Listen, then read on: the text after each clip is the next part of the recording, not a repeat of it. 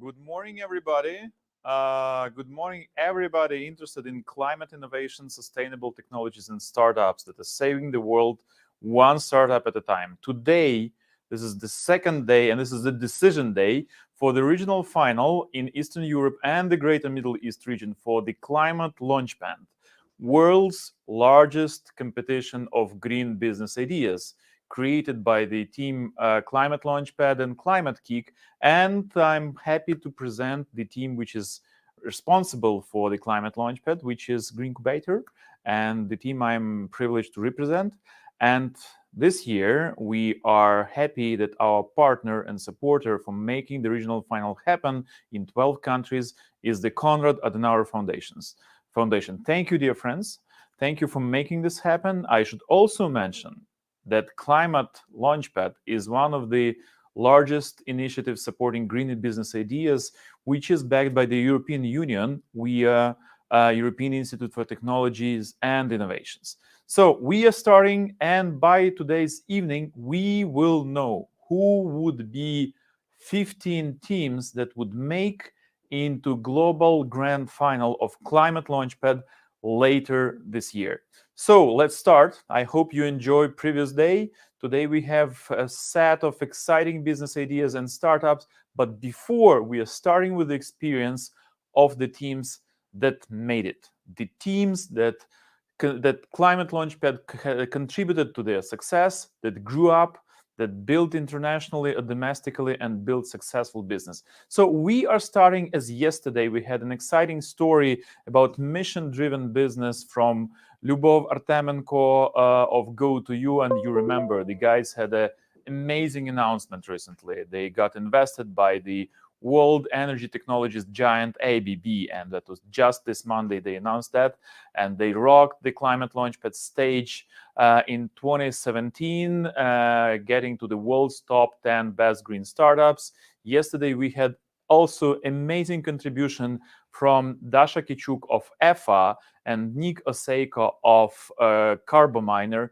about their experience living after getting invested. And I do recommend everybody rewatch all the sessions in our Hopin platform. You have the recordings there, and you will enjoy these conversations about entrepreneurial journey. And now today we would be talking about other success stories. We would be talking about growing a startup internationally, and we will have two teams that again have ClimateLaunchpad at their roots, and we will also speak about growing hardware startups. So for the inspiration of everybody involved, we are now starting with the Green Bean, the team that got there, that was pretty successful at the ClimateLaunchpad 2018 as well. And we have again another part of the team from Go2U. So please welcome Dmitro Kukharev from Green Bean, one of those who also relocated internationally. Dima, are you in Poland now, right? Okay, you're still on mute. Okay, but I saw your nod. Yeah. Thank you very much. Green Bean got into the Forbes 30 best startup list in Poland last year, and they're also working with impressive corporates. So, Dima, it's really good to have you here. And we are also joining us from across the border, but within Ukraine, are the two other co-founders of the Go to You team, Lena Artemenko and Nazar Shimona Davida. Lena, Nazar, we are waiting for you to join us. Hey, great to see you. Great to see you too. Hi, everyone. Okay, so we have Hi, good morning. Morning, everybody. I'm really delighted to have you as our guests, and I'm really looking forward to learning more about your stories, because while we do have a conversations more or less regularly, but still I'm sure there is a lot from you to share. And I invited you to share your experience growing internationally. So tell us, who would start? About how you built the international reach for your startup.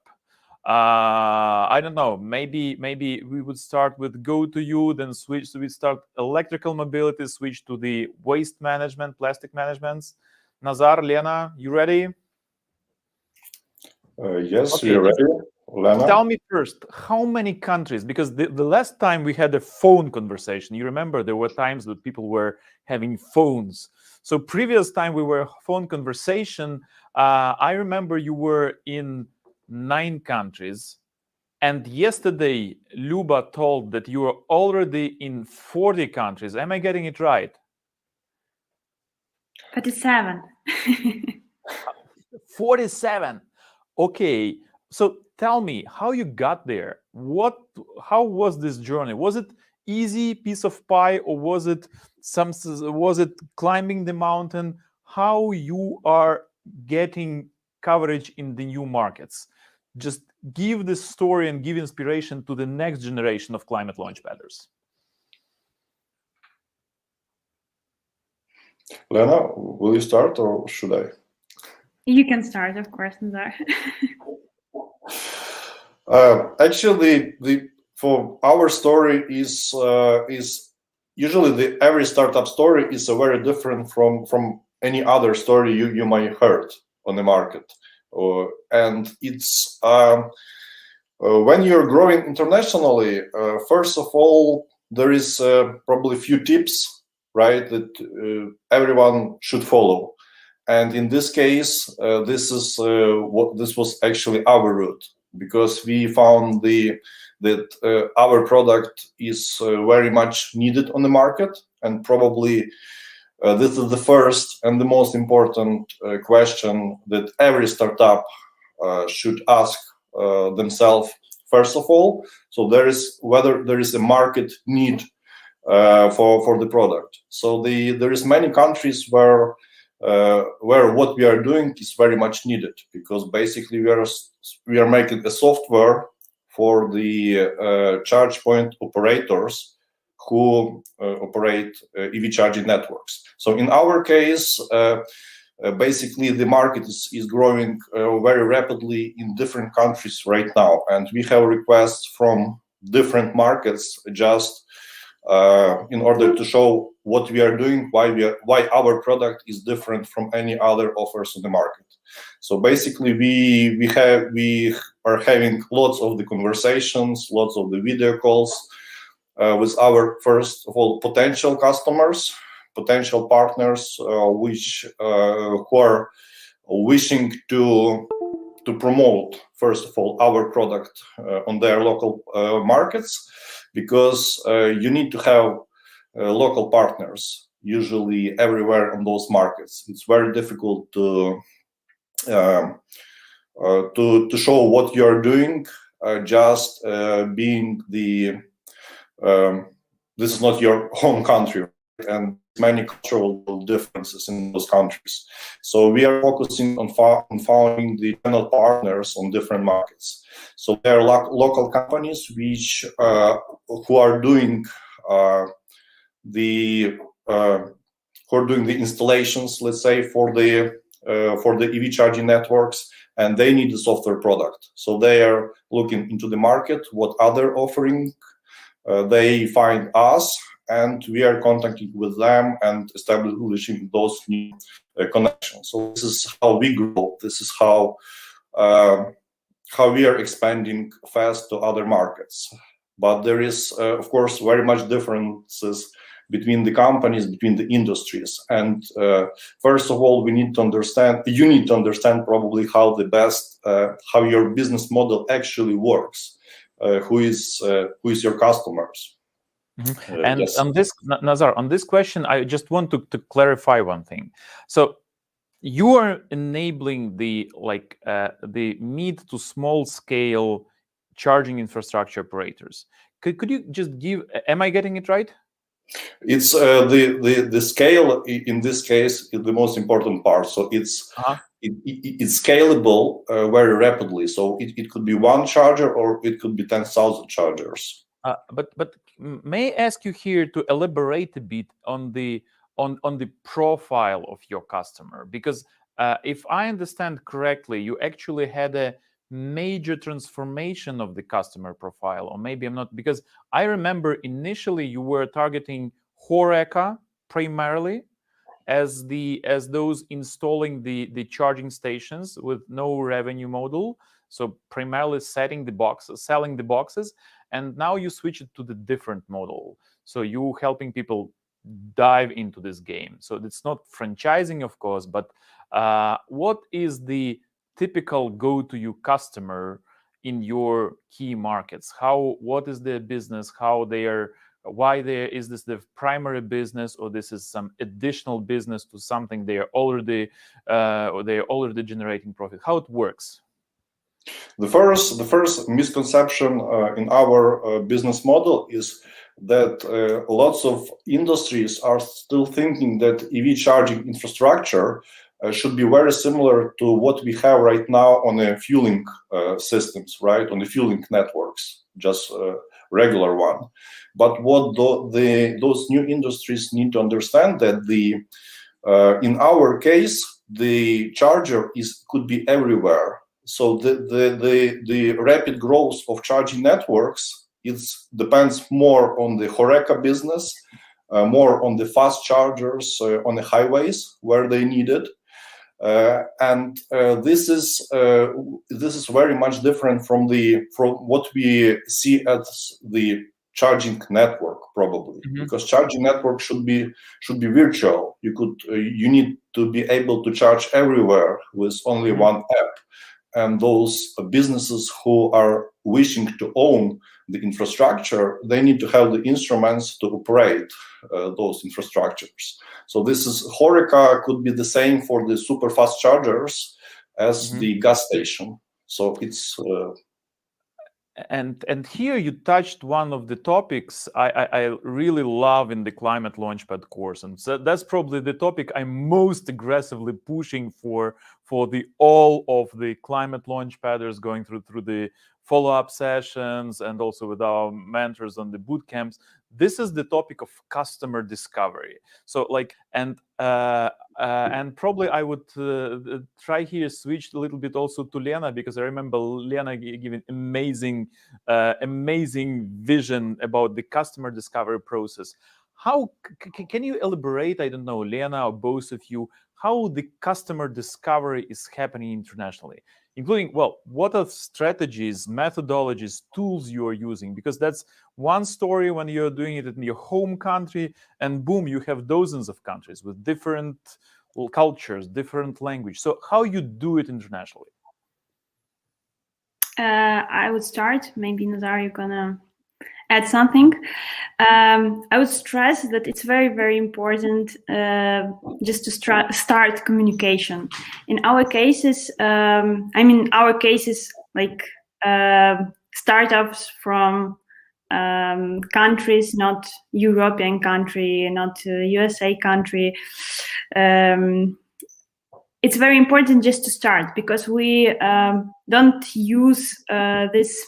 usually don't use this huge potential of internet, and this huge potential of human communication. So this social capital that you can build between groups of people is very good source to start anything. You just start to speak, ask people, see how it works around the world, and probably you're gonna find this source you will use for your product. And in our cases, there is a lot of EV clubs. People usually share their experience, showing what is good, what is bad, and what you need. You just need to listen to them and understand this pain. And actually, this was our main goal, just to resolve their pains, find a way how to help them when they already done such a great decision to switch to electric vehicle. And this is our main goal right now, to bring their great experience. That's why our platform is also digital experience platform. We understand that everything on the global level is digital as well, so we just need to use this huge potential. I would, Nazar, would you like to add?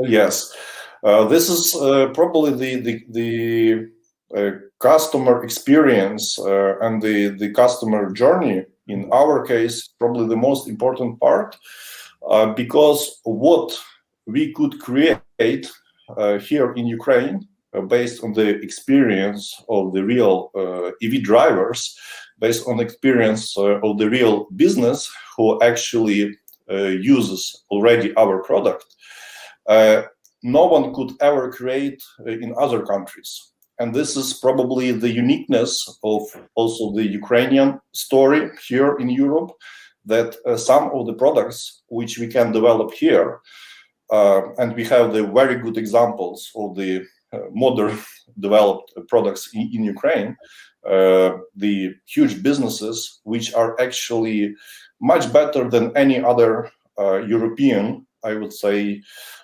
even competitors of theirs. We have probably the best banking system in the world, Monobank and Private Bank, for example. We have the best postal service, the Nova Pošta. There is nothing even similar in other countries, and we could develop those markets just having the opportunity to start from scratch. That wasn't even possible in Europe or in States, where they have a very well developed business for now for centuries. So it's very difficult to dive into these new markets. But when you start from scratch, from zero, you may create a very unique product that never existed on the market.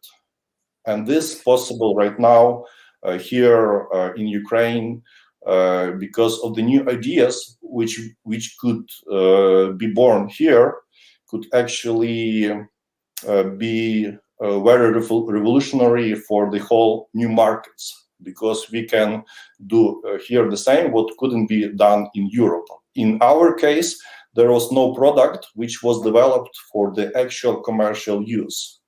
Usually our competitors were done for the very large companies, and those products were not it was very hard to compete with them, between them, but we can do something new here. Yes. Am I getting you right? You are advertising the relocation opportunities for clean entrepreneurs to come to Ukraine?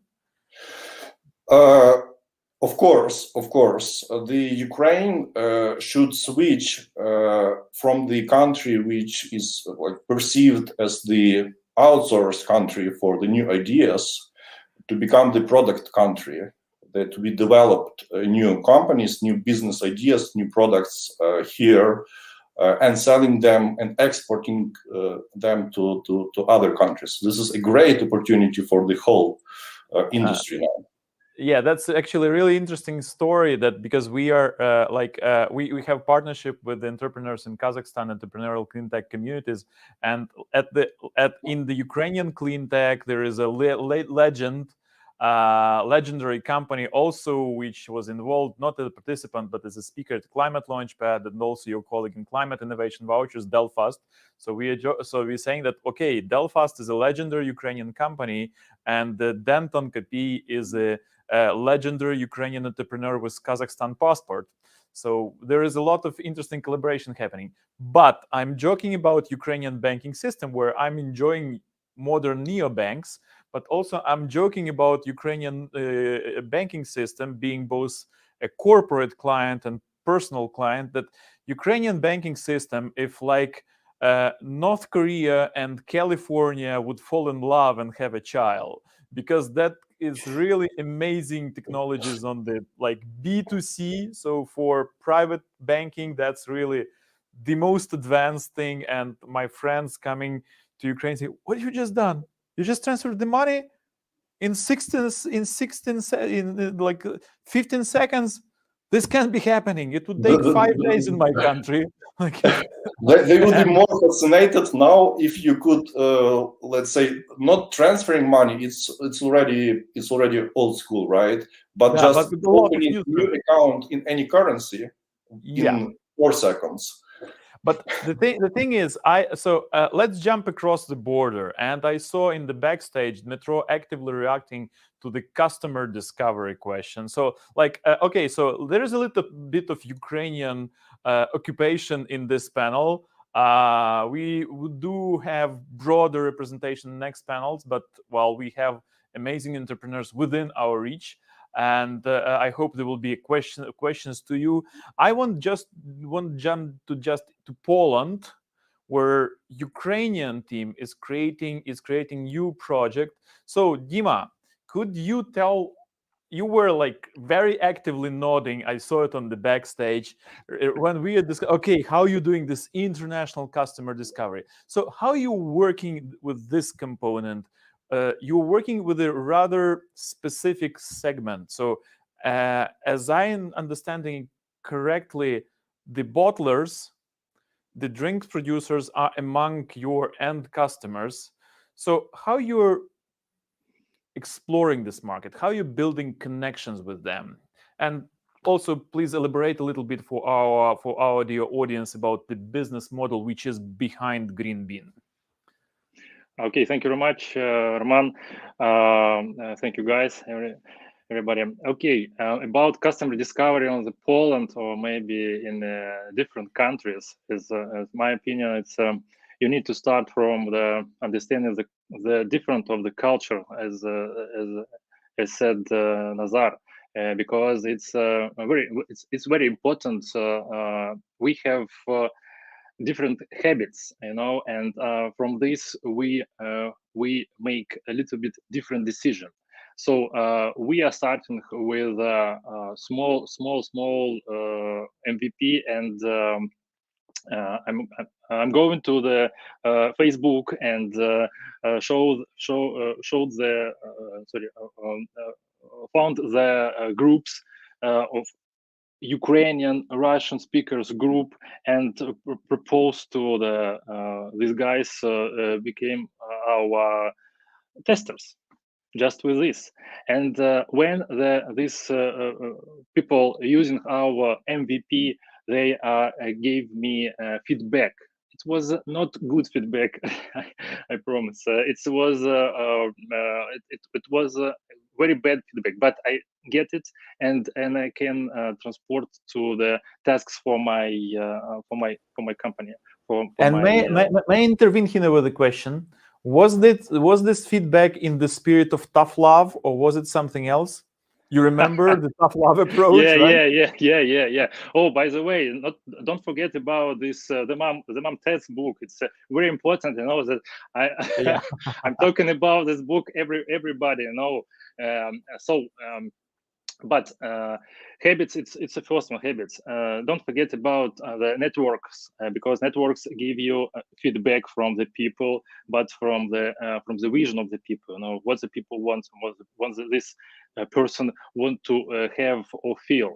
It's important when you trying to, I don't know, maybe trying to make some hardware or software solution. It's not important, but you will feel these people, you feel the feel him, and makes some good do the best. Okay, don't forget about languages. I think language is the most important. Yeah, everybody speak English, but for example, in Poland, Polish guys told us, okay, yeah, English is good, but maybe Polish. So we said, Have you okay. learned Polish? Have you learned Polish already? I'm not using Polish, unfortunately, but I understand it because I know Ukrainian. You know, some what. So it's like this. Maybe could I answer? So.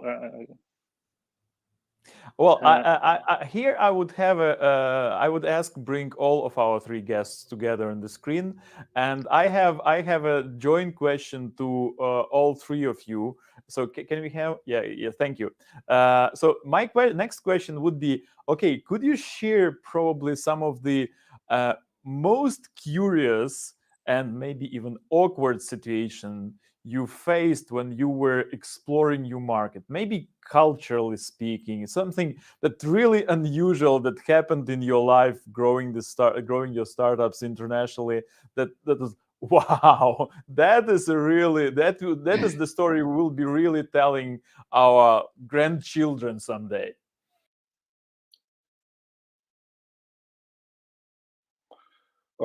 This is a good question.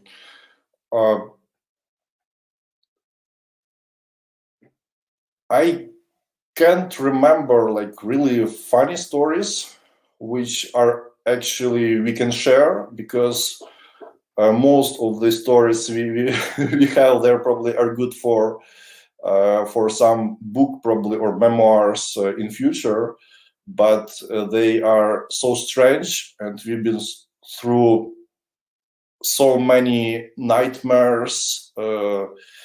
I would say hell for the last 1 year in our development. So the stories are really fascinating. But recently I heard the very funny story from actually the company, which is a huge company, and this is also the story why some business models might fail in the large companies. So I think it's good to share. So recently we heard from the one of our now he's our board member. The recent story what was the once he worked for the BMW for many years, and they decided to launch the car sharing in Japan. So this is the story about the cultural differences and about the business models and why even large companies can fail in some stories. So the story is here. So they are saying that, okay, so the numbers are great. So we have many users, but the car sharing, but there is almost 0 miles driven on the cars. So they have a fleet of the cars, probably even electric cars in Japan, by BMW, and actually there are many users, many actually paid users, but no one drives those cars, but they're using them. I probably know the reason, but I want to hear the whole story. They're actually use those cars as a storage for groceries, for they slept in the cars. But actually, there was no dream. Office just to speak to someone. That's how they failed. That's amazing, like diversion of business model. So we have a lot of products that had different reason for inventing, like Viagra was invented as a heart, actually the cardiac problem solving drug, and it's solving different problems, sometimes causing heart issues and even deaths. Or SMS were invented as a technical, but BMW as a storage unit, you must be kidding me, really. Yes. I was actually thinking that they're like, I heard the story about the Insta bloggers renting the planes just to sit and take shots, and I was thinking, okay, maybe BMW, maybe Insta people are just using them for the cool photos and driving 0 miles. Yeah, this is amazing. That's like you just you just turned upside down the the vision of the car rental business. Okay, Dima, maybe something from your side. I don't remember some very interesting some situation with my product, but no, maybe cannot explain. Sorry, because we have very line situation. Nazar, you're on mute. You were saying something, but I didn't hear you. It's fine. I was passing the message. Okay. I would then jump to the next question. So we have 10 minutes left in this conversation, and I would jump to the next question, which is very relevant to the startups from 12 countries, and maybe we have more countries watching us. It's about your favorite tools. Yeah. So when you're doing this international discovery, international growth, what are your battle-tested and proven tools you are using and you can recommend for the green startups solving climate change one startup at a time? What you've tested, that works for you, and okay, guys, you try using this. Who could start? Facebook. Okay, I understand, but this also can be procrastination tool. Maybe, I don't know, some methodologies, maybe different models in hypothesis validation, in the outreach, in marketing. What are the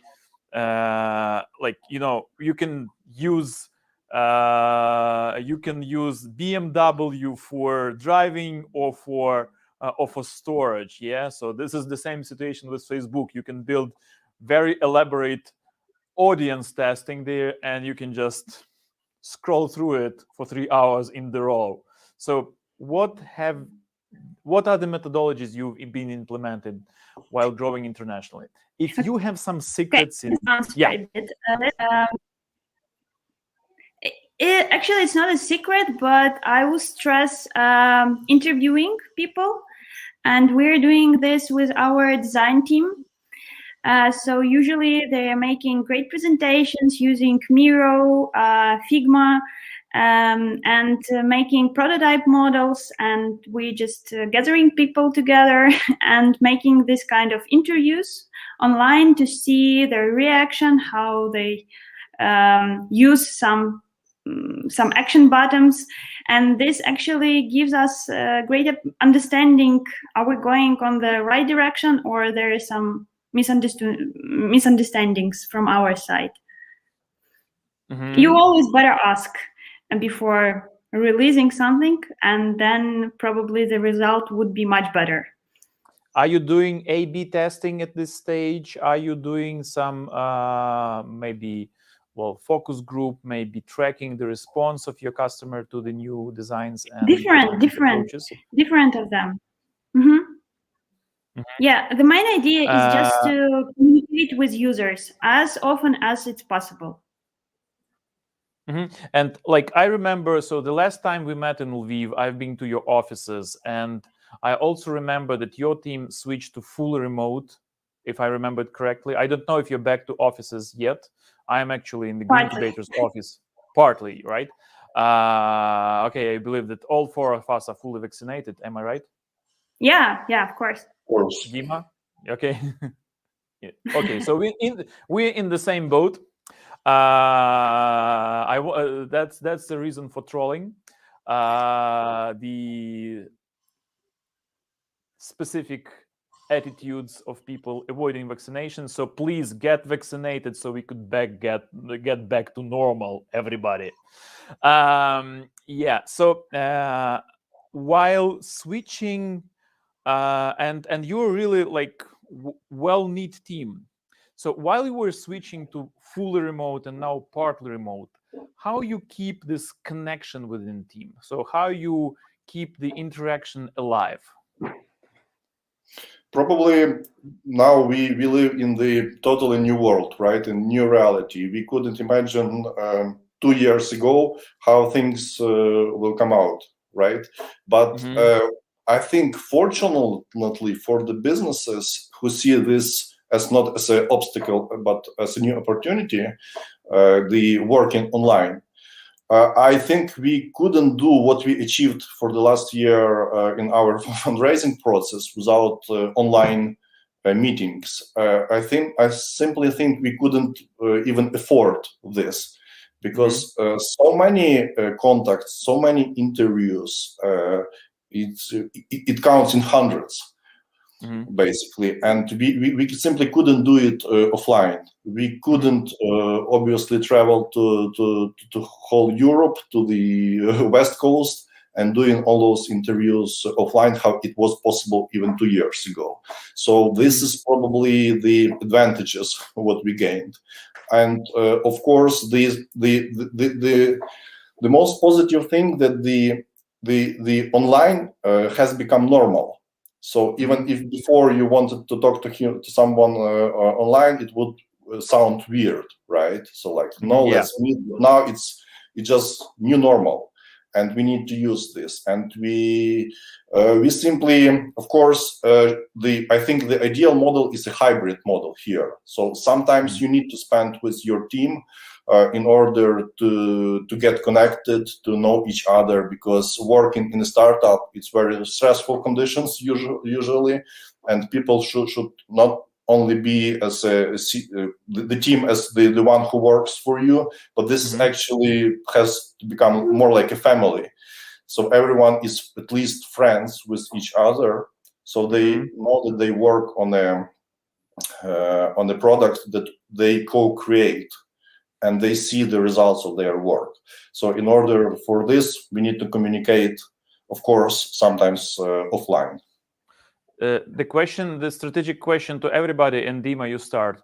Are you having drinking time on Zoom, coffee, wine, together with the team? Because like on Fridays, we have a Zoom, we have a regular event in our team, which is called Drinkubator. This is internal, but we sometimes inviting friends, so you are invited. Okay, I want to tell about my expertise here, not about drinking, but which is also sometimes important. But how we communicate in my team. You know that we have 2 developers, but I have never seen them, you know, in offline. And sometimes we met in Meets or Zoom with video. So, but our communication doing by Telegram and some another messengers, you know, but plus Trello, of course, Jira, and blah blah blah. These task managers. Jira crowd here. Yeah. It's and I agree with Lena. It's of course Figma and Miro and blah blah blah. Task managers. It's something. So this is Dima. This is about the team communication, and in your since we're we are probably getting into lockdown soon again due to statistics and due to the people not getting vaccinated. I'm speaking about the realities of our country. So we are broadcasting from Ukraine, and we have 7 million of 40 million country vaccinated against COVID. But speaking about the customer outreach, how your communication culture changed? Are you working on just one single market, or you are expanding now? So how this is happening on your side? Lena and Nazar were pretty generous sharing their story. So what's happening on your side? How you do this? We communicate with our potential clients and partners. So I'm starting with a cold message from LinkedIn, and till warm call in Zoom. But just online, because we are in Poland, it's very high level of vaccinated people, but nobody needs to meet because I don't need to go to for example, for Coca-Cola office through all the city. and meeting, because I can make a video call in Zoom by Zoom, and it will be enough. But with for example, with communicate with our users, for example, for our application, it's how I talk it is from it's started from Facebook, or maybe sometimes I can I can come to some person in a supermarket and ask him and make some CastDev and propose to download my application and tell me feedback. Yeah. If I see that he bought some plastic bottles, So supermarkets as a hypothesis validation, that's a really interesting story. By the way, so I remember that the Coca-Cola being one of your primary customers surprised me. I might know a lot about your new clients. Who are the new clients you brought? You know that we little bit changed our point of view to our clients. Yes, our Coca-Cola and beverage producers is our clients. Yeah, but it's about data of for marketing. But now our clients is it's retailers, because they pay us money for retention of consumers. When the people bring the bottles to the supermarket and make some magic, so retailers increase the consumers, and this retention is most important for them. And we gave good analytics about how many bottles or used plastic some materials going through retailers to recycling station. We given in this time like information for sustainability reports for the retailers. Okay, good. So this also involves a bit of data science and understanding of the materials flow. So you're getting closer to the circular economy concepts. So you should go to Amsterdam. Actually, you should go to Amsterdam and explore the circular strategy, because there is a large group in the city of Amsterdam government dealing with the circular economy. And I'm sure in Amsterdam the drinks are, well, that's important part of material flow, and they can be easily traced thanks to your application. So if you need some introductions, let me check if I can help with you with that. Thank you. Hey, I think it will be. Sorry, I think it will be after Web Summit. Because Web Summit is another opportunity where we have a really nice representation of the ClimateLaunchpaders, by the way. So we should wrap up, unfortunately. I would enjoy talking with you, but also we have an amazing crowd of startups joining us soon. Can I just ask you to wrap up this panel with just one sentence recommendation for the new generation of ClimateLaunchpaders? So, the competition is helping people take off. They are responsible for their progress themselves. So in one sentence, what would you suggest them focusing on so they could keep growing and have positive trajectory in their entrepreneurial journey? I will start. Lena, I see you. Yes, please do start. I would really recommend new generation, let's say startups, rock and have fun. Because without these two ingredients, it's really hard to stay on this startup condition. So you just need to really have fun from what you're doing. That's it.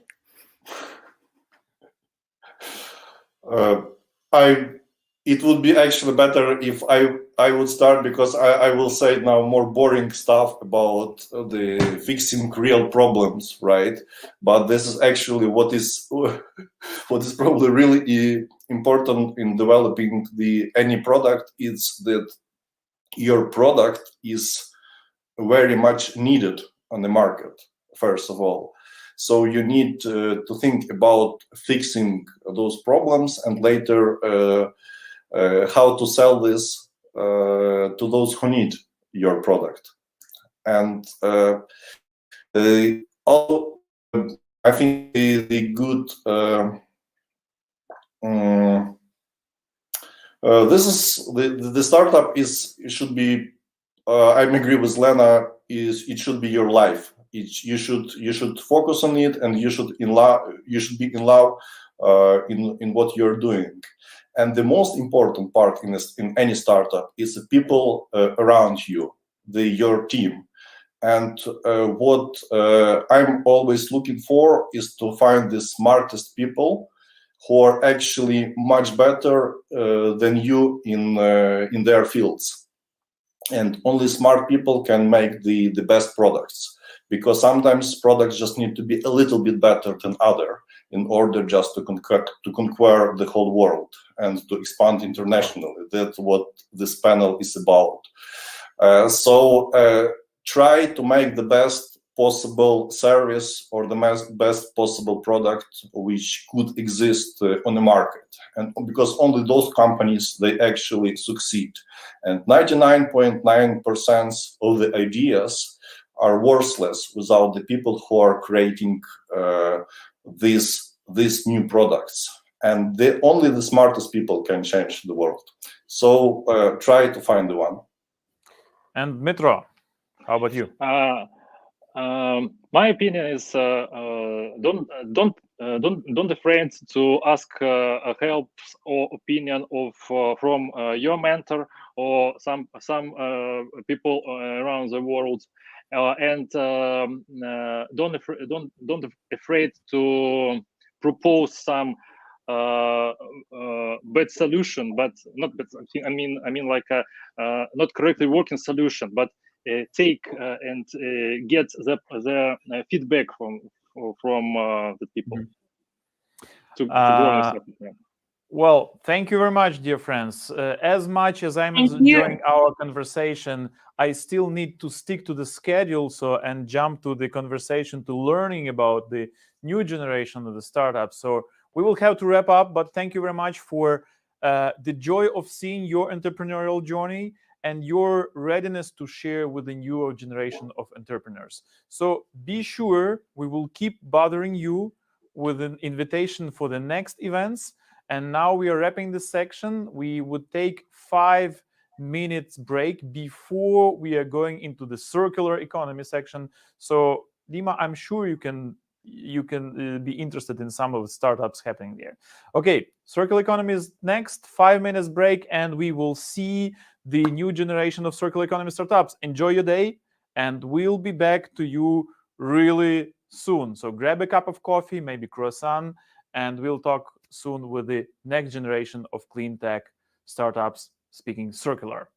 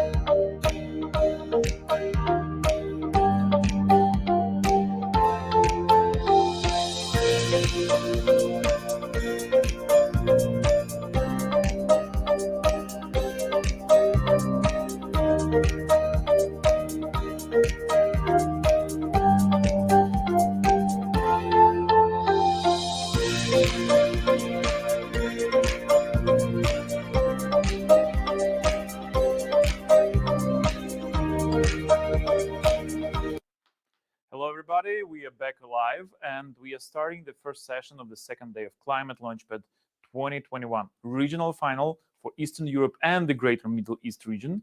I'm Roman Zinchenko. I'm representing Green Incubator, the organization running this year's regional final, and I'm really grateful for our partners in Climate Geek and also for extremely timely and generous support from the Konrad Adenauer Foundation, making this event possible technically, organizationally, and for their generous support. So we are moving ahead. Our first panel of the day is the circular economy, and with that, I'm pleased to present our jury, diverse, with a really wide scope of interest, and I'm inviting here the jury member to join me on this online stage.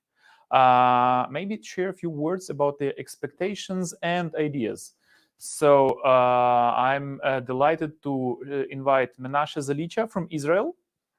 Menashe is an expert with the innovations and technologies and also involvement with clean tech. I'm delighted to invite Sofia Hasnain from Pakistan. And I'm delighted to invite Valentina Belyakova from Ukraine. And that's a privilege to have you as a jury members. Thank you for your contribution. Thank you for your involvement in growing the new generation of clean tech entrepreneurs. So, and I probably would ask you for 2 or 3 sentences. What are your expectations from the green startups working in the circular economy field?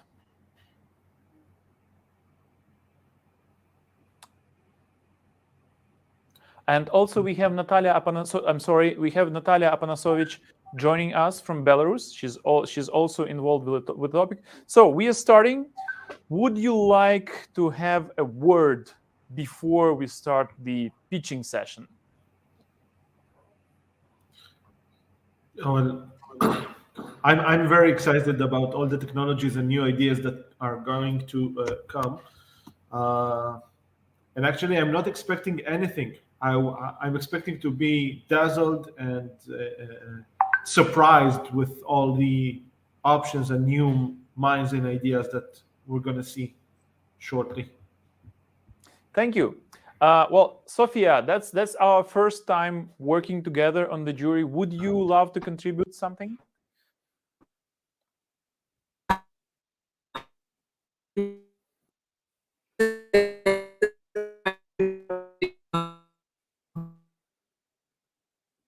Well, we are not getting the clear signal from your side. Maybe it makes sense to reconnect and have wired connection. I hope you will be back with us soon.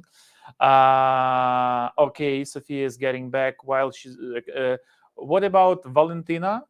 You being our judge for the You being our judge for the national final, thank you very much, and we're delighted to have you back. What are your circular economy expectations? Thank you, Roman, and thank you, everybody. It's a great pleasure to be today there. And my expectation today to see good opportunities, which could unlock new business opportunities for our green future. And I want to wish you good luck to everybody. I think you will be strong. You're already strong that you're there. So good luck, and wish you all to win. Thank you. Thank you. And Natalia, you have a serious involvement with the circular economy. You're a circular economy expert. Yeah. Yeah, I'm very excited about this second day of the competition. So the circular economy and circular innovation business models are gaining extremely importance nowadays because the innovation is crucial in sustainable development, and circular business models of innovation helps they create new business models, new businesses, and to gain company sustainability. So those strategies that help to close resource loops, to provide the implementation of new practices, new circular approaches are very important nowadays. So I'm looking for, I'm really excited, and what I would like to see today is there new business model implementations. So good luck, and so let's start. Mm-hmm. Well, thank you very much. Very important technical thing for the jury members. Have you all received and have handy the scoring tables our team was distributing? Okay, you have them, right? Thank you. And thank you, dear colleagues, for managing this important component.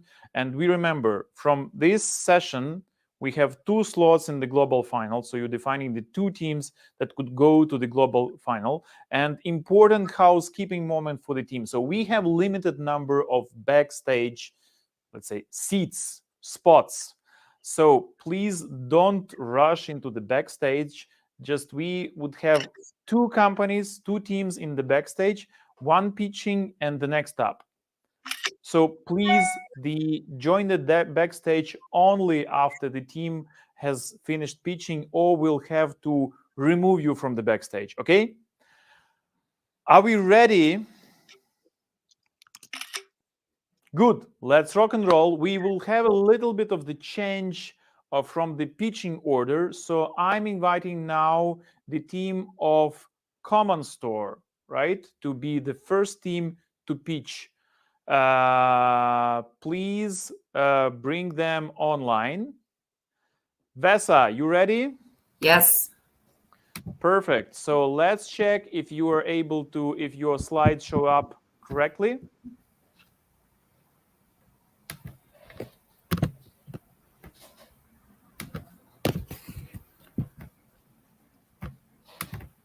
Okay, I see your screen. That's perfect. I'm also told that we have a colleague of yours joining us. Yeah, we'll wait a bit for him if you don't mind, because we didn't know that we are the first to present. So can you please wait for 10 seconds maybe? And here he is going to. I see Shand. Welcome, Shand. So hi, the everyone. team of Common Store. So the slides are up. You are up. Ready to start? Yes. Let's rock and roll. The stage is yours. Hi, everyone. Hi, Climate Launch family. I'm Vesa, co-founder of Common Store, and today I'm presenting on behalf of my team. Common Store is on a mission to empower the present and future generations to reinvent fashion, consumption, and empower local communities. Common Store will be a haven for young individuals, inspiring creators, and up-and-coming designers by offering them a space to express their identity organically, all of this without leaving their homes. Common Store is a re-commerce platform that offers the selling and buying of pre-owned apparel for he's, she's, and theys from high-end to second-hand streetwear through multiple third-party vendors. Common Store will automatically charge only the 15% fee on the total transaction amount from the boutique that is selling that particular item. Common Store platform will be an indirect employer where everyone will work for themselves and make executive decisions for their own boutique. The main target market are millennials and Gen Z, also considered as trendsetters globally. Here in Kosovo, they cover a group of new age buyers that are focused on products and services that continually offer innovative solutions. This group in Kosovo is considered to be high in influencing tastes and setting trends in our society. When we initially started to develop our idea, there were only 50 home boutiques on Instagram. But because of these unprecedented times that we are living, this number flourished to 2,000 and is growing every second. All of these shops that will join our platform will have a chance to increase their income by becoming part of this digital community. At the local level, no model of this kind has been initiated so far, which means the competition is low. Different individuals and thrift shops that sell secondhand clothes online are not well curated, are not consistent with their quality compared to our platform that will have a selection criteria of the products and also for the buyers a more convenient way to buy. Additionally, it will be an easier way for our customers to buy authentic, good quality and reasonable price products. So how the platform will work, potential sellers will request access to the platform for selling their clothes. Our team will study if they comply with the seller's terms and conditions. Once the seller gets their access, they will have their administration account where they can start uploading their products and activate them for sale. Until now, we have managed to develop our website MVP, and now we're also in the process of developing our UX and UI for our app. Walking into thrift stores here in Kosovo was highly stigmatized until some years ago. It is still a slow process, and for us, this is one of the biggest challenges. This and raising awareness by changing the consumer's attitude towards resales. However, through our latest research, we found out that 63% of the participants are okay buying used clothes and 92% would want to sell their clothes on a legitimate platform like a Common Store. Our calculations and research have shown that our business can be self-sustaining and profitable by year 3, considering our beachhead market alone. Taking all the expenses that will take place to maintain and promote Common Store, we intend to reach a net profit of 66,000 euros.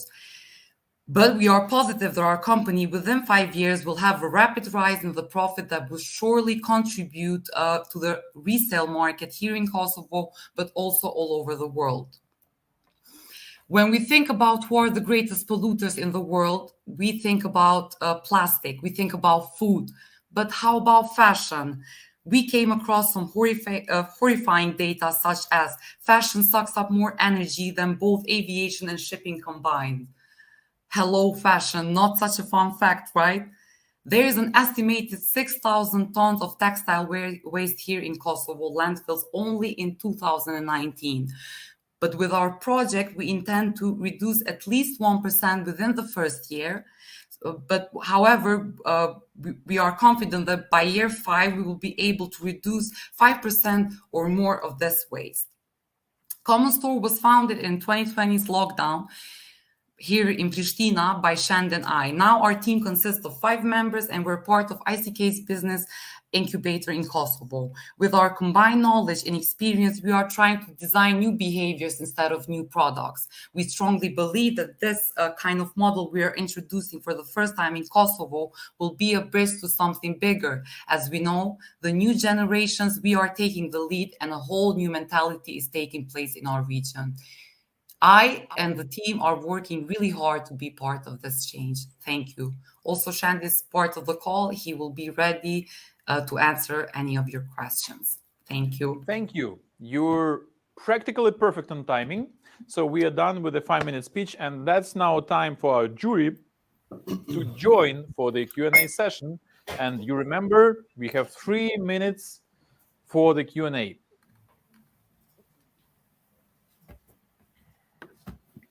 May I start? I have a question.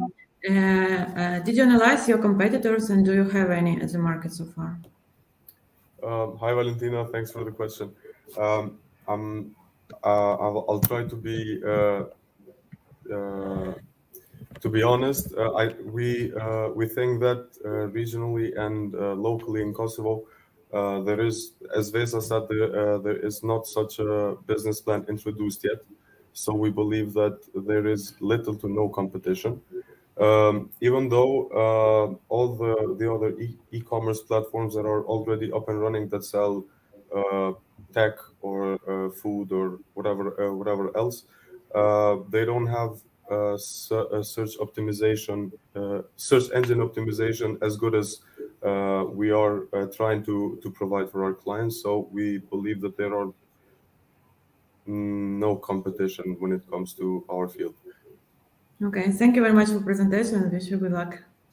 Thank you. I would like to ask regarding the behavior change and the burn rate, because the behavior change takes time. And I understand that you use digital media, etc. But the burn rate of the activity, and how much time do you have, let's say, to have that change in order to increase the buying side, maybe not the selling side? Well, okay, so thank you for the question. We believe, and through our research, we came up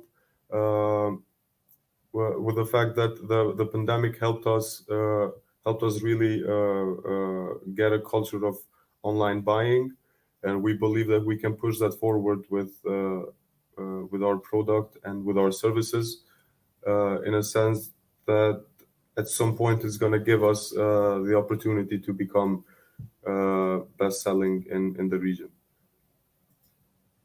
But as for behavior change, I think you asked me for behavior change, right? We are gonna try to provide our educational services within the platform that we already started with Vesa and 2 other startups in Kosovo in cooperation with the UNDP Kosovo. We held workshops regarding recycling fashion and circular economy, and we plan on doing 2 more during this year.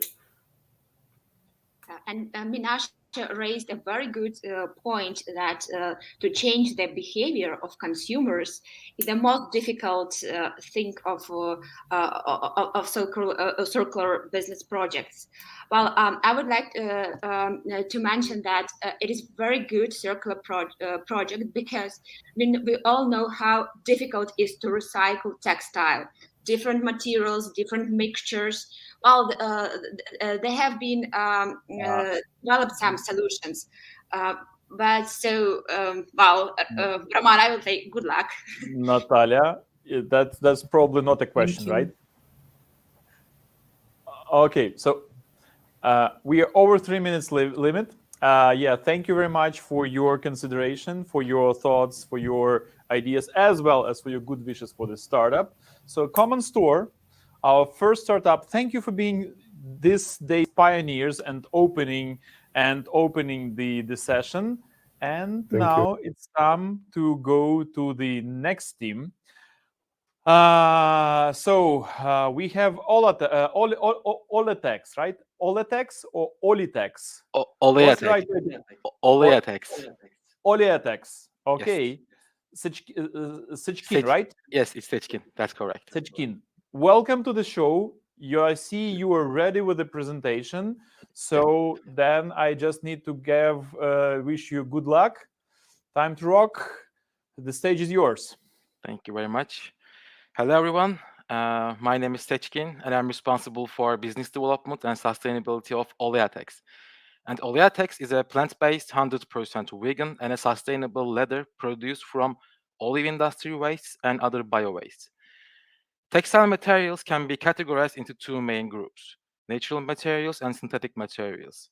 And among natural ones, although animal leather is advocated as a byproduct of the meat industry, it is a huge problem in itself as the biggest pollutant of the entire textile industry. And on the other hand, artificial leather has emerged as a more environmentally friendly alternative. However, the raw materials make artificial leather the largest pollutant among synthetic materials. It is only as sustainable and vegan as any other plastic material. With the awareness of these problems, we carried out long R&D studies and developed Oleatex as a solution that is both sustainable and scalable. Oleatex can be used in all areas where real and artificial leather is used, and we initially sell Oleatex in rolls mainly to fashion brands as a typical B2B model. When we have a look at the market, global bio-based leather market is expected to reach $11 billion by 2025. And our beachhead market is fashion brands with a sustainable vision in Europe. And our scale-up strategy is to target sustainable brands and manufacturers at a global scale. Oleatex offers additional values with its bifold environmental benefits for olive and fashion industries, also helping brands to comply with the regulations in a sustainable way, its capability to supply continuously in large quantities, and ability to produce on-demand custom alternatives. We also have proven the quality of Oleatex with more than 30 physical and chemical tests, making it even lighter and less flammable. And unlike competitors, we refuse to use materials from resources derived from resources with nutritional value, such as PLA. And that's why every single percentage of our bio-based ratio has a greater value. And all these features make Oleatex the best alternative in terms of price, quality, and sustainability. So how do we do it? We first literally collect industrial waste from factories and run a proprietary production process. Afterwards, we prepare Biotex, our blend ready to be used in production. The rest is actually typical artificial leather production. This is the key feature that makes Oleatex scalable. Oleatex is 63% bio-based and certified by USDA and DIN. It is the first and only alternative produced from olive waste. And while our competitors require shipping raw materials from long distances or to carry out agricultural production, Oleatex's journey from trash to treasure is completed at very close range locations, providing a cost-effective and sustainable production process.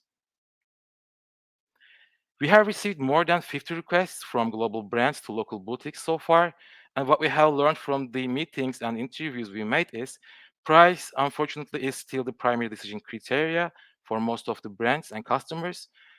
Helping brands with the regulations is a great value for them, and brands' main expectation from Oleatex is high performance and machinability. Our goal is to create 23 million euros of annual profit with a capacity of almost 2 million meters in 3 years. And the key drivers to reach this goal are deal size per customer, production costs, and our net sales price. We support 11 of the 17 sustainable development goals, all 3 criteria of the Fashion Pact, and already in cooperation with nonprofit organizations. By covering 35% of the beachhead market, we can prevent 40,000 tons of greenhouse gas emissions per year, which is equivalent to 6 million pairs of Nike shoes emission. Our team members are highly experienced in textiles, entrepreneurship, sales, polymer engineering, and product design. We also have an advisory board for sectoral and scientific processes. We are actually a huge team together with local communities and SMEs that we are uplifting. Our dream is to eliminate the use of petroleum-based and non-renewable resources for leather production, to achieve 500 million euros of valuation by 2025, and to finalize the recycling line and launch 100% bio-based Oleatex in 12 months. And as a democratic brand, finally, and also with your support, we want to show everyone that sustainable consumption is not a luxurious habit. Thank you.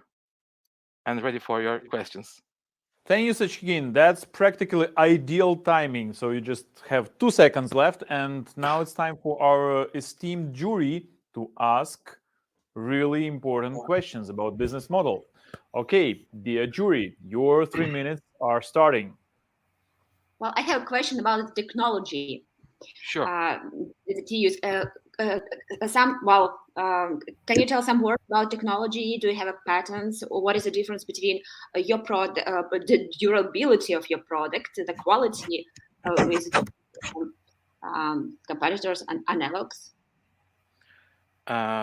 So we have actually two different patents. One for the proprietary process, the one that we convert waste pomace, that's olive waste, into a biopolymer. So this is not actually a filler material. We don't just grind things and fill into a matrix. This is not how it works.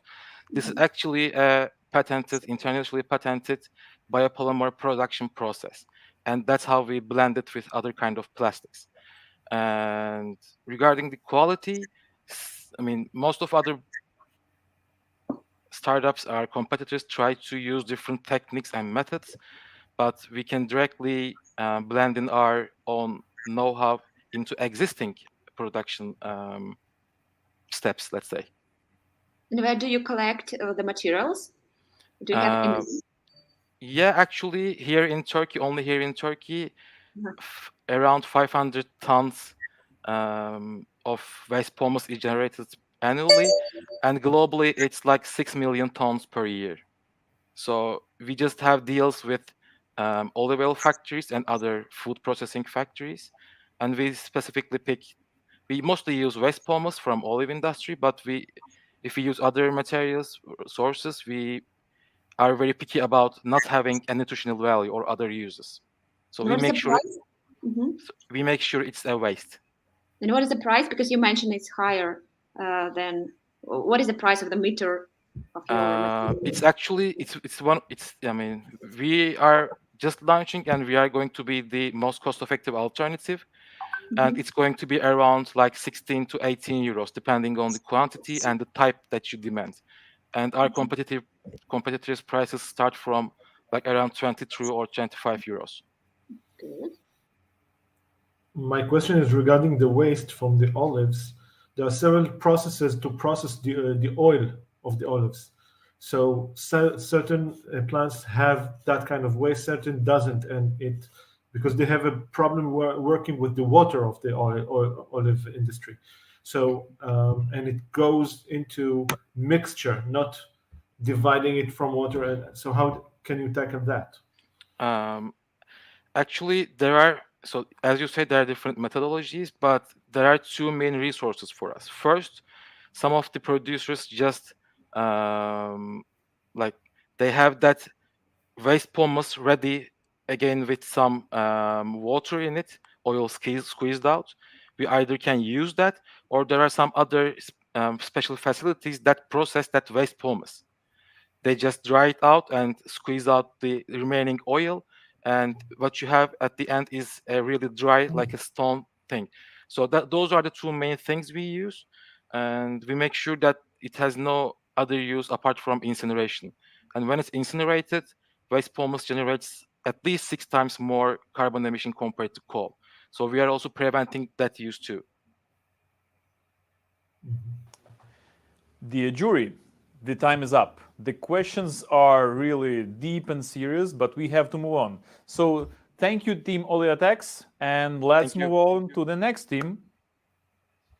And the next up, coming up from Ukraine, is the team Grow With You. So you ready? Yes. Nastya, welcome. Hello. This is your slides ready? Yes, we're sharing them.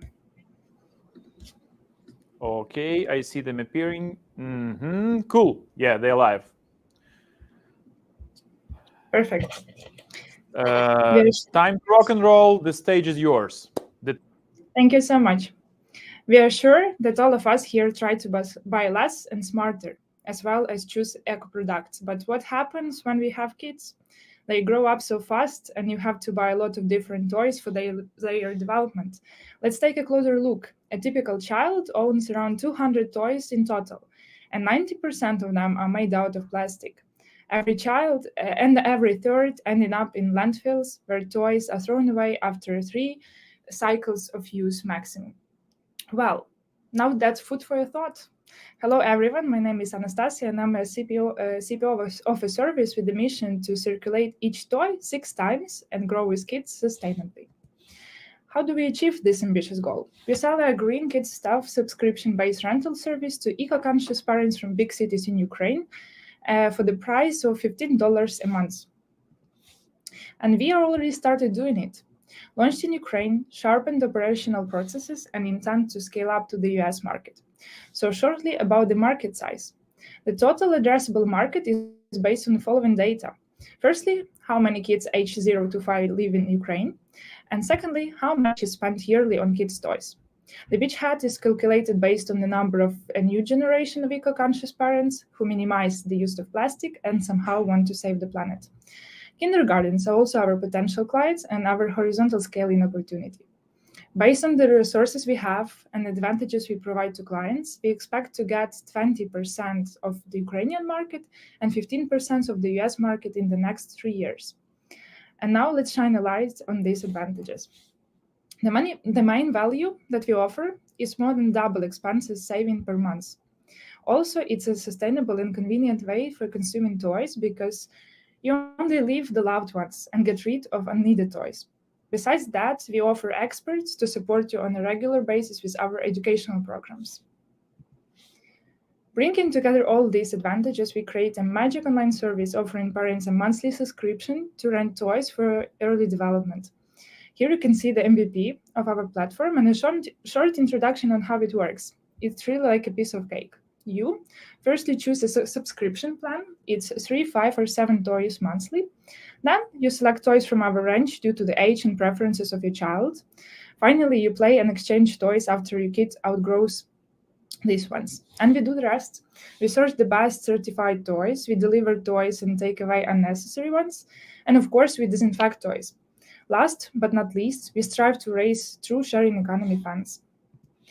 To create such a lovable service, we have been in touch with moms and asked them about decluttering kids' wardrobes, sharing kids' goods, and what are the average expenses on toys monthly.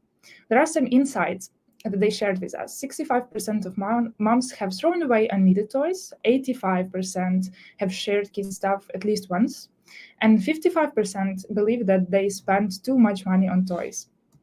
Keeping that in mind, we create a service that saves money for parents and earns money for us. The key drivers of our financials are the number of customers, customer acquisition cost, and the lifetime value as we are a subscription service.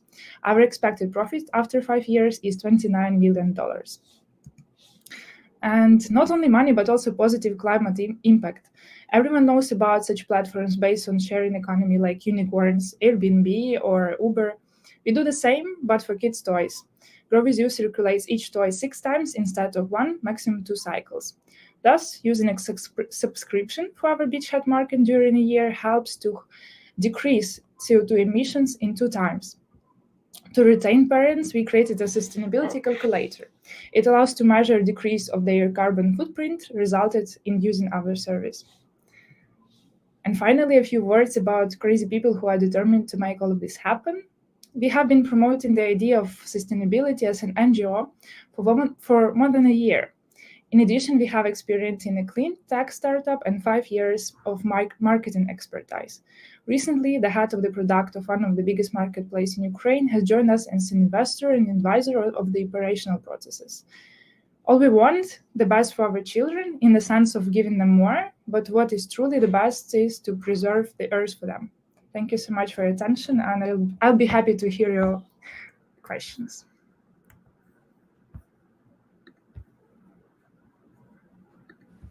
Thank you very much. And it's now time to bring back our jury. Thank you, dear jury, for attention to another interesting circular economy topic. So I think you have a bit of questions, and you have 3 minutes to ask them. Well, my kids sometimes break toys. If we want to transfer it, then we have to check and see how it goes. And my question is regarding how do you tackle it and make sure that as the following customer, when Valentina gets my toys, she gets full pack of toys and not broken ones? And do I get penalized about breaking your toys? Thank you so much for your question. So we actually took that in mind that the toys can actually break, and we calculated that maximum 30% of the toys monthly might be broken or lost. So it's all calculated in our pricing strategy as well, and we don't punish the parents for breaking this toy. So you don't have any responsibility of paying for them. But do you have a QA on that, like quality assurance that the toy is getting correctly to the next customer? Yes, because we take the toy back, and then we bring it to another parent. So we take the QA here.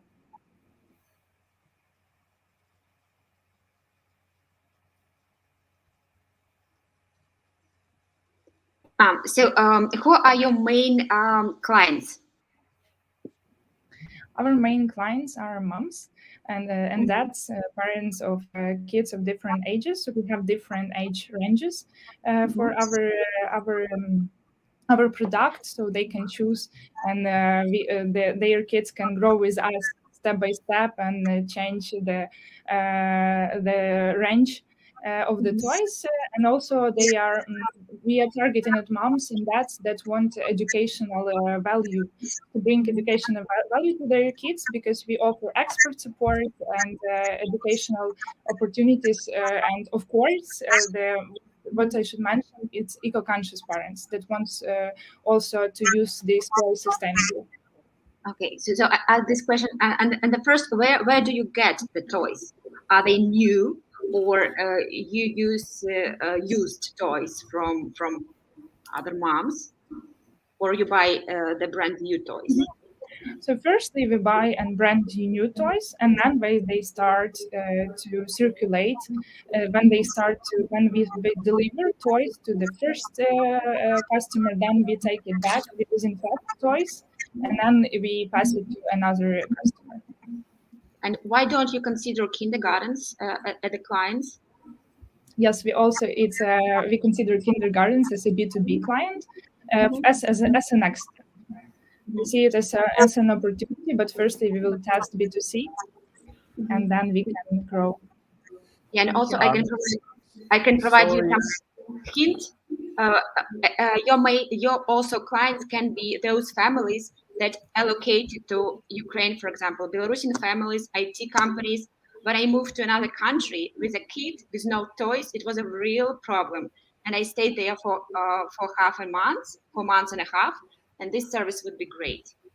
Okay, that's amazing. That's amazing story. Then jury members are becoming advisors, but still we need to complete our jury job, okay, and then move on. So, grow with you, team. Thank you very much, dear jury. Thank you very much. So take notes, and you will be scoring the teams later. And we are moving on to the next team, and we have coming up next Kosovo, right?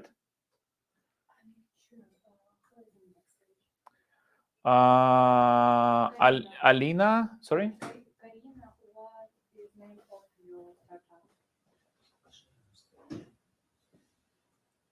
Hello, Karina. Are you from Kosovo? Hello, I'm from Moldova. Yes, what's the name of your team? I just attended 3 minutes ago, so I am. So you're not the startup speaking. No, I'm just attending.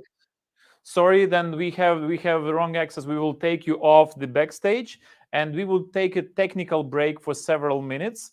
Okay, thank you. If the Kosovo is not with us. Okay. Dear team, it's time to join us. Okay, I'm sorry. We would make a technical pause. probably 3 to 5 minutes before we have the next team joining us. Dear jury, you can use this time to fill your scoring cards, and we will be back soon. So, small break. We're back with you soon.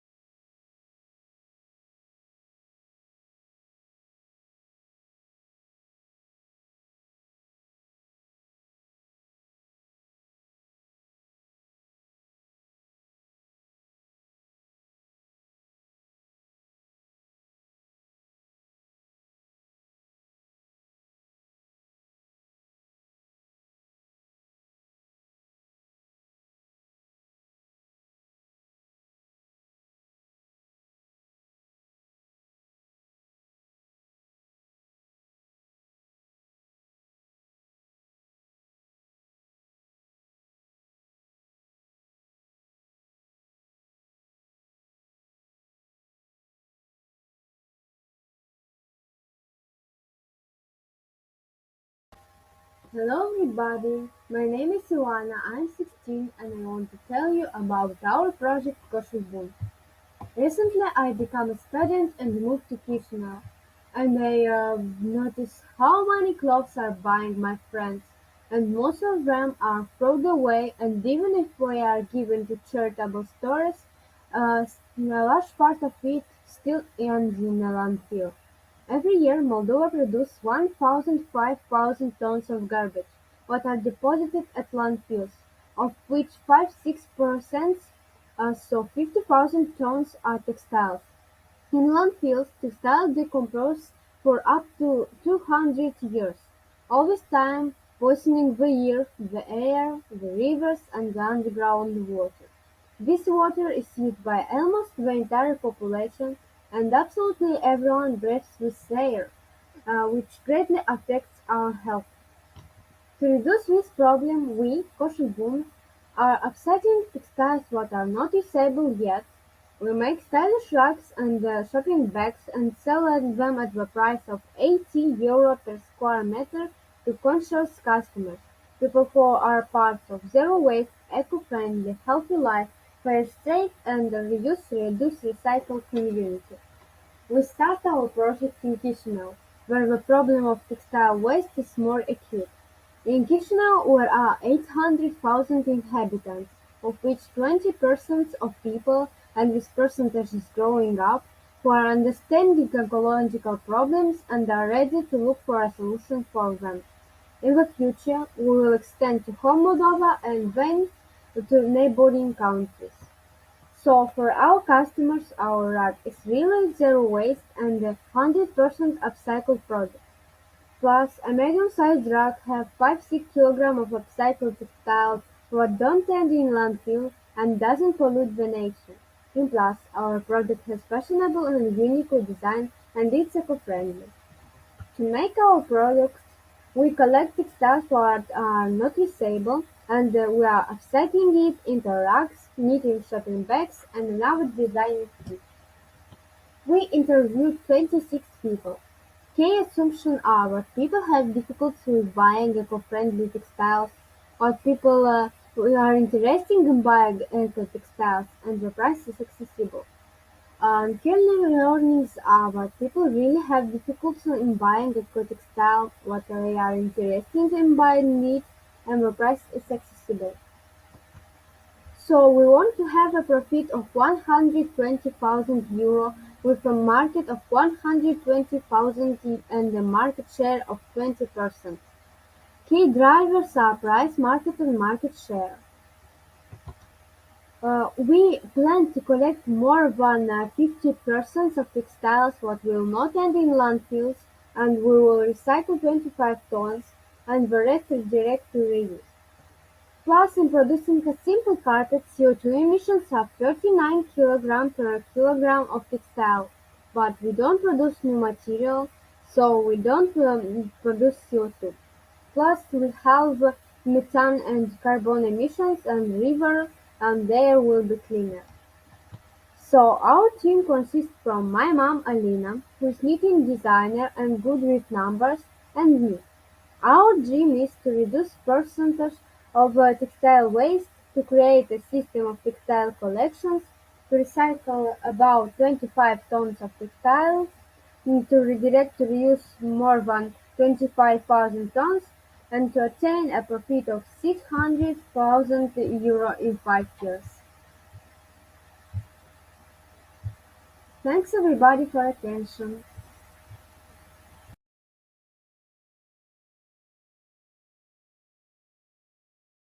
Well, unfortunately, the team was not reachable. But anyway, thanks to the preparatory work from our team, we have video. So we don't have the chance to ask the team the questions, unfortunately. But at least, hopefully, you can evaluate. You can evaluate from their presentation, dear jury. And now we will be taking a short technical break. Meanwhile, you will have time to fill in your scoring cards. And the technical break we would be able to use for, well, meeting each other, because in the platform we are using, we have amazing functionality which is called networking. And despite it's quite a challenging task to run the competition now, we're also enjoying meeting new people. And the networking functionality on the hopping platform allows you to meet people, well, unexpectedly. So we are starting now the break for the jury to fill in the scoring cards. We will continue after the break with the second part of the session. And now I just want you to show you how networking on the hopping platform allows you to meet people, well, unexpectedly. So we are starting now the break for the jury to fill in the scoring cards. We will continue after the break with the second part of the session. And now I just want you to show you how networking on the hopping platform allows you to meet people, the networking button, well, unexpectedly. Okay, so sorry for the technical hiccup. I would just ask my colleagues to mute the stream so we can avoid sound. And just let's show how networking works. Few seconds, we are ready.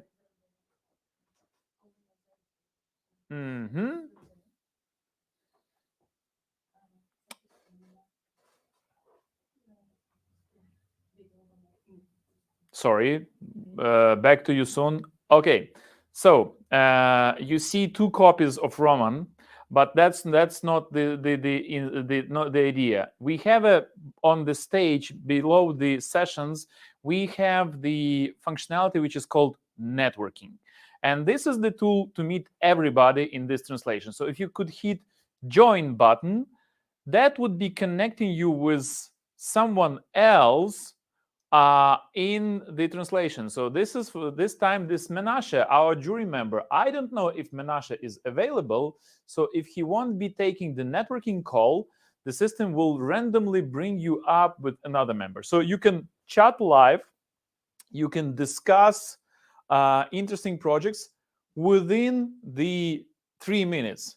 3 minutes to meet new friends, 3 minutes to build new connections, 3 minutes to see other parts of the world, because we have huge coverage, huge region from Pakistan to Israel, from Moldova to Azerbaijan, from Ukraine to 12 other countries. Let's meet other clean tech entrepreneurs. So we are taking the break now, and I'm personally jumping into networking session now. Enjoy meeting new friends, enjoy ClimateLaunchpad, and we will be back to you in, if I'm not mistaken, 20 minutes.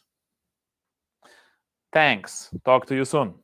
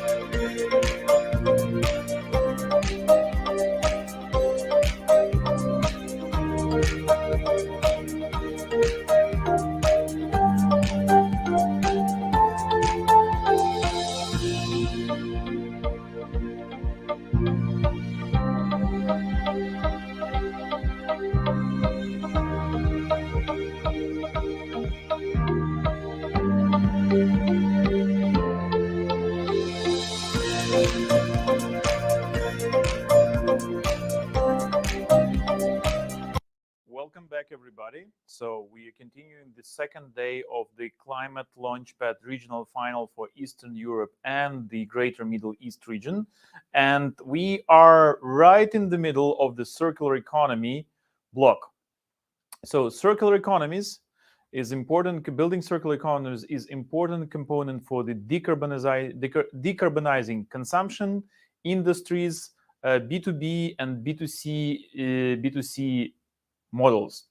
So our next chapter, our next work is exciting startups who are bringing circular economy to life. So we've already heard to the proposals from the 4 startups, and this is the largest section we're having. So our next team is Wastepresso, but before it, I would ask our jury members to come online for a second. I've got the request from one of them. So let's go live. So we're happy to have everyone back. And during the networking session, and I hope you had the chance to enjoy the networking tools in our platform, I had a conversation with 2 of our participants. One of them was Menashe. And Menashe told me, hey, Roman, could you please give us 2 minutes so we could fill in our scorecard? So, dear jury, would all of you agree that we are putting 2 minutes break between the teams so you can fill the scorecards? Would it help you? Okay, I see the nod from Valentina. Menashe told it to me. I hope Natalia and Sophia would confirm that. So would 2 minutes break between teams help you to do the scoring faster? Good. So then I would be asking our team to maybe add 3 minutes or at least 2 minutes breaks between the team. And now, is the team ready? Wastepresso, you ready? Yes, I am ready. Okay, perfect. Well, that's amazing background you have. Thank you very much. Okay, so are your slides ready? Yes, my slides are ready. 5 minutes for your presentations and 3 minutes for the Q&A. We see your slides almost ready to go live. They are full screen. Super. Time to rock. Stage is yours. Hello everyone, I am Minokai and I am responsible from business development at Wastepresso. Today I'm going to present you Wastepresso and what we are aiming to do. As Wastepresso, we want to build a waste-free world with coffee grounds. We help our customers, which are hotels, coffee shops, and offices, to create environmental value by managing their coffee waste and reducing their plastic consumption. Because we collect coffee waste and compost them to produce biodegradable and disposable single and multi-use products like takeaway, like straws, and environmentally friendly raw materials. Since there is no other company that implements our business model exactly, we want to go global as soon as possible because before any competitors are born. After dominating the Turkish market, we aim to expand to England and then the USA. There are 4 main criteria determining these target markets, and these are coffee consumption, plastic consumption, the waste management market, and the last of it is regulations. We are planning to take an active role in a global coffee waste management. This is why we want to go global at first in the UK. There are many sustainable solutions in the single and multi-use plastics market, but they are not preferred due to their prices. As Espresso, all our sustainable solutions is 70% cheaper than the other solutions. As Espresso, first of all, we are collecting the coffee waste from various locations that are creating regularly coffee wastes, and then we process them in our own facility, and we are produce raw materials, which are dried grounds and espresso granular. And after that, we are outsourcing extruder and the extrusion stage of our process. And then our products are ready to deliver to the end customer. Our products, as Espresso, we are provide the emitting of carbon dioxide and methane gases, and we have a strict policy about zero waste. All of our products are coffee grounds based and has a fertilizer efficiency. After meeting with the companies that we positioned as early adopters, as you see on the left, we have conclusions. And with that conclusions, we started our market fit process with the third-party partners, which are plastic manufacturers. And then we find out our key findings because we compare our products with our competitors. And the findings are wide product portfolio of the brand, ability to meet the demand, affordable products for the customer, and high recycling rate of the products. According to our assumptions, that based on the trials data that we did on our market fit process, we plan to make a profit of 14 million Turkish liras in 1 year. First of all, in first year, our aim is not to make a lot of profit. Our aim is to increase sustainable awareness and introduce Espresso to the market because we want to take part in the other market like durable goods plastics. Yearly, more than 381 million tons of plastic waste and daily consumption of 2.5 billion of cups of coffee waste pollutes our world, also emits methane and carbon dioxide gases, which contribute to global warming. As Espresso, with the 70% of the beach market of ours, we save 14 billion kilograms carbon dioxide and methane emissions and provide them. So this is the brilliant team behind Espresso, the co-founders. Our dreams are increase sustainability awareness all over the world, meet the demand of the plastic industry, just not the demand of the single and multi-use plastic industry. And we want to increase our profitability by 36% in 5 years. Thank you for listening to me. Thank you very much for your presentation, and that's you had saved some time. And now it's time for the jury to join with their questions. 3 minutes to Q&A.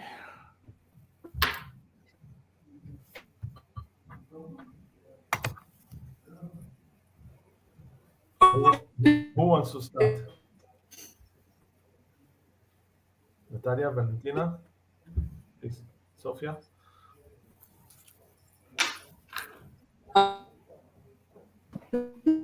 So let me start, and thank you. Thank you very much for your presentation. I wish you, to everybody, good luck today. And my question will be to you with regard of your expectations. Did you have already the preliminary discussions with those companies whom you mentioned there? Can you repeat it again? I can understand the last part. I mean, did you have already the preliminary discussions with the companies whether they will be interested in your product, like you mentioned in the presentation? Or it was just on your opinion, or you had already the discussions with them? We already discussed with the companies, as you see on the slides. Some of them actually are consumers right now, but not all of them. In our process with them, we actually learned a lot, and then we did our market fit process, and now our products are ready for the market. We just have to get an investment to go on a mass production process to meet the demand. And what is your production right now? We are producing 1 ton kilograms of single and multi-use plastics, which is forks, in just 1 month. In 1 month. Okay. How can you tackle the demand if there are other solutions that are using the same waste as a resource? All of our products are the same raw material, rich coffee waste. Actually, first of all, with our coffees, we compost them in our own facility, and our own facility is a little one. So we only, in 1 week, we just only can be compost them like 100 kilogram. So it's need a lot of people who have to work in there to make the process. So my question is regarding competition. Competition on the waste. A competition on the coffee waste in Turkey. Actually, and Europe. We are the only one who using raw material as coffee in the Turkey. There are other sustainable solutions for plastics, and they are using another raw materials. Our aim is the same, but we are the only one who using raw material only in coffee. Our raw materials are not the same, but our aim is the same. Well, the time is up for the Q&A session, so we would have to wrap up at this moment. Thank you very much for the presentation. Thank you, dear jury, for your questions. So as you requested, we would have 2 minutes break, and now I'm asking the next team up, R&B Recycled Batteries, to prepare for their presentations and enter the backstage. Thank you. 2 minutes pause, and we will be back online soon. Thanks.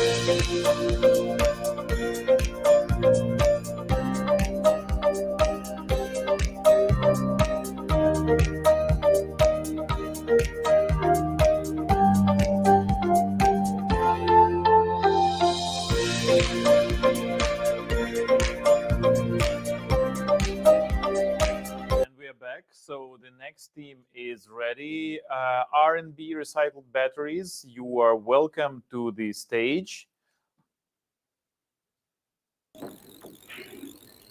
Okay, Azizyon, welcome. Are your slides ready?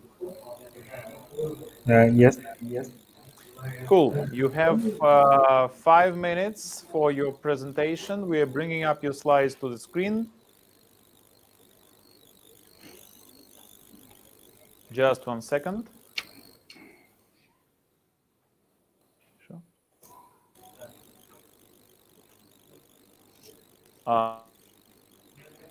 Yes.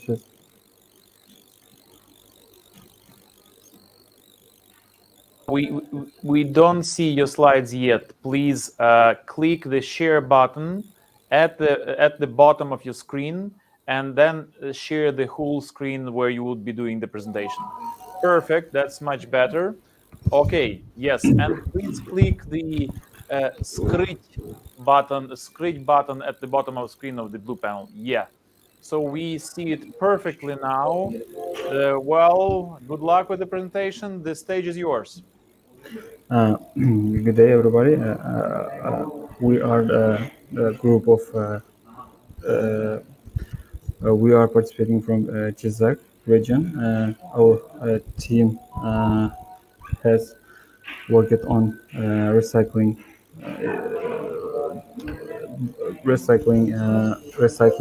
batteries. We started the project 2 months ago. We launched its partly. We launched this project, and our project. Our project includes recycling solid waste, which is necessary for environment. We have a plan to recycle accumulators, has chemical waste.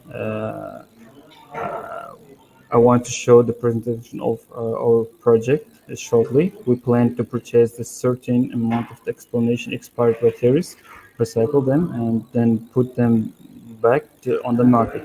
Here's shown the scheme of the marketing, and here we can see how much is the sold on the market, what price, according to our approximately calculation. Such prices are expected to be. We have focused on particular type of organization, which can be our potential clients. These are shown on the beachhead market. For example, it involves state organizations, logistic companies, construction companies, agricultural companies. We had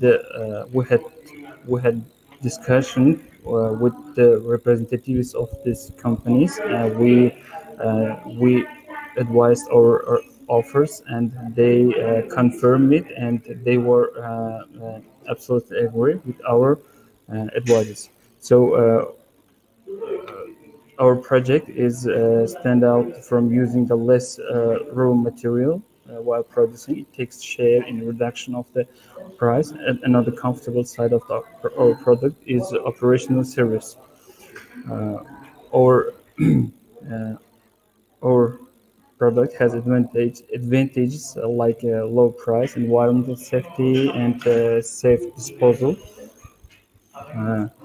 While designing our project, we had interview with our local companies like logistic companies, factories, farmers, building companies.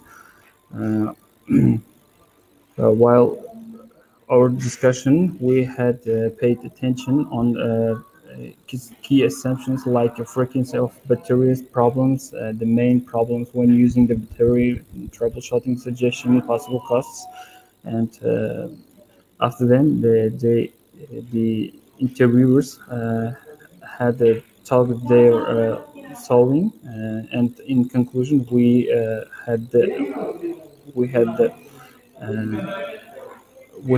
the conclusion that we should follow the key learnings. Here's shown, like organization of servers outside in the city, because we should take care not only in the city and also outside of the city. And next is organization of product delivery, reduce the product servers. And next is the financial reports. There are in our city there are more than more than 70,300 automobiles, and we focused on only 3% of this automobiles, and so because this 3% is they are the who we counted on the above the organization, state organizations, and another type of organizations. At the first phase of the share implementation, it's planned to process the 2,263 pieces batteries. This means that 11% of the waste will be recycled in our town, in our city. At the second stage of the project implementations, it's planned to progress 29% of the batteries. It will be in sorry to interrupt you, but the time is up, so please wrap up. Okay.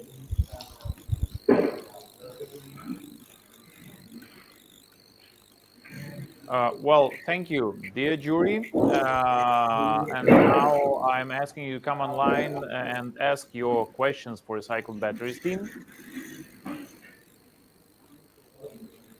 So 3 minutes for Q&A. We have all the jury members now with us. The time is yours for questions. So it's lead batteries, correct? Yes, it's used batteries after first exploitation. My question is regarding the team and the capability to recycle, and what is new, if any, in the technology of the recycling. There is not a new technology. There's the simple. We use just electrolytes. We use only the used batteries, which is possible, which is not so old. We use this kind of batteries. The battery must be not so old. I mean, after exploitation, the batteries can be not so old. So the part of batteries are can be used again. This kind of the batteries we will recycle. And but you change the cells, or you change the electrolytes, because sometimes the cell is failure and not the electrolyte. Yes. So Yes. my question is, do you disassemble and assemble new batteries? Difference between our and new batteries is that we can spare the time, money, and raw materials while we recycling this. That's the difference. And next, that's all. Yeah. Okay.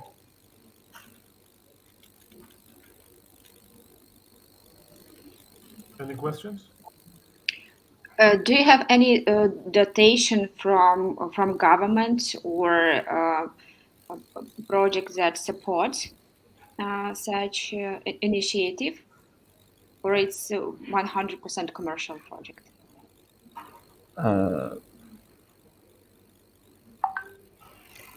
We focused only on the particular type of organization, like a state. You mean beachhead market? Yeah. Mm-hmm. Yes. What questions? No. We had talked with particular type of organizations, which is the state organizations, and the another organizations are working with us until this time in another sphere, but we are launching next project.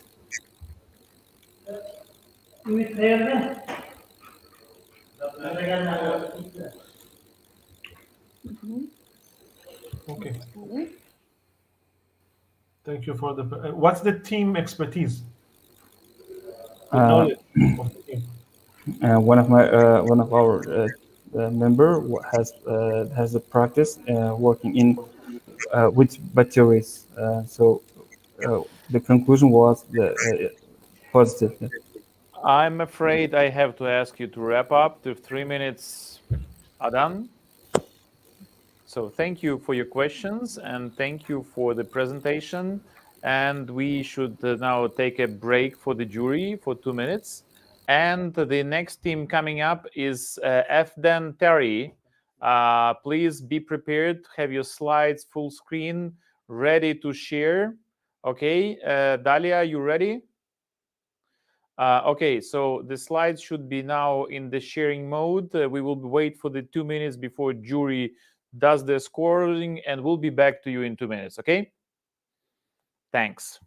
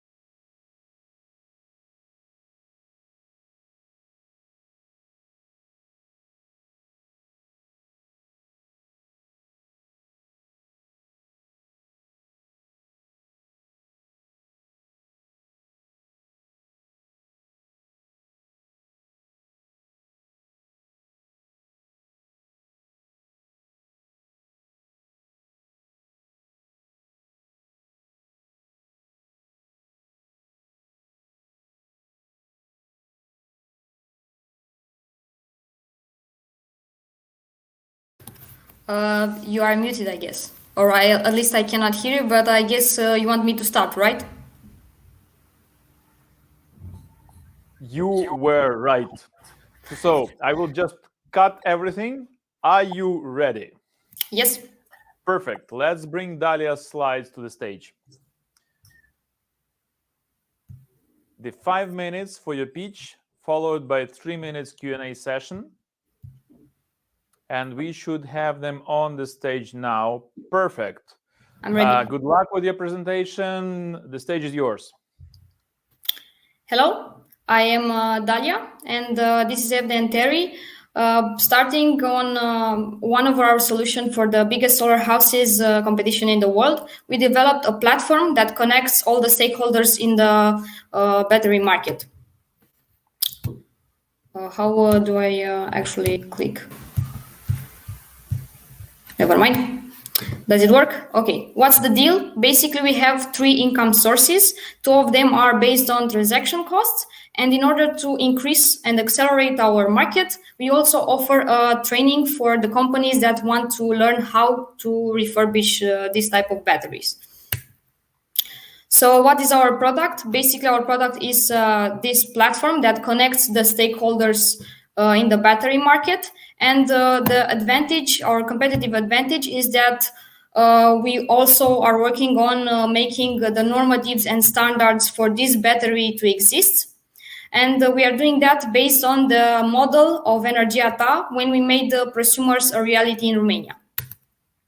What's our market? Well, basically, it's 2 parts. On the one hand, you have a lot of batteries, car batteries, that reach their end of life. So to put this in perspective, last year, the capacity of batteries that reached their end of life was enough to power 45,000 houses for 1 month. And by 2040, this will increase by 3.5 million houses. On the other hand, you also have a lot of need for storage solutions in the energy sector in order to reach our net zero carbon goals. And for that, this type of second life batteries would be very helpful. And this is our beachhead market, the second life batteries, which is estimated to reach $30 billion by 2030.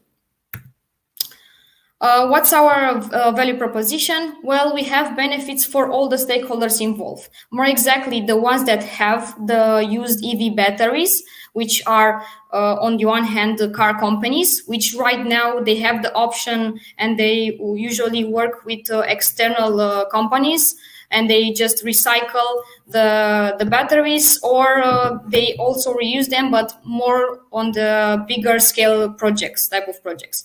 Then you have the companies that can refurbish these batteries and they can enter the market with a new competitive product. And you have the final consumer, the client that wants to buy a more sustainable and less expensive storage solution. After talking with stakeholders in this market, we found out not only that we confirmed our initial key assumptions, but we also found new barriers, one of them being the psychological one, because people don't trust second life batteries, and the lack of information about this type of batteries. And both of these barriers we are going to address with our prototype at the competition, because it will be tested at the highest level. How do the financial look? Well, basically, it is profitable even if we take into account the worst case scenario with only 0.1% market share. The climate impact, and why is this important to focus on recycled batteries? Well, if you buy a second life battery instead of new one with new materials, you can reduce your CO2 footprint by 70%. So that's a really big gap right there. This is us, and basically we are a team, you only see 3 of them, but FDN is much larger than that. And our goal is to provide affordable energy solutions.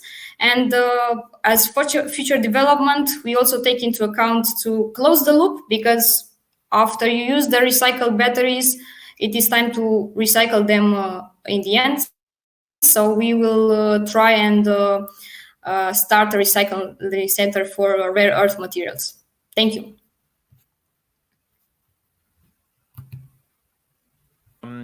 Thank you very much, Dalia. Thank you for exciting topic, and it's now time for Q&A. 3 minutes for our dear jury. We are bringing them back to the stage. Okay, everybody is here, and we are setting the 3 minutes timer as usual. Anyone to start? Well, I have a question. Have you evaluated the market? So, what is your market estimation? How many clients, or what do you mean exactly? Well, have you conducted the marketing analysis?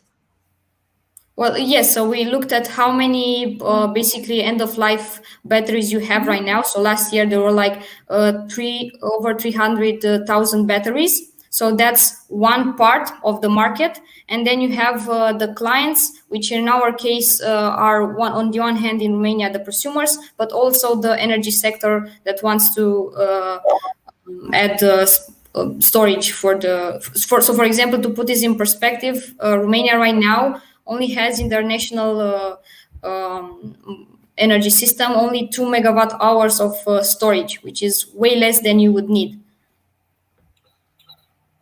My question is do you provide a platform for what? You do the recycling, you do an app? I'm a bit confused. So basically, the platform is a place where the car companies and people who have used car batteries can sell their batteries there, and you have the companies that recycle those batteries and they actually buy them. So you are the middle managing between those, and then you have also the clients. So if I want to install some batteries, I can go on some new site where I can buy new batteries, or I can go on our platform and buy cheaper and more sustainable batteries for my home. Or so it's a marketplace basically for a marketplace, exactly. Okay. So it's let's say computerized. You're not doing the recycling itself. No. Okay. Because there are some companies that already do the. How do you ship the goods? You're connecting, but how do you ship the goods? How do you ship a battery from customer A to the recycling facility B? Well, it depends. So for the bigger, shipments, we will usually probably use trucks. But for the end clients, you can use just normal systems that you use to ship smaller stuff. Okay. But we're focusing on the on land transport, so only in the close proximity, not like, for example, not shipping batteries from Japan to Romania.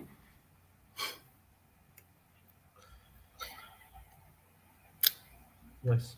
Okay, thanks. Well, we are done with the 3 minutes Q&A session. I know you have many potential other questions, but we need to wrap up at this point. So Dalia, thank you. Dear jury, thank you. We would take now a short 2 minutes break, and I would ask our next team, Greenovation, to prepare up. So make sure your slides are shared on the screen in the full screen mode, and we will be back to you in 2 minutes.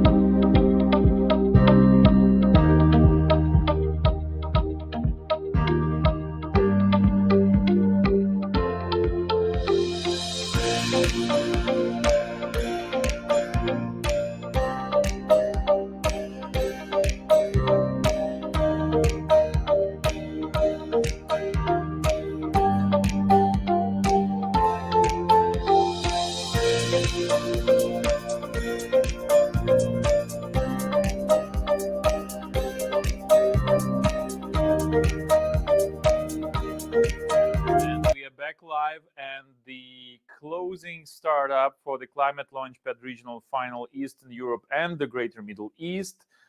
Green Innovation, I hope you are ready. We are starting. Saad, hello, welcome to the show. Your slides would be up soon. Please turn on your camera and say hi to us.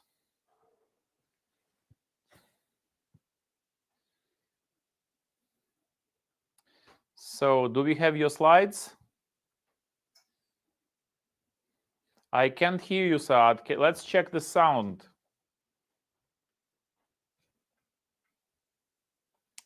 Unfortunately, I hear nothing from you, and your picture is really blurry.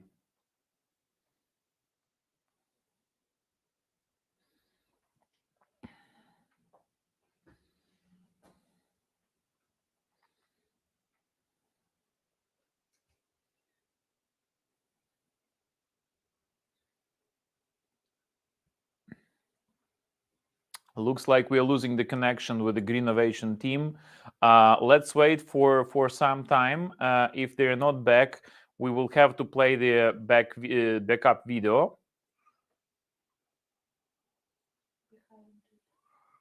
Okay, seems we don't have the video from them. That's a sad story. Guys, if the organizers are asking you to provide the backup video for your pitch, always send it, because this is the situation where it could save the day. Saad, I hope you will be back to us soon.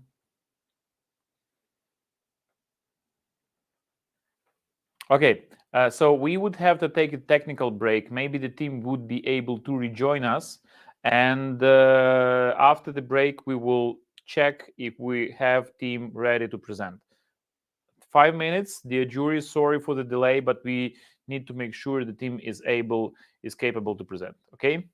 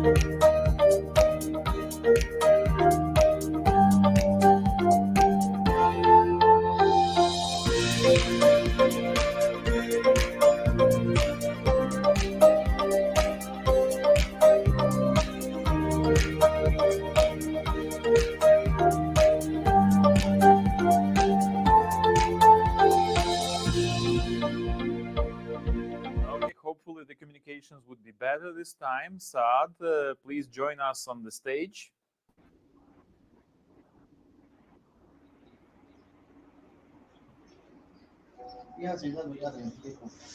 Okay, I can hear you, but I still cannot see you. Saad, do you hear me? Yes, I can. Okay, perfect. So probably we have two devices from your side. And how about your slides? They ready? Down at the bottom of your screen, there is a share button. Can you hear me now? Yeah, I can hear you now. Please click the share button at the bottom of your screen to share your slides. And then select full screen and start your presentation in full mode.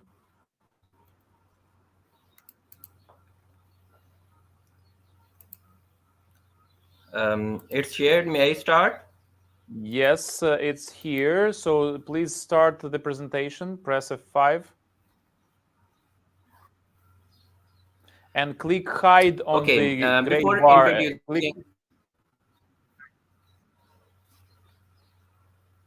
Yes, you see there is this green bar at the bottom of your screen. Okay, let's start. The floor is yours.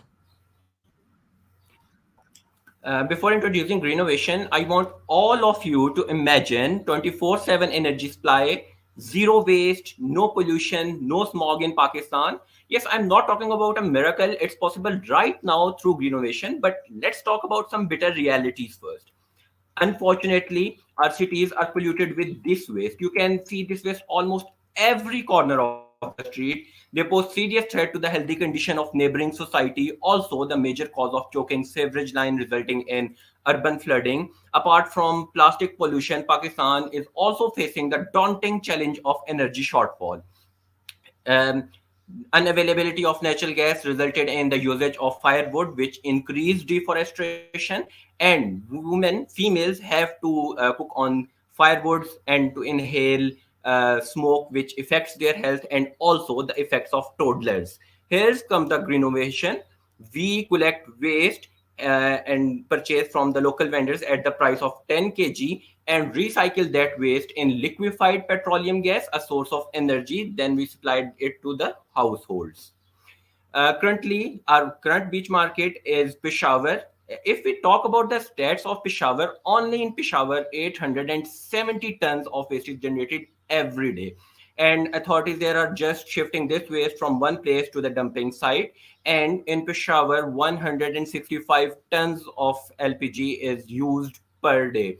So the overall market size of Peshawar currently where we are operating is $3 million. And if we talk about the bigger scales at Pakistan, 72,000 tons of waste is generated and 3,000 tons of LPG is consumed every day. So the total market size is 50 million, and internationally 5.8 million tons of plastic waste is produced per day. So what value we are giving to our customer? First, we are providing them with the low cost fuel, which is PKR 20 rupees less than the market price. That fuel is alternate to firewood, which provide them better lifestyle, and accessibility of that clean fuel at their doorstep increase their accessibility, which helps enables them to start their businesses. We also provide customer services through integrated online payments. If we talk about the product, first we provide the services of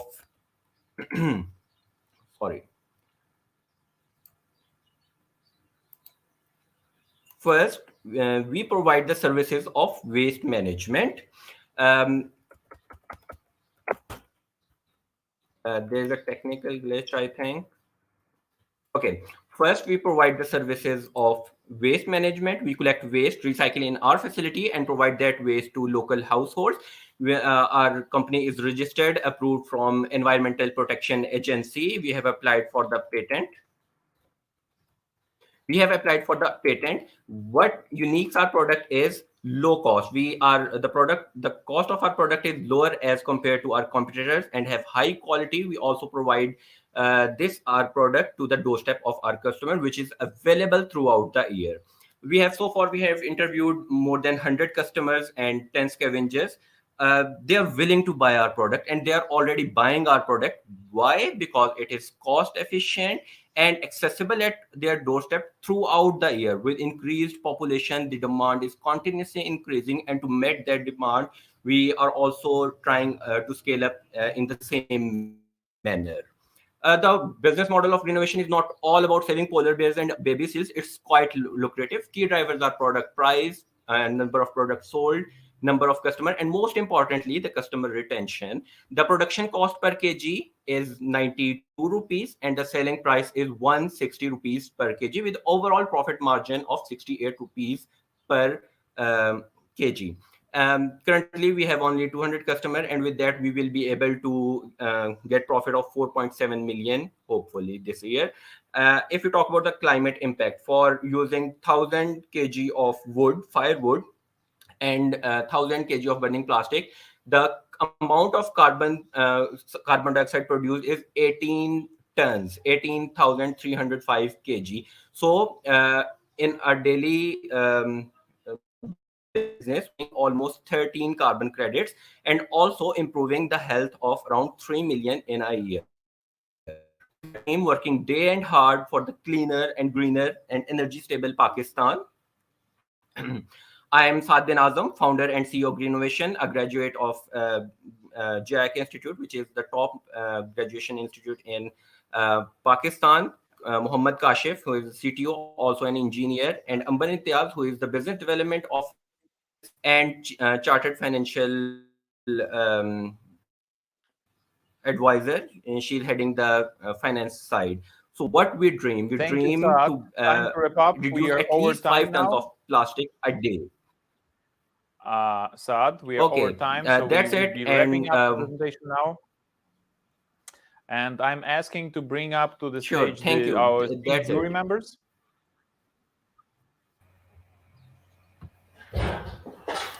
Okay, dear jury, as always, 3 minutes for your evaluation and Q&A. Ladies, should I start? Is it a process of pyrolysis, or what's the process and what's the temperatures that you apply to make the plastic to natural and liquefied petroleum gas?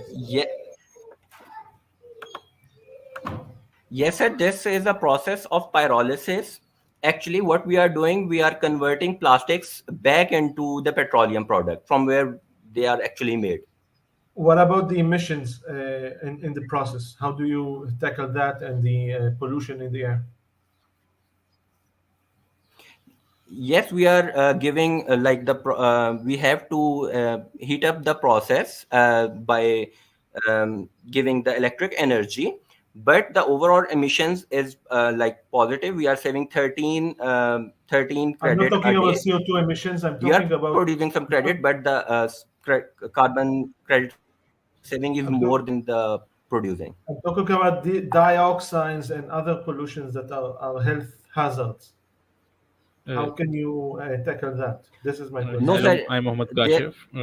There are no such emissions because the process is carried, The process is carried into a out closed under container. the requirement. It is approved from Environmental Protection Agency, so there are no effects on the health of the workers working there. Okay, and do you have to have a license in order to distribute, and do you have a facility that is doing that already?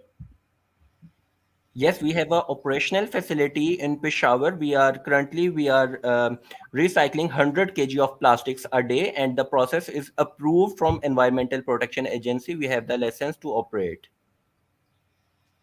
Okay. Thank you. And what are your requirements for plastic? Can you recycle any plastic? No, we are only recycling the plastic which are refused by the other recyclers, mainly shopping bag, low density plastics. For high density plastics, it's more feasible to recycle them in the plastic product. products, but this type of plastic is more feasible to recycle in the energy. In our portfolio, we have the plan to recycle all type of plastics, but we are recycling the low density one. So what are you looking for now?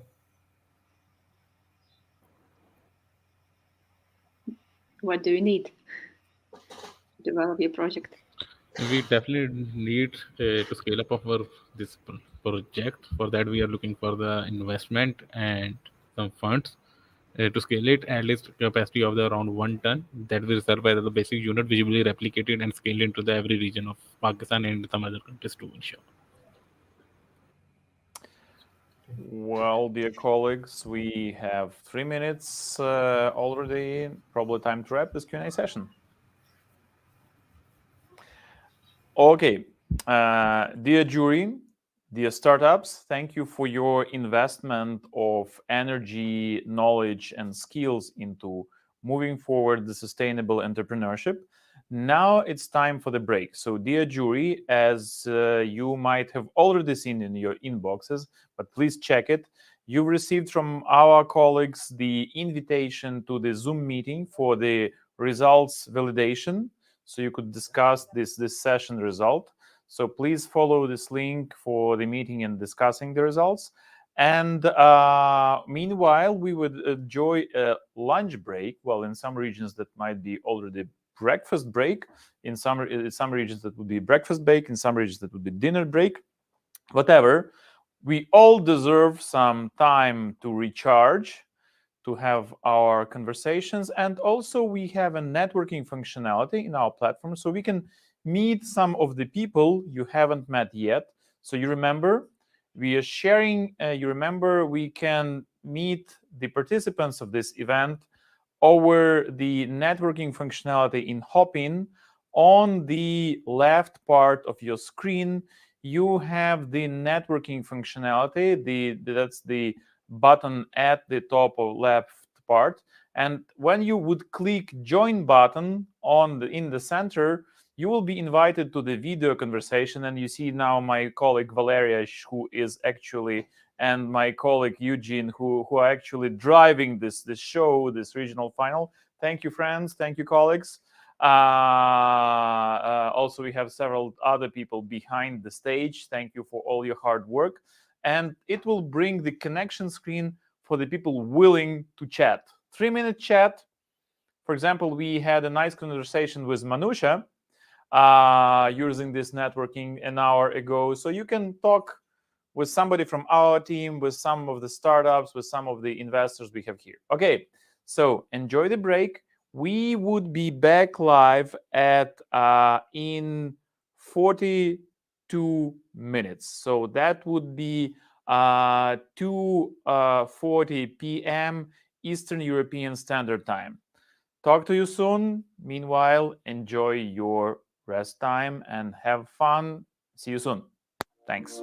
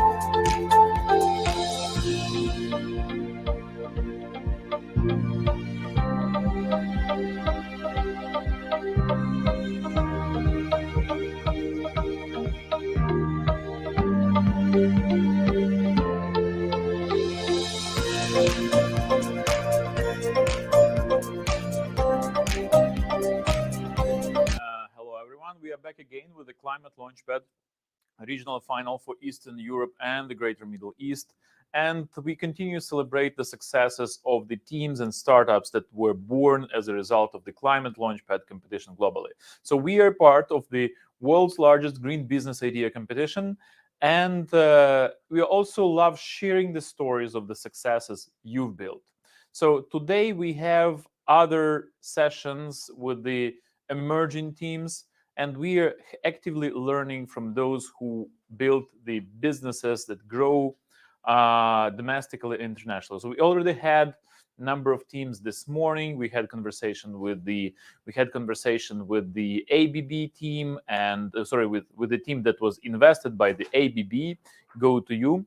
Well, as well, we have had the conversation with the a Green Bean, the winners from Ukraine. Now we have multi-country team. We have Onur, co-founder from Clean Wave, Wave breakwater power startups from Turkey. Hello, Onur. Nice to have you.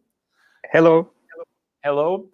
We have Andriy Karpyuk, the CEO and co-founder of the food safety testing system Biosense. Hi there. Welcome, Andriy. Nice to have you.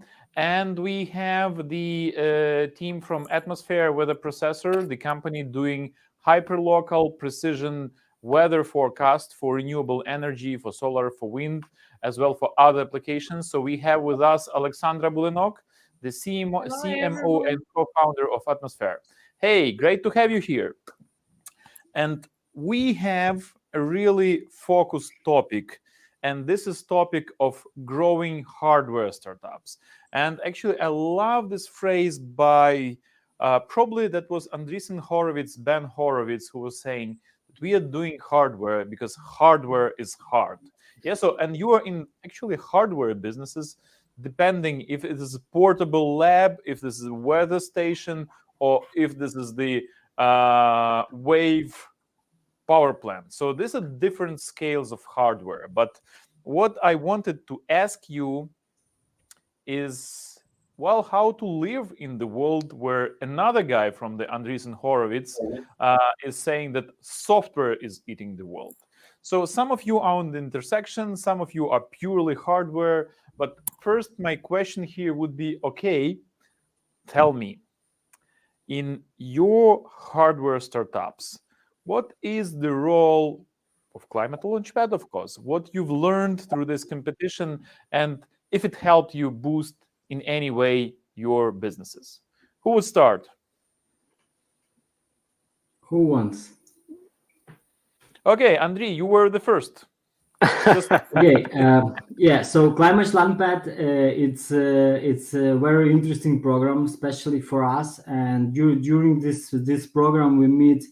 One of the most important things for us, it was networking. Yeah, because during this program, you speak with different teams on different stages. You can share your own experience. You can ask them about their experience, and sometimes if you have some problems and you don't know how to solve it, and sometimes some teams, some people, some founders from another teams had the same problem like a few months or 1 year ago, and they are happy to share how they solved that problem.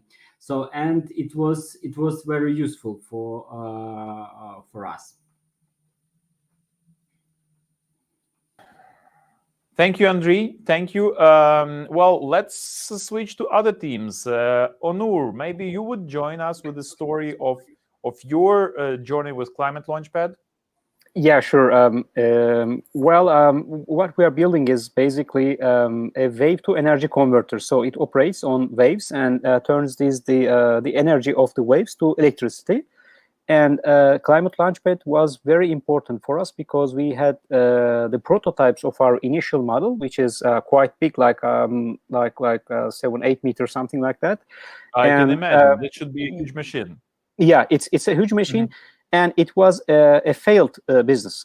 Okay, but technically sound and working principles all validated. However, it didn't launch as a business. Really, it didn't took off. But we have changed our business model here, and we are now making a portable version of this, suited for mostly aquaculture farms. Okay, so it's a very targeted market niche at this point. And we are quite happy with our initial results. Now we are building our next model prototype as of this moment. So we are going good, actually. And there has been some interest thanks to the ClimateLaunchpad mentors and the other startups that helped us to move from our initial model to this model. Onur, thank you very much. That's really interesting shift in the business. Am I getting you right that initially you were looking to send power to the grid, and now you focused on a very dedicated, very specific customer segment, right? Exactly. Aquaculture. Okay, that's really interesting. Who was your mentor, by the way? Our mentors were starting with İçten from Turkey, and other colleagues from ClimateLaunchpad Turkey team, let's say. But so ClimateLaunchpad Turkey team. As for global trainer. I need to check. I'm sorry. I'm bad with names. Really bad with names and good with numbers. Let's say. Okay, let's switch now to Alexandra. So probably of all the three solutions I know here, the Atmosphere is building, like, from the just dimension perspective, your weather station probably is the smallest. Yeah, so this size. Okay, this size of the box, like that. Okay, am I doing it right? Okay, whatever. But it can fit on my palm. Well, while Andriy is building the carry bags, and while the power stations are probably bigger than the studio we are currently in. But I know that your solution combines hardware and software. So how you are working? So again, this is the story of your journey, and I want you, as a second question, jump both with the ClimateLaunchpad journey as well as with the combination of hardware and software. Yeah, you're right. So we are a combination of hardware and software, and in our case, hardware is one of the sources of data. So it's like a component, but not the most like the whole system. So so I will start with our ClimateLaunchpad experience, because it was the first step towards building a startup, actually, because back then we were just a project with an idea, and we had some installations, but it wasn't Atmosphere that we have now. And ClimateLaunchpad was actually the beginning of our story, the true beginning of our story. And we back then we were developing the system for boiler rooms, and we found this market exactly on ClimateLaunchpad, and now we switched our focus to solar energy. Yes, to provide them with the hyperlocal energy generation forecasts. And also we are creating the system for cities, and in cities weather is just a part of the solution. And how is it to be the combination of software and hardware? Actually, mostly what we face while talking to investors or mentors during different programs, everybody is very confused with the scalability. And I guess for hardware startups, it is the most important issue that they have to think about and to make sure that everybody understands that you are scalable, and because like it's one of the points where we compete with software startups, because software is easier to understand how will they conquer the world than the hardware startups. However, I guess hardware is a huge force, is a huge power that makes such solutions, for instance, software and hardware, much stronger than just software. Alexandra, thank you very much. You've raised a really important question, actually shaping my next question to all three of you. And this is the question of conversation with investors. So we all know that, like, okay, hardware is less popular unless you're Elon Musk and you're building the flying, the space hardware. So like there's a lot of investors who are really skeptical about hardware. And I would ask you to uncover a little bit of your investor conversations and maybe participation in some other competition. So when you are saying you're bringing something material, not just code, not just zeros and not just binary thing, but like the physical thing made of hard molecules, sometimes a lot of molecules, some power generating molecules. How the prospective investors are reacting to that? And I'm sure you have a lot to share in that. I will jump in. We can't share like a success case of fundraising with investors, but we had a lot of experience of fails speaking with investors, and which are also important. Which are also important. Don't be afraid to share them, because you've learned from them and others can learn. Yeah, you're right. So and the first things what we learned when you are speaking with investors, so you need to work with them strategically. So, and you need to understand that conversation with investors is just a math. So, and if you have like on the top of your lead generation only number 10, so there is a high risk that in the bottom you will have 0. And you need to increase your lead generation. So, and in the top of your conversation, it should be hundreds of contacts, maybe 100, maybe 200-300 of contacts, and after that you can choose from them 30 investors which potentially just want to speak with you. And from this 30 potential investor, in the end you will have like 10 meetings, and after that maybe five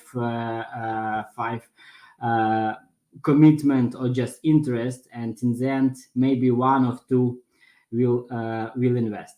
And in that case for this pipeline we used HubSpot. They have discount for the startups for 1 year, and it's really useful, because if you have like 100 or 200 investors companies, you need to understand that in each VC you probably will have 2 or 3 contacts, and in the end it's around 500 up to 1,000 contacts, and you need to work with them. And sometimes with Google Sheets, Excel, it's difficult, and HubSpot is really useful tool to do that. And if you are speaking about hardware and software, sometimes you need to understand when you are making your homework, you need to understand, does that funds really invest in hardware? Does they have such type of cases? Because if they haven't, if they never invest in hardware, so probably they will not give you money. So, and it's important to understand when you are making your homework. Thank you, Andrei. By the way, we are using HubSpot is one of the providers of the prizes. So we are providing the startup offering, and along with Amazon AWS Activate program, as well as other free services for the startup. So thank you for bringing the CRM topic. And well, you actually it's actually makes sense inviting you to make an additional workshop or training on building the CRM flow for investor relationship. Thank you, Andrei. Sasha, in your case, how it's going? Are they ready to invest into hardware startups?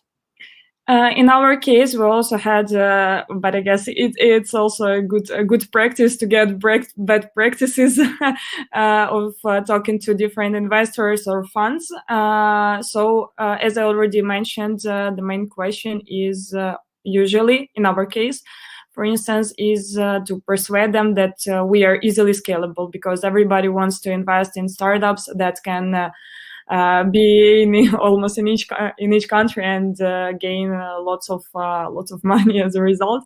And in our case, we were thinking a lot on how to make people understand that they can rely on us, that we understand how we can optimize our processes. Because in the case of solar energy, so meteo stations is one of the main sources of data that makes us hyperlocal. That means that we have to come and physically install it. And as you can understand, for mentors, investors, programs, incubators, whatever, it's usually like, like, are you going to install it at each station for real? And you mean like physically deploy? Yes, What do you mean like physically deploy? Okay. Imagine how many stations and how many meteo stations we have to install, and we are usually after each meeting, we have, as Andrei already said, we have our own homework, and we think again on how can we make this process easier.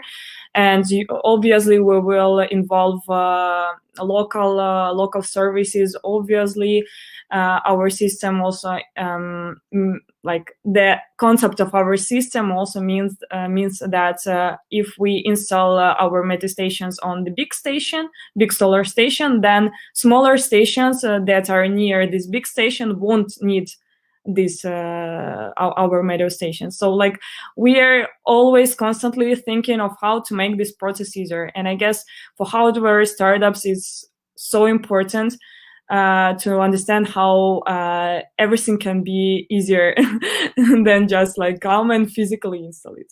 Yes. Yeah, that's a really interesting challenge, especially taking into account your like network effect. Because in case of Onur's startup, that's okay. You are bringing it physically to the consumer who is next, and in your situation, you are covering sometimes thousands of square kilometers or hundreds of square kilometers with the hundreds of data sensors. So that's interesting. Okay, Onur, in your case, how it's working? Yeah, exactly. Well, basically, I have 2 points here. One is the impact. Before investing, I would like to just conclude what Sasha has just mentioned. We are all hardware startups require some physical assistance, and that's why they have big potential to create local jobs as well. For example, in our business model, we heavily rely on local contractors to do installation and maintenance. So, and these are especially remote locations in the case of wave energy. So they have a big potential to support the jobs overseas and in islands, in places that are really offshore or near shore, let's say. And I'm pretty sure that's more or less the same for other hardware startups as well. So if I was a local contractor, I would be paying significant attention to the ClimateLaunchpad event, and would like really to get in contact with the startups launching here. And from an perspective, I could easily say that not everybody is able to invest in, I think, don't have the mindset to invest in hardware startups. Hardware startups have really big impacts. And unlike software startups, and by the way, I'm a computer engineer, so I have been on both sides of the table. I can really relate to the scalability issues regarding the investor side of the table. The hardware startups actually matter. How you produce, how you dispose, how you service. Let's say there are a lot of things that you have to be aware of, and you have to provide some supply chains to continue your service, your product, whatever you're building. Initially, we had some contacts with potential investors before the Climate Launchpad, and they really didn't went very well because they were mostly energy investors, not early stage startup investors. So they would require some certification, some validation for hardwares, and which is not easy for an early stage hardware startup because you don't have the actual product yet. So you don't get these internationally approved certificates and so on. That's a process in your business model. But after Climate Launchpad, we have been contacted with some really focused investors. Let's say they know what they are getting into, and they can really provide value as well. But we have just postponed the investor meetings until we build the initial prototype to see some. We want to see some figures before going to the investors. So we will be doing the all prototyping on our own budget, and then we will be starting a company, most likely another company in Europe, to bring the business further, because the location of the company actually matters as well. So that's my basic, let's say, 2 cents about the investor relations. Well, thank you very much. So, Onur, would it be correct to say that you are building nearshore and offshore energy platforms, but without drilling for oil? Oh, yes. Our aim is only, using the minimum possible material, let's say, to build resilient wave to energy converters. And we have a switching cost of $0. So that's very interesting business proposition. And where is the target market? Norway. Norway. Okay, so you're competing with oil and gas drilling. But also maybe you are powering some of the salmon farms, and the salmon is getting imported into Ukraine because, well, Ukraine is one of the significant clients for Norwegian fish exports. Okay, that's cool. So I'll know that some of my salmon potentially is powered by your by the clean wave stations. Cool. So we would be wrapping up this section in 6 minutes. So it's like we had a lot of interesting stories and potentially failures on our entrepreneurial journey. And each of you has 2 minutes to wrap up. What would be your suggestions? What would be your ideas to the next generation of climate launchpadders, to the next generation of clean tech entrepreneurs saving the world, fixing the climate change one startup at a time? Who would love to start with that, with your experience and your ideas? Sasha, I see in your eyes the idea you want to share. Could you start, please? I was just catching a small piece of nostalgia. I was like thinking of these 2 years that just passed since we were the participants of the Climate Launchpad competition. And actually, when I think about that experience, it's one of the most cool experience I've had during my startup journey.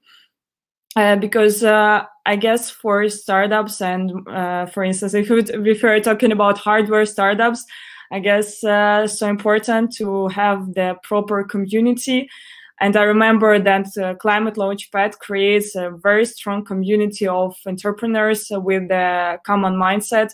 And I guess all of you guys that are competing today are so lucky to become the part of this community, because support here and knowledge and experience, the level of all of this is just priceless. And I want to wish you all to be brave and strong enough, because this journey is going to be hard. And we understood that not only because of the coronavirus, but also because of we are startups actually, and we are trying to change the world, and changes are always hard.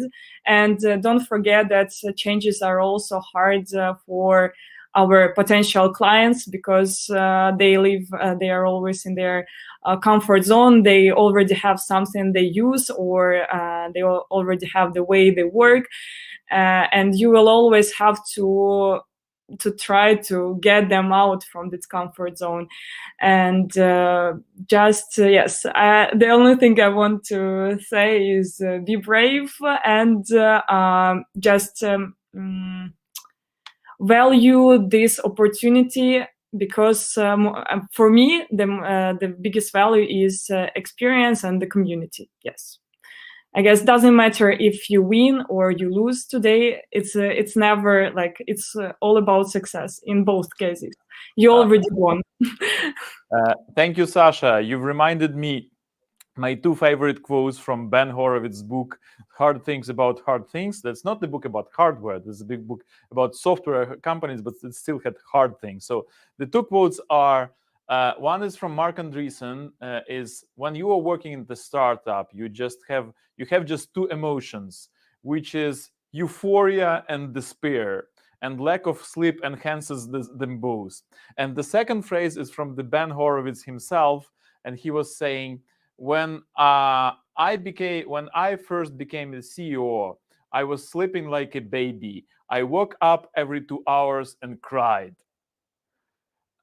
And just to power a little bit of nostalgia, the studio we are broadcasting from is actually Greencubator's offices that was converted into makeshift studio. The very office we were holding our follow-up sessions, probably it was 10 of them.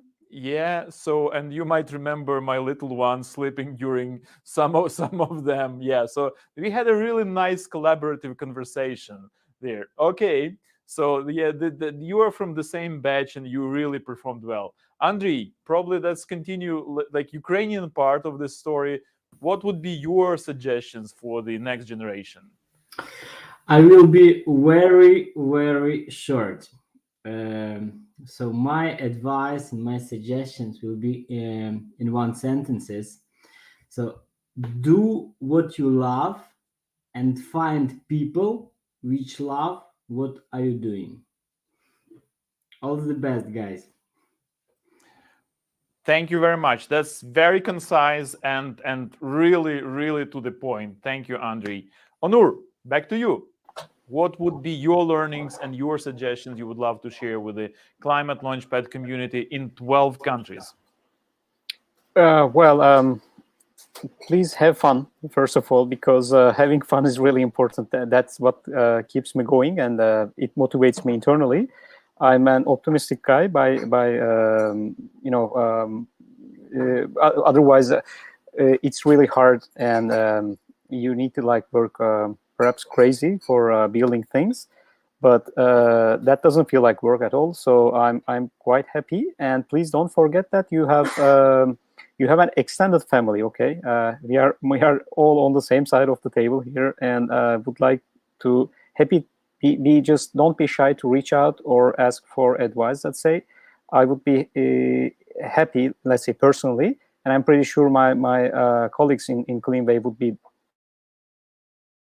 Thank you, Onur. That's also really important and really exciting point.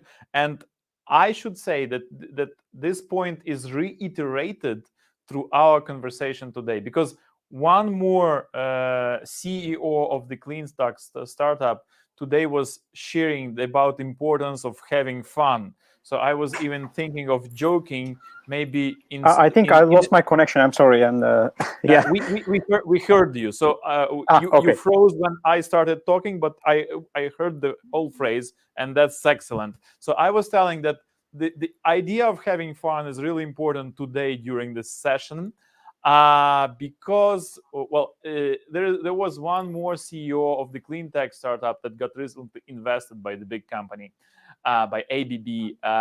So they also were sharing the importance of having fun. And I was even thinking that probably the responsibility of the clean tech startup CEO is having the P&L statement on financials and P&L statement on fun.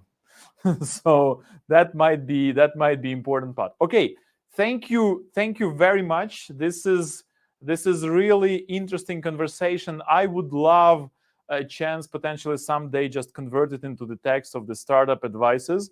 It clearly deserves. I want to thank you for your timeless and young, energetic wisdom.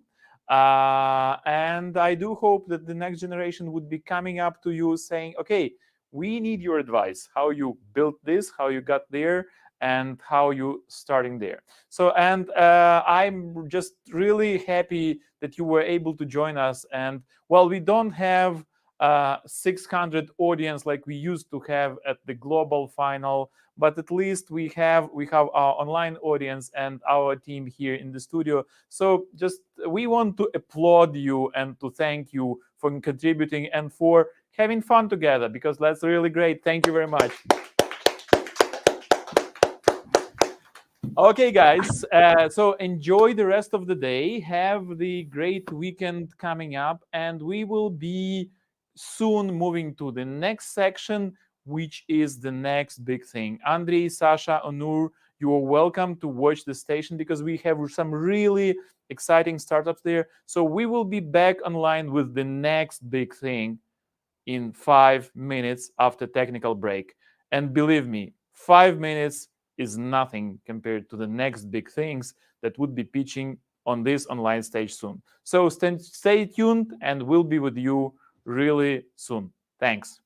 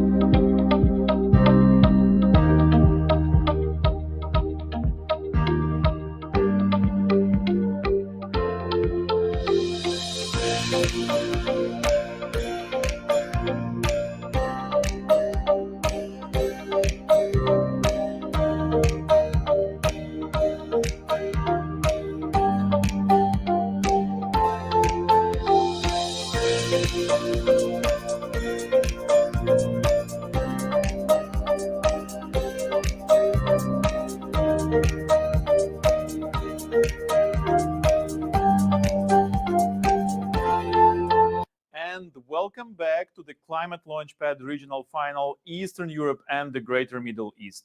Broadcasting from the Greencubator Studios is the Team Greencubator. I'm Roman Zinchenko, your host today, and we are now getting into the last section, into the last theme, but certainly not least, because in this theme, we have the next big thing.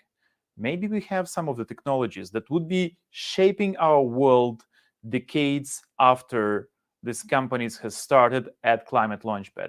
And maybe we would be witnessing now the companies that would have great impact solving climate change one startup at a time. So we have an amazing jury of 3 representatives from different countries, different industries. So Delia, it's nice to see you again.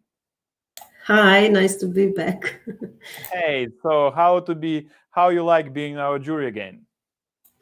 Well, it's amazing, of course, as it was each year, and you're doing a really great job keeping in mind that everything is online, and then we have lots of difficulties with that, but everything went smoothly, so we had lots of interesting ideas yesterday, and I'm sure we'll have the same today. So, and what's the most important? We are enjoying our conversation over thousands of miles, right?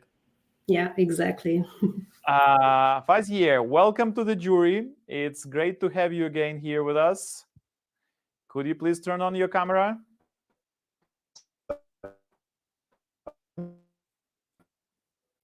And we also have Tudor. Hi, Tudor. Hello. Hi to everyone, and good luck for our teams for this, how you said, the last but not the least challenge. Yeah. Fazir, could you please confirm that you can hear us?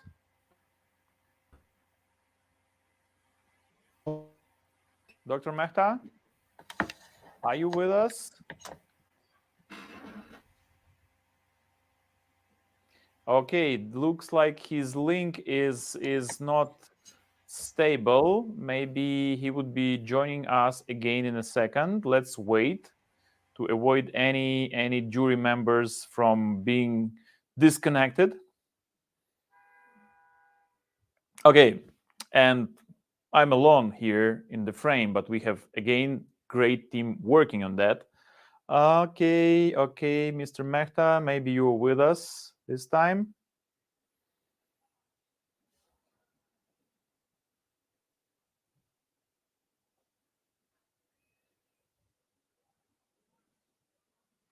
Still some connection issues.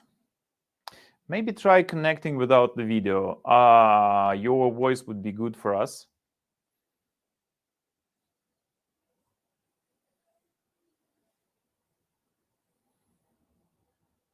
Just stop your camera and have your microphone on.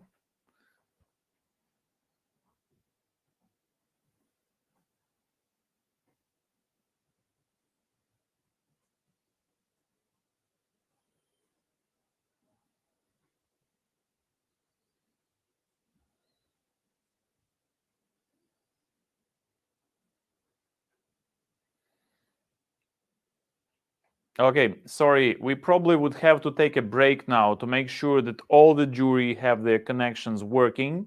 So we would take again technical break. That's like we have a tricky thing connecting 12 countries now. So we'll get back to you in 3 to 5 minutes. Technical break and time to grab some coffee or tea and enjoy the next big things pretty soon. Stay tuned. We will be back here in the stream 5 minutes maximum. Thanks.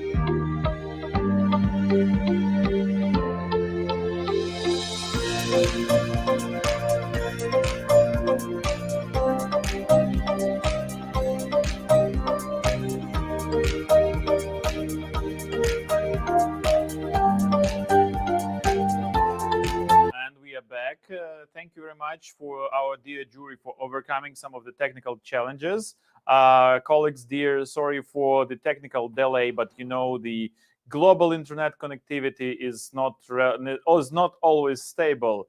Fasi, welcome back. It's great to have you here. Thank you so much. Okay, I see you clearly. I hear you clearly. So can we proceed?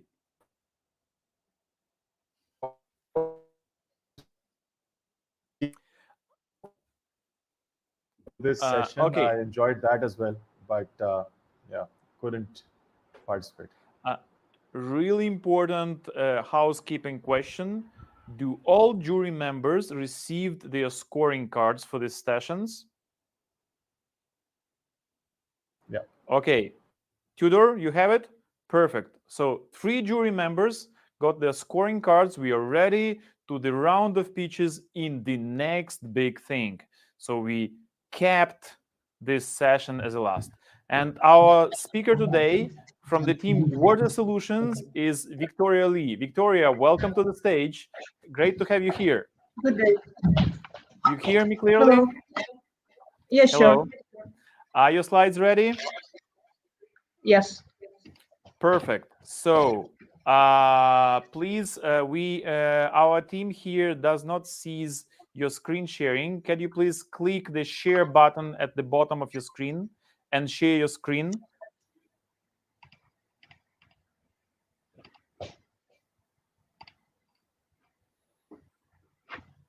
Perfect. Could you start the presentation, please? Yes. Okay, and also Sure. click Can I start? Please click. Okay. Yes. Okay. Perfect. Well, it's time to rock. The stage is yours, and we are starting 5 minutes timer for you. Go on, please. Thank you. Hello and welcome to our presentation. We are a team of Water Solution, and today we are going to present a wind power generator that produces clean drinking water. And even though we live in a developing country with all conveniences, still lack of water is one of the biggest problems in Central Asia.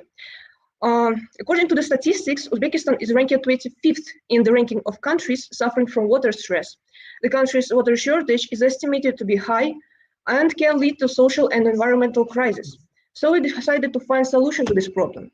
We are going to produce devices and sell them directly to the customers, regardless whether these customers are individuals or legal entities. So the starting price for one device is only $250. And since in our country, Namangan, Andijan, and Fergana are the closest cities to the capital of Uzbekistan, where lack of water still reaches a critical point. So we're going to provide clean drinking water to 120,000 citizens in those cities within a year. In comparison, the government of our country provided clean drinking water to the same number of people in those cities within 6-7 years. Within 15 years, sorry. So the main advantages of our device in comparison with Israeli device called WaterGen that also produces clean drinking water are the price and 0% of negative climate impact. WaterGen costs $30,000 for 900 liters, and this device requires use of electricity. So instead, our device produces only 30 liters of clean water per day, but even though 900 liters or 30 devices of our product will cost only $7,500. So moreover, there is no analogs in the market within the whole Central Asia. So our device is not only cheap, but also does not include any subsequent costs. The installation does not need external power to produce water, since the whole work is done by the windmill. The device itself is pretty portable, as its height, width, and depth equal to 2 meters, 0.5 meters, and 3 meters respectively. So according to our online survey, our potential customers supported all our criteria, but even cities with low monthly income were willing to buy our device due to the critical level of access to clean drinking water. The only problem arising from the survey was lack of trust to the new technology because there was no analogs within the country. So people with low monthly income were in our priority when we put the price. Therefore, the total cost for one device is only $250. The prime cost is only about $150, while the revenue is $100. So 12,000 customers may give us $1 million to $200,000 in revenue in total. So climate impact. Climate impact can be seen here, and the only possible way of negative impact on environment is in the transportation. Due to the fuel consumption for water transportation, the combustion of 1 kilogram of gasoline leads to the release of 27 kilograms of CO2. Our installation itself is environmentally friendly. So here is our team. We focus mainly on the improving ecological situation across the whole Central Asia. So one day we are planning on introducing our devices to the neighbor countries who face the same water issues. In addition, we want to provide clean drinking water to the less developed regions of Central Asia. Because even while living in the capital of our country, we still experience water issues.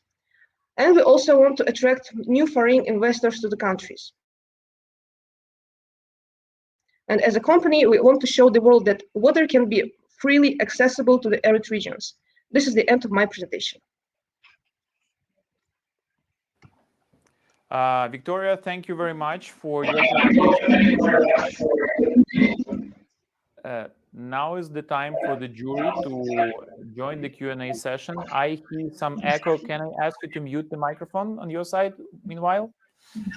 The 3 jury members are here. We also have the 4th jury members, the Shai from Technion University in Israel, joining us. So he's now in the stream.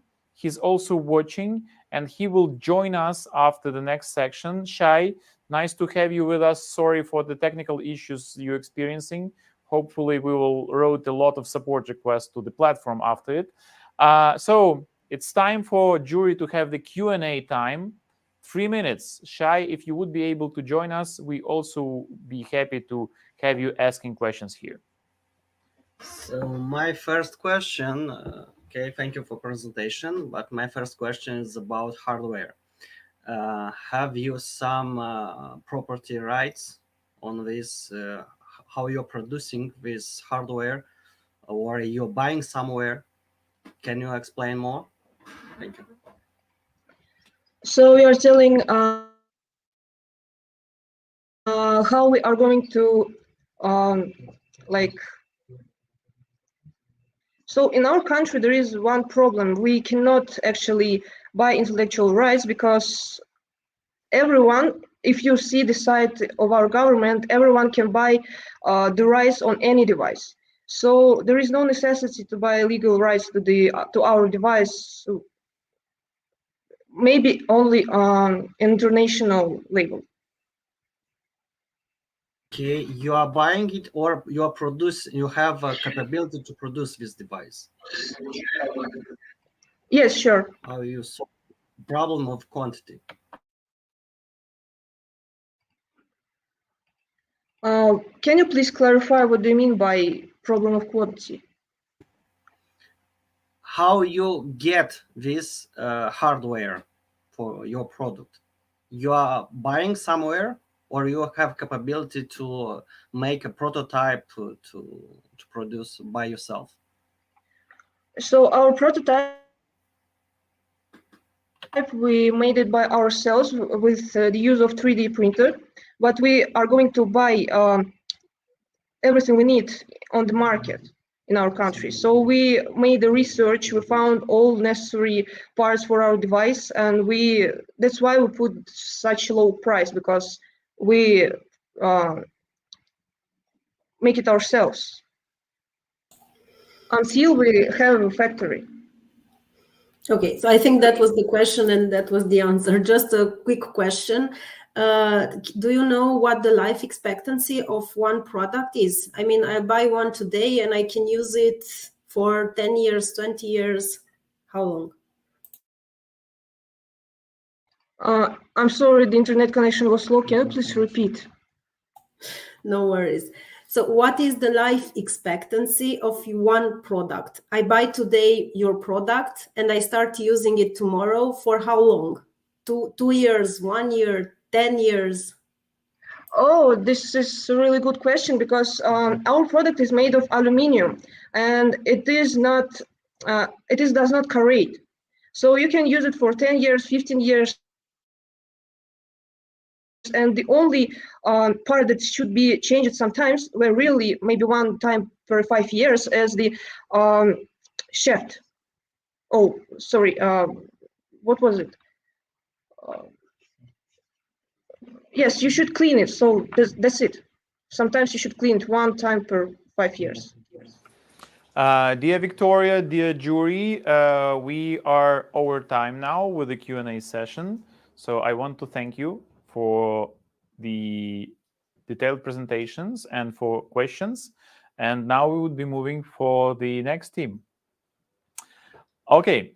And now we are jumping to one of the Ukrainian finalists. So this team would be presenting from the Kyiv studios here. So next team up in the next big thing, joining us in 15 seconds, is the team focusing on solving another big issue of the humanity. And this big issue is connecting with things we have in our life on daily basis, and they try to make them not so bad for the planet, but even create some good experience with them. So it is my pleasure to welcome here in 10 seconds the team named Biok. 5 seconds pause, and they will be live here from my spot, actually.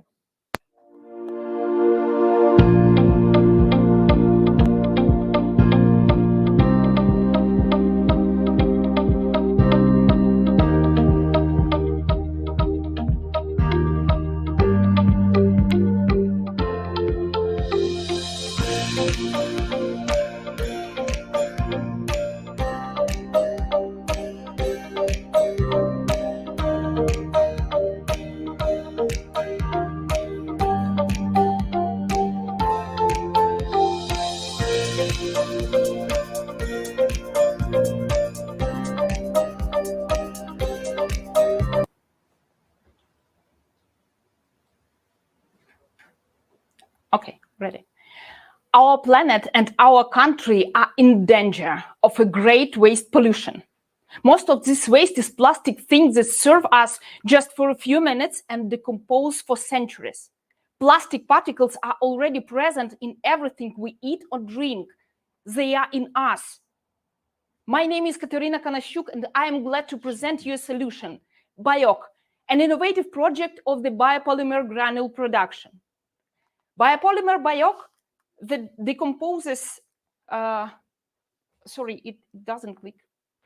That decomposes in natural environment can be used as a raw material for the production of disposable plastics instead of the usual plastic granules at a price of $3,200 per metric ton. Could you please switch on the third slide?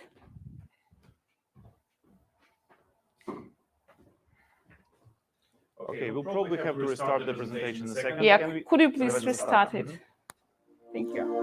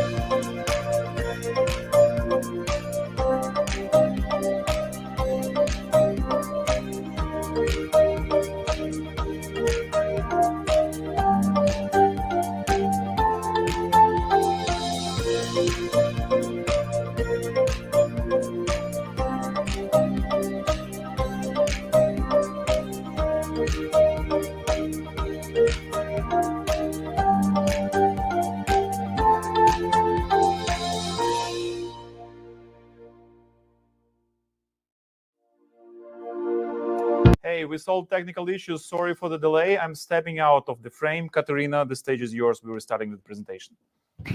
Thank you very much, Roman. I do worried because really our planet and our country are in danger of a great waste pollution. Most of this waste is plastic things that serve us just for a few minutes and decompose for centuries. Plastic particles are already present in everything we eat or drink. They are in us. My name is Katerina Kanashuk, and I'm glad to present you a solution, BIOC, an innovative project of the biopolymer granule production. Biopolymer BIOC that decomposes in natural environment can be used as a raw material for the production of disposable plastics instead of the usual plastic granules at a price of $3,200 per metric ton. Just 3 months ago, the president of Ukraine signed a bill banning plastic bags from January 1, 2022. That means that all 26 large plastic packaging plants in Ukraine and more than 100 of little ones with a total production of more than 42,000 tons per year should switch their plastic production to bioplastic production. They should change or die, following an example of European market, which now is 25 times bigger. The planet needs responsible attitude towards plastics from each country, and BIOC is ready to expand abroad. BIOC technology of nanopolymerization allows to bind starch at a molecular level and obtain bioplastic with high physical and mechanical properties. This is a result of our team that has got over 20 years of experience in study of polymers and biopolymers, 30 years experience in industrial production, 15 years in project management, and a number of patented products and technologies, as well as certification according to Austrian TÜV system, OK Home Compost and OK Industrial Compost. There are a lot of bioplastic types that could be divided into 3 big groups based on sources of their production and the terms of decomposition. BIOC belongs to the group of starch polymers that are bio-based and biodegradable. Its main difference is the increased starch content of 50 to 70% compared to similar biopolymers which contain only 30 to 40% of starch. More than 30 plastic bag producers has already confirmed our assumptions about strict quality requirements, price priority, and European biocertification, which is in fact desirable but not obligatory in Ukraine yet. It was important for us to discover that plastic bag producers, especially the little ones, request small packaging of 50 kilograms, and they are not always ready to provide appropriate storage conditions. And what is really good, after testing granules, they are happy to confirm that their equipment could easily shift to bioplastic granules with a minimal adjustment of production processes. The financials of the project on the 3rd year looks quite convincing due to effective cost make, competitive net price, and significant market volume. The forecasted profitability is more than 30% per product unit, with 64% coverage of the local market of plastic bag production. Climate impact of bioplastics on land, water, and global warming potential differs depending on bioplastic types. The latest comparative research provided in 2020 by the Institute for Bioplastics and Biocomposites demonstrates that starch polymers like BIOC ensure better environmental footprint compared to analogs, especially when talking about land and water usage. So, our versatile team is one step closer to our dreams, which are as follows: to create an innovative, environmental friendly and effective integral complex of bioplastic production, to achieve 100 million valuation by 2025, and to keep the comfort of using disposables, not from plastic, now from bioplastic, and prevent pollution. BIOC, on our opinion, is the next big thing for Ukraine and for the world. Let's prevent the plastic pandemic together. Thank you. Well, thank you, Katerina. our jury to thank you, Katerina. It's now time for our jury to start the Q&A session. Shai, it's great to have you here with us. Hi, thanks. Oh, yeah, cool. So let's start the Q&A.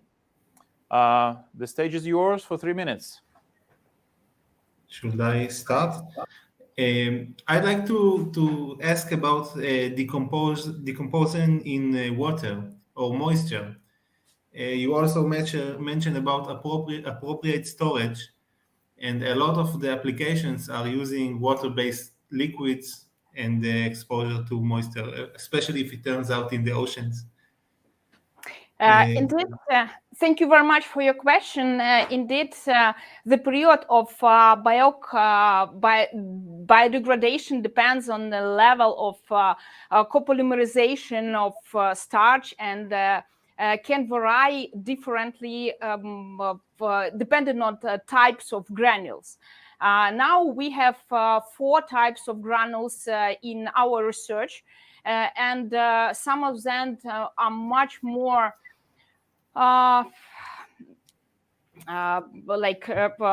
protected from water. And others are much less depending on it. So in their storage places, we discovered that a lot of them have a high moisture content, and it was not really good.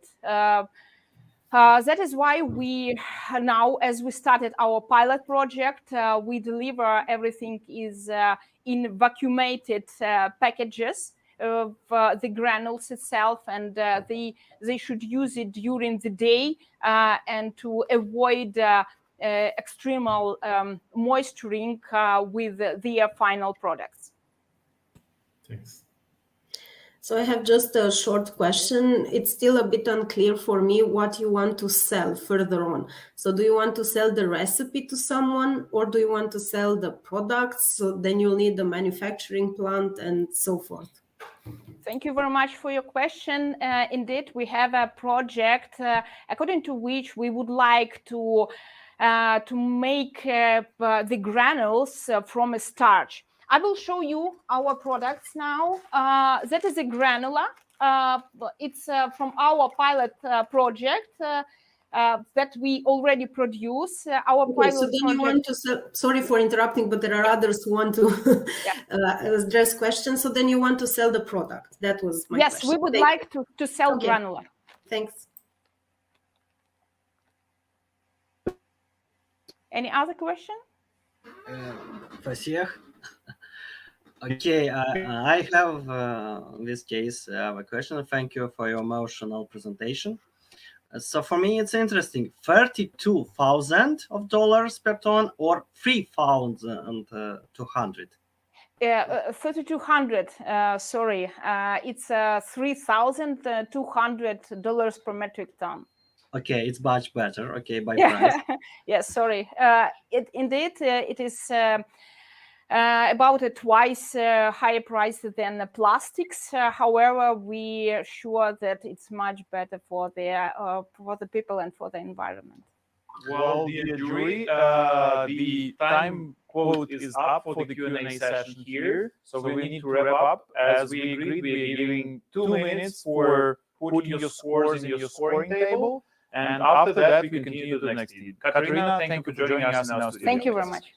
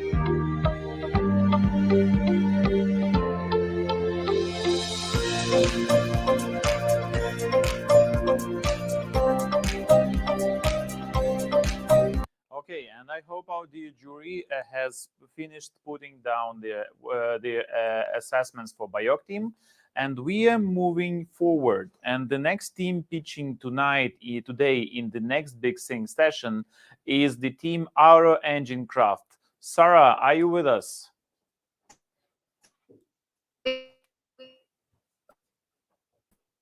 Okay, I see you with us, but I still can't see you clearly.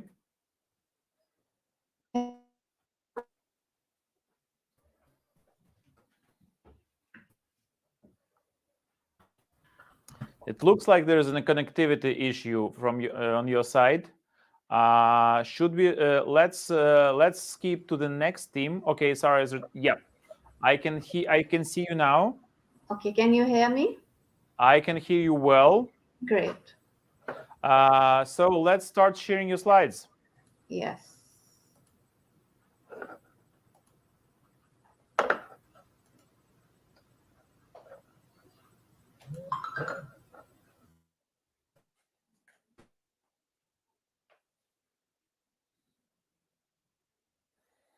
Okay, please send them to the full screen mode.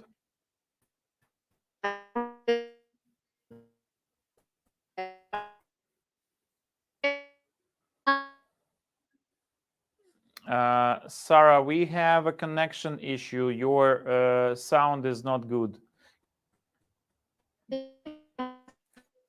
Can I ask you to turn off the camera for the pitch?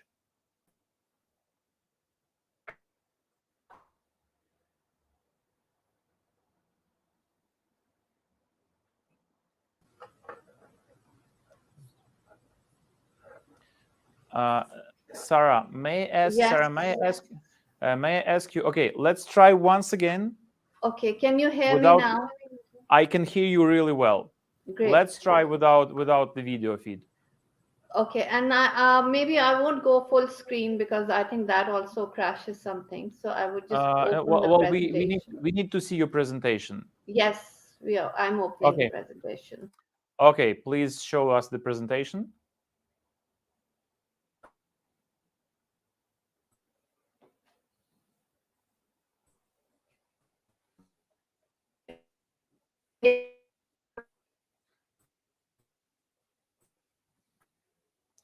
Well, unfortunately, we don't hear you when we have the video. Well, my suggestion is that we are moving to the next team, and I would ask you to either move closer to your source of the internet or find some wired link. So that's the issue of the connectivity. So we can do the proper presentation of your startup. Meanwhile, I'm inviting here our next team, and our next team is Sol.Or. Gary, are you with us? Yeah, can you hear me? Okay, thank you for being dynamic and available for changing of the speaking order. So, Gary, are your slides ready? Yeah, just a moment. I'll share my Perfect. screen.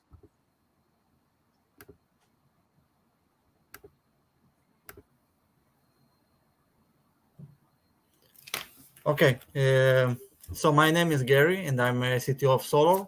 And while walking outside, I always wonder, why don't we harvest more solar energy from cars, buildings, sunshades, or even food carts? We have a lot of free area that we can harvest solar energy. It's a huge dream to harvest all this energy from all these structures. And we plan to make this true by collaboration with different manufacturers. Actually, in solar, we are not going to fabricate solar cells. Instead, we want to bring to our customers and partners the ability to integrate solar cells on different platforms. So, for example, if you look at high-rise buildings, you can see that many of them have metal or glass panels on their walls. These are called cladding materials. So we will sell to the cladding material producers a paint that will make their products photovoltaic, and they will pay us 100 euros per meter square. Now, the cladding materials is a huge market. Globally, this market is estimated as 300 billion euros per year. By 2025, we plan to work with 2 Israeli producers, and that will bring us to a revenue of about 10 million euros per year.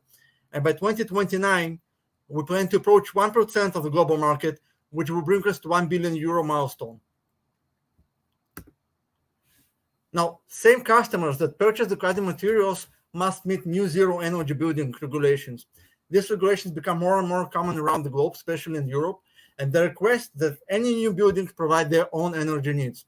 By adoption of our technology, the cladding material producers will become building integrated photovoltaic producers. Installation of cladding materials with photovoltaic capabilities will contribute about 150 watts per meter square of the wall area. Today, the real estate owners pay about 400 euros per meter square for building integrated photovoltaic solutions. In many cases, this is additional cost to the cladding materials cost. So compared to other photovoltaic systems, our product will be lightweight, will not require land acquisition, will be aesthetic, with high energy return on investment and low carbon footprint. And here you can see a schematic draw of our product. It's composed of two parts. The first one is the solar paint that we mentioned before. It contains nanoparticles that can convert sunlight into electricity.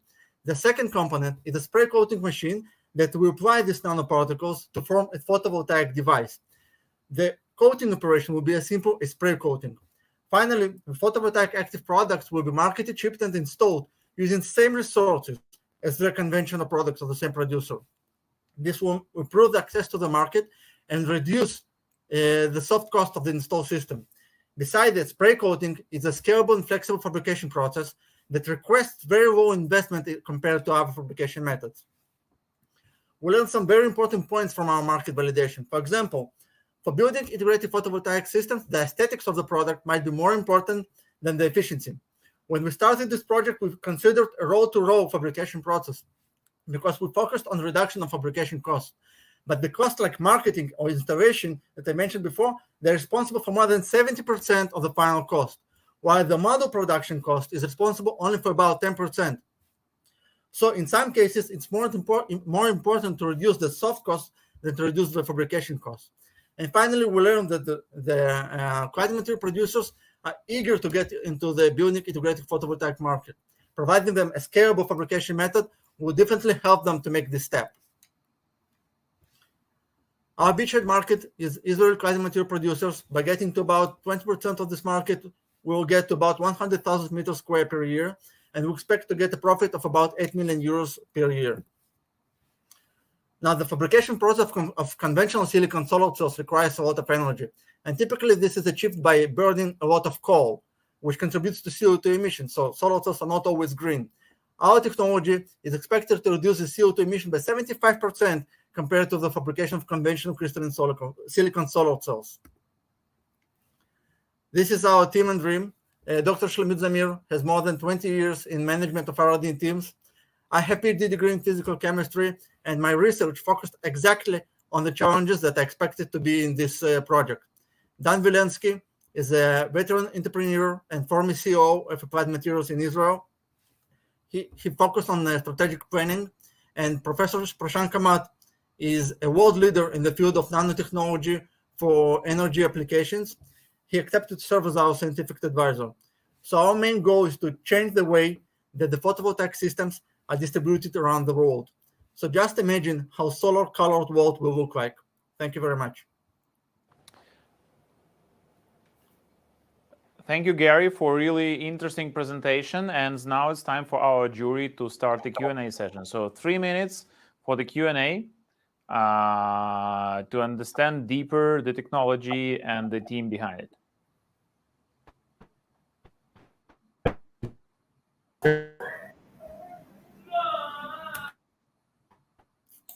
Okay, so then maybe I can start. Do you have a patent for your product already in place? And do you also have a working prototype, or what is exactly the stage that you are in at the moment? Okay, so we're working now on a prototype. And when we're talking about this device, we're talking about 2 steps or 3 steps. The first one is the synthesis of nanoparticles. So as I mentioned before, that's exactly what I synthesized in my postdoc research. And then you have to combine these nanoparticles in an electro-optical device. Now, about 10 years ago, there was a... You should keep it brief. You should keep it brief. So do you have a prototype or not? This step of interconnection between the nanoparticles will be our main IP, and we're working on this. Okay, I have a question. So for me, it's very interesting about this technology. Well, tell me, please, if you have measured some, have a really experiment do with it already. Well, this technology, it's actually very common in academia, and we fabricated similar devices, not like this one, but I fabricated similar devices in my postdoc research. And here, as I started telling before, when you fabricate these devices, you have one step that you must connect the particles one to another. So this step is the step that we must prove in our proof of concept experiments, and we don't have it yet. Mm-hmm. Okay, thank you. So how one often question. would it be a respraying of the material? Finally, my voice is going through. So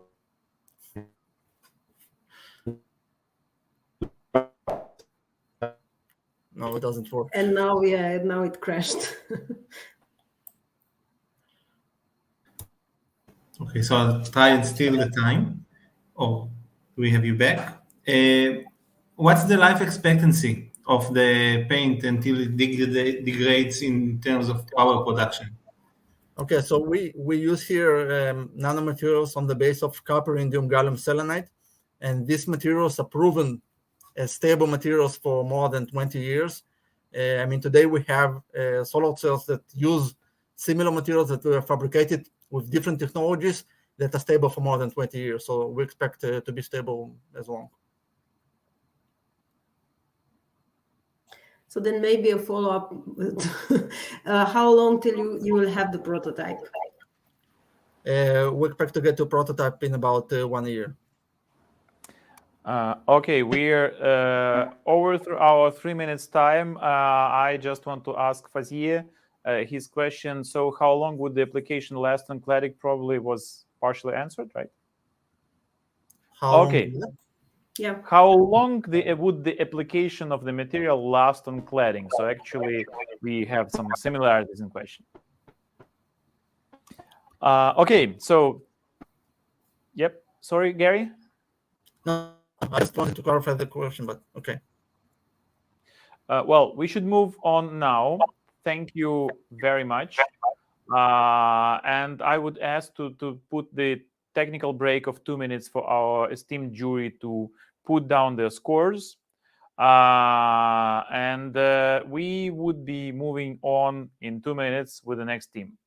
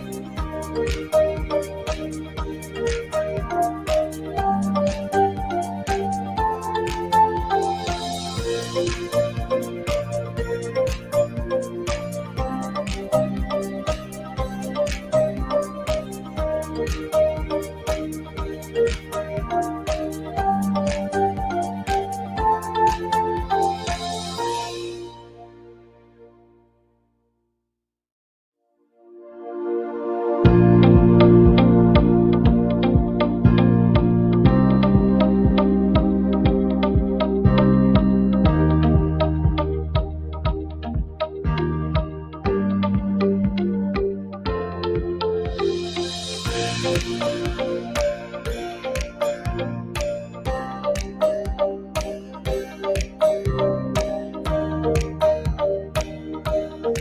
we are back. Climate Launchpad, regional final, Eastern Europe and the Greater Middle East. We have 2 teams left for the presentation. We are now in the middle of the next big thing session, and let's look what they have for us. So now with us in the studio is the team CPAN. Eleni, welcome to have you here, as well as the team. Oh, I see the whole team here. So Yes. are you ready to present? Hi. Are you ready to present your slides? Yes. Cool. So let's take them to the screen. And 5 minutes for you are about to start. Can you see our screen? I will see it in a second. Okay, so what I need you to do, I need you to click the share screen button at the bottom of your screen. You have a share. You see it? We have done it. Okay, we don't have your slides yet. And then you need to, after you click share, there would be options, share screen or share the window. Please share your presentation. Let's share the whole screen of yours. Yeah, Okay, and then just pick the whole screen. Yes, we have done the steps. We don't see it in the backstage still. Okay, we'll do it again. Sorry. Things happen, Now? no worries. 1 minute. So it says us to follow some steps. Yes, so what are the steps in front of you? On your Mac, click the Apple logo in the top left, System Preferences, Security and Privacy. Click Privacy. Okay, There's some that means that you will have to reboot your browser at the moment. So please, so I would need to take you off the screen now, and probably we would now try to restart with Sarah. So please, first thing, never skip the training sessions. Second thing, now change the security preferences on your Mac, allowing the browser to record the whole screen of yours. And it will take you probably 1 to 3 minutes, and we will take you next. And now let's try with Sarah's project. Sarah, are you with us?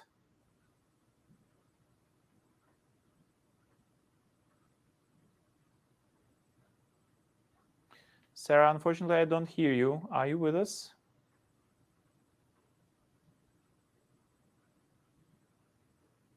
Hello?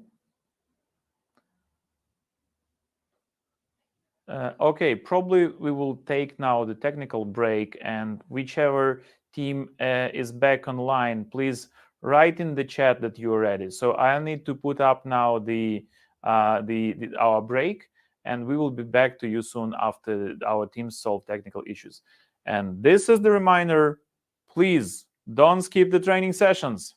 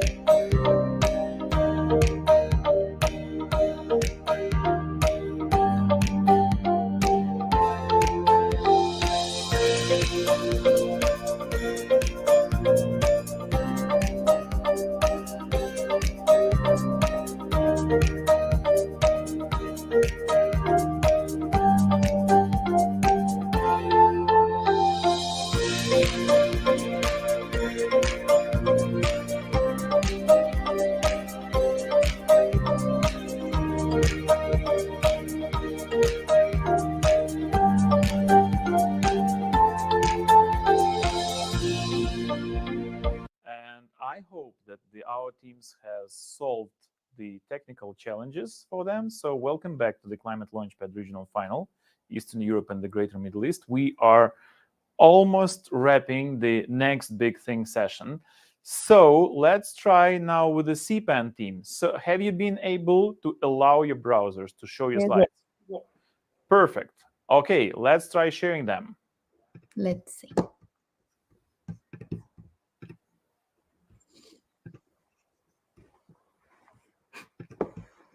Can you see a screen? Yes.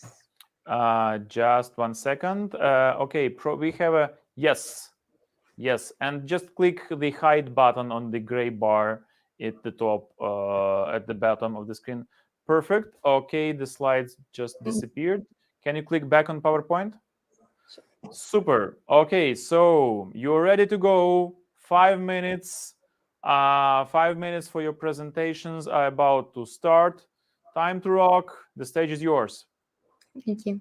We are walking in the park, observing the scenery. But in every step that we take, we see cigarette butts on the ground. But we did not actually know the harm they cause to our environment. After research, we found out that they are the most abundant form of plastic waste. We are 3 high school students, and we have found a solution to the big environmental problem that cigarette butts create. By upcycling and reforming them, making ink out of it. Let us tell you how we do it. We ship our cigarette butt ink to the pen industry so that it gets inserted in pens of any kind.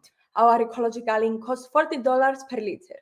Our beachhead market is pen producers in Vietnam. The Asian Pacific, where Vietnam is located, has the largest cigarette butt consumption and more than 200 top pen manufacturers. Vietnam specifically is very similar to Cyprus.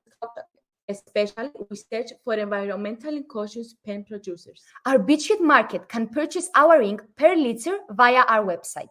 Even private calls and arranged online meetings can be made.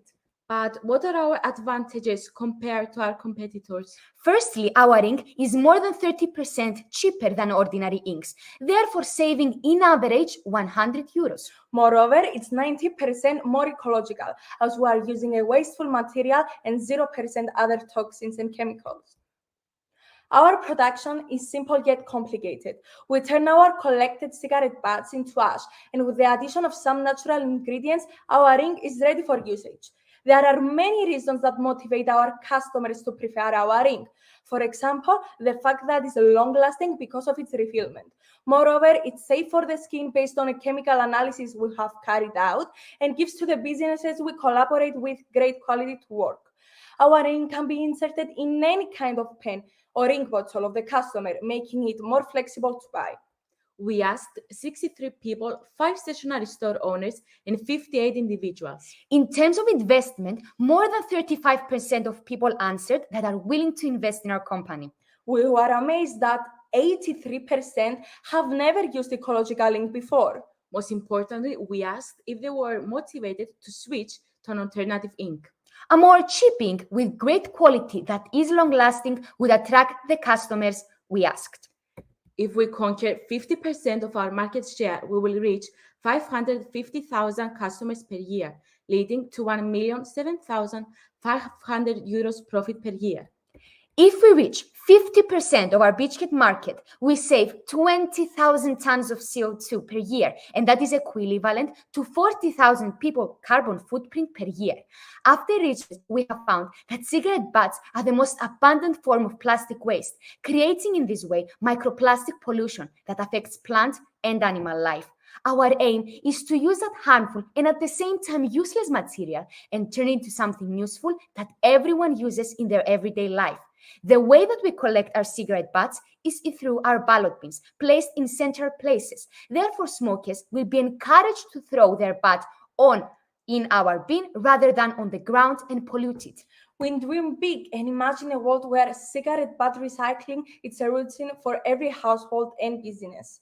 For us, the first step is awareness. We plan to organize webinars to spread knowledge about the subject. And we already achieved that as we won first place in the European Green Week Hackathon and many signature awards from big companies like PwC and Moody's. Our ink is also approved by the official distributors of Mont Blanc and Cyprus. We hope that our ecological ink becomes the alternative to many pen manufacturers. And remember, every single butt you collect, one step closer to the earth. Cypen can help. Thank you.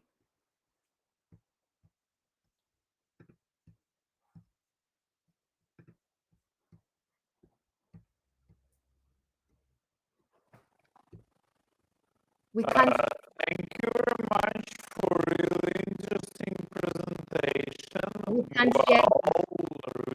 nice timing. You have 1 minute. Sir? We can't hear you. We can't hear you.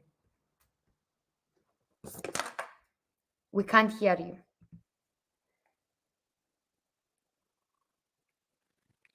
You're fine? You haven't finished yet. We can't hear you even with the camera off.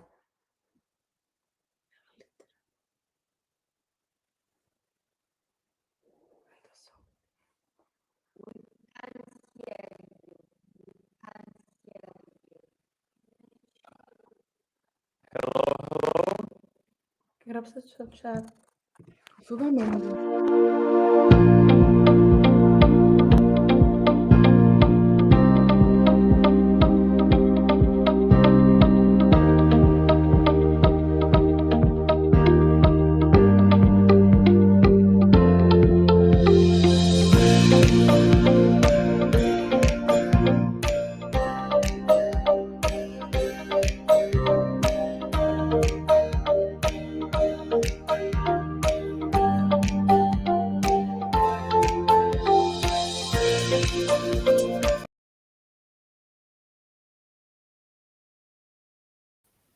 Hi, can you hear me?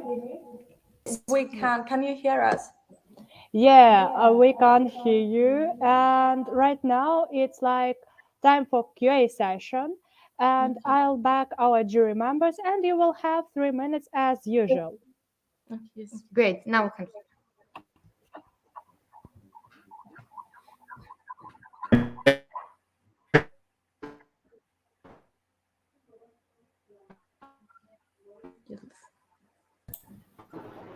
So I think someone. Can you hear me now? Yes, now we can. Go ahead. Something's wrong here. So finally, so it was a great presentation, a good idea. You said that you are working with Montblanc and the likes of them. So if you get into more such companies like Schneider and Pelican and others, and there is an acceptance of ecological ink at their end, this is a good market. So I just want to know that where are such ecological inks right now being? We lost your last sentence completely. Sorry. It probably was where in other places, or if there are other companies that sell products similar to yours. So there are other companies that sell ecological pens, which is the coating ecological, but not the ink inside is not ecological. So we are one of the, if not the first, one of the first companies that creates ecological ink. And most importantly, we make it from something so useless and harmful at the same time for the environment. So, which are cigarette butts. So, yeah. And I see a follow-up question from Fazih. If the quality of your ecological ink can be, or if the ecological ink can be used elsewhere than you are planning at the moment? Our ink can be used in any kind of refillable pen, and in any pen we have used it right now. Our ink is tested in very expensive pens from different pen lovers, and we have a very good feedback. And we're also experimenting to insert our ink in printers as well sometime in the future. The next step of that.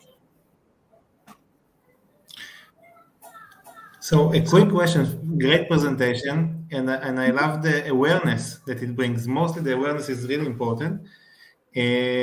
So when you turn the cigarette butts into ash, what's the smoke or the downsides of that?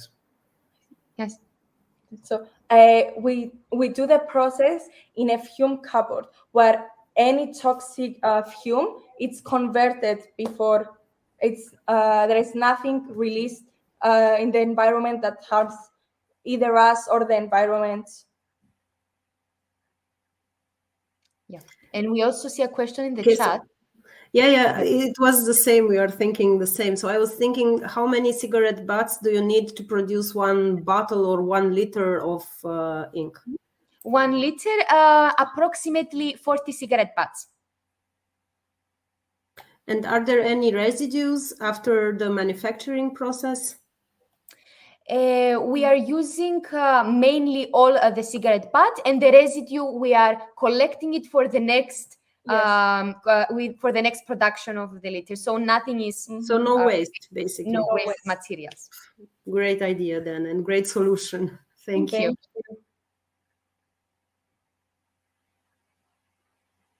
Thank you.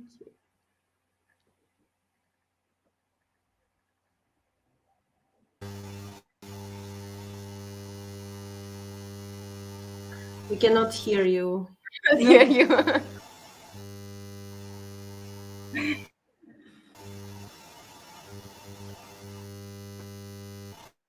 Nope.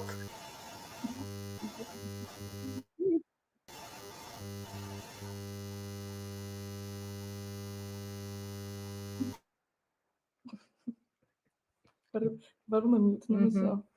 Ναι.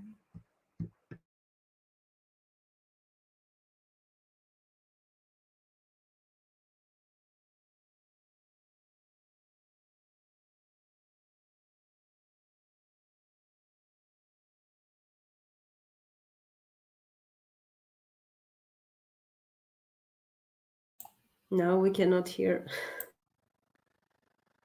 Hi, and can you hear me now with this setup? It's like really metallic and interrupted, so... No. Can you hear me now? We can hear you, but we can hear you funny, in a funny way, so no.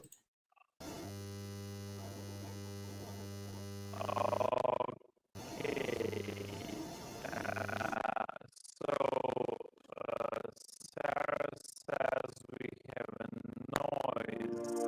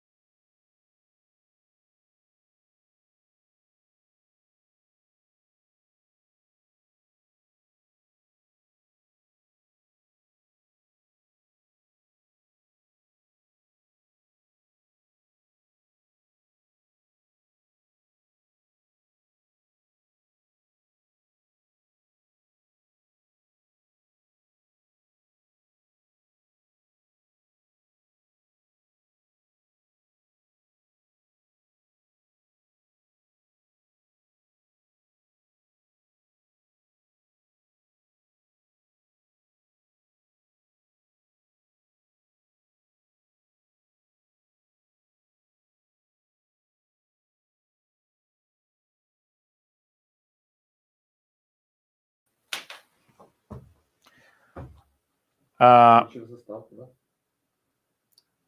everybody. I hope you can hear me now. Please confirm. Delia, thank you very much. I really appreciate the efforts of our technical team curbing all the technology challenges. So look, we have one really important team for us. We have a team of Dr. Sarah, and but this seems to be a connectivity issue on her side. So we just talked with the national lead in Pakistan, with Hira, and if Dr. Sarah is not available via video link, we would probably be asking her to record the video. So we were previously asking to record the backup videos, so we could do the evaluation in case of connectivity issues. And connectivity issues just happened, squared. Yeah, so maybe let's ask if Sarah is able to speak now, but the internet is a tricky thing. If you don't have a strong connection to the platform, that may be preventing you from doing that. So Sarah, are you able to join us now? Yes, can you hear me? I can hear you, and I can hear you really nice, really well. Let's try once again with your presentation. Meanwhile, I need to just check my bow tie. Yeah. Okay, this is better. Okay. Let's see.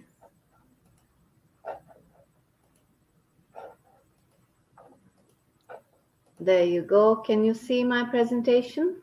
Not yet. Our technical team will be bringing it live in a second. I can see your presentation now. Can you try speaking now? Can you see me? I can see the presentation. Yes. Okay, and you can see my picture in the presentation. I see your picture in the presentation. Let's try the full screen. Let's Okay, try. we can try, but it might crash. So let's try, then we might have to try again. Okay. Can you see it? Just 1 second. Give it a second.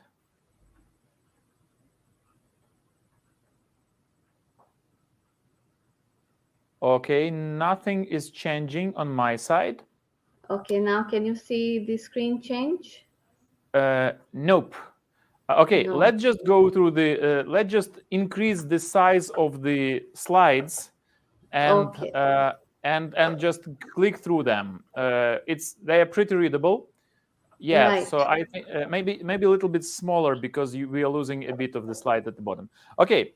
So the floor is yours. I can see you clicking.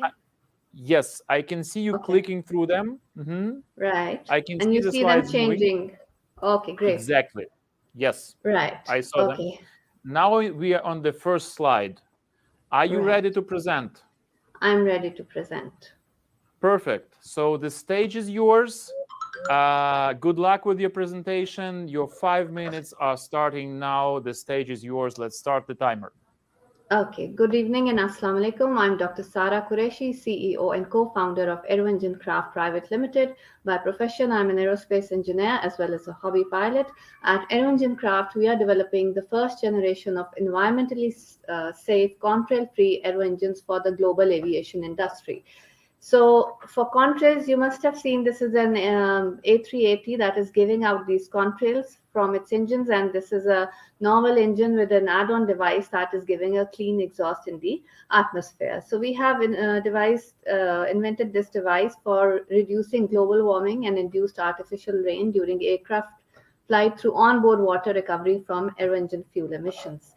So let's now look at the problem. Our problem is contrails. What are contrails? Contrail is a combustion byproduct. When you burn hydrocarbon fuel in an aircraft, you get water vapor and carbon dioxide as two key combustion byproducts. Now, water vapor, when it enters the cold atmosphere from the exhaust of an engine at 10,000 meter altitude for cruise flight, it freezes into an artificial cloud called condensation trail or contrail.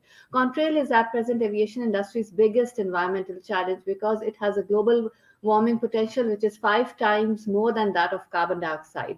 Carbon dioxide is contributing 3 to 4% to aviation-induced global warming in the atmosphere, whereas contrails are contributing at least 15 to 20% to global warming in the atmosphere, and at present they are covering 0.2% of the Earth's atmosphere. So the aviation industry is looking at environmental compatibility in aircraft engines, aircraft operations, and airframes. So we have a solution for this problem.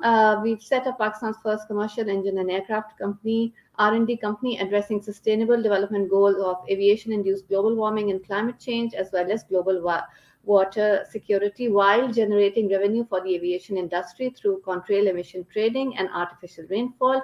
This has been achieved by a patented breakthrough invention that is an add-on device to a commercial engine that is priced at 1 million euros per engine, which eliminates contrails at source by processing the exhaust emissions within the engine and converting them into liquid water that is stored on board, so that we use fuel emissions as a resource and recover water as a net product, and that water can later be used for rainfall. So okay, so this is our ecosystem. Basically, this is us. We are making this contrail-free aero engine device that is integrated in any in-service engine because it's a modular retrofit attachment. We are looking at a market of, our beachhead market is 500 engines per year, which is just 10% of the total market of commercial engines that we think that would convert to our technology in the first year. And then this product is integrated with the aircraft manufacturer for the storage of water and then sold to the airlines. The airlines can sell rainfall to local governments to generate revenue and perhaps grow a forest around airports or grow crops, and also get contrail credits for global warming reduction.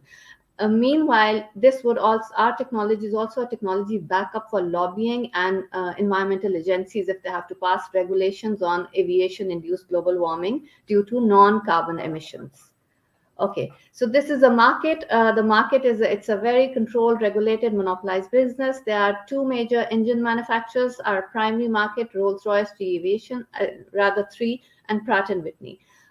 Secondary market is airframe manufacturers, Boeing and Airbus, and then obviously the environmental agencies and International Civil Aviation Authority, EASA, they are all stakeholders in the business. So we assume at present there are 55,000 engines in the market. They're growing at a rate of 3.4% per annum, and we are assuming then in the start of 2025 we would acquire 10% of the market share, and 10% engines would convert to our technology. Now, when you look at environment-centric aviation technologies, we have carbon emissions and non-carbon emissions. So a lot of these technologies that are announced by major OEMs are looking at zero carbon technologies. Majority of them are zero carbon. They are not looking at zero emissions, and they are not tackling the problem of contrails. With the announcement of, we are in conversation with Rolls-Royce and Airbus, and with the announcement of the hydrogen fleet, the contrail problem will multiply 3 times. We might be seeing a white sky. We would never see a blue sky. So we are actually moving from zero carbon to zero emission, because other than all electric planes, no other technology is zero carbon. When we talk about, this is our 30 seconds product animation and our technology patents. This is an aircraft which is giving out contrails.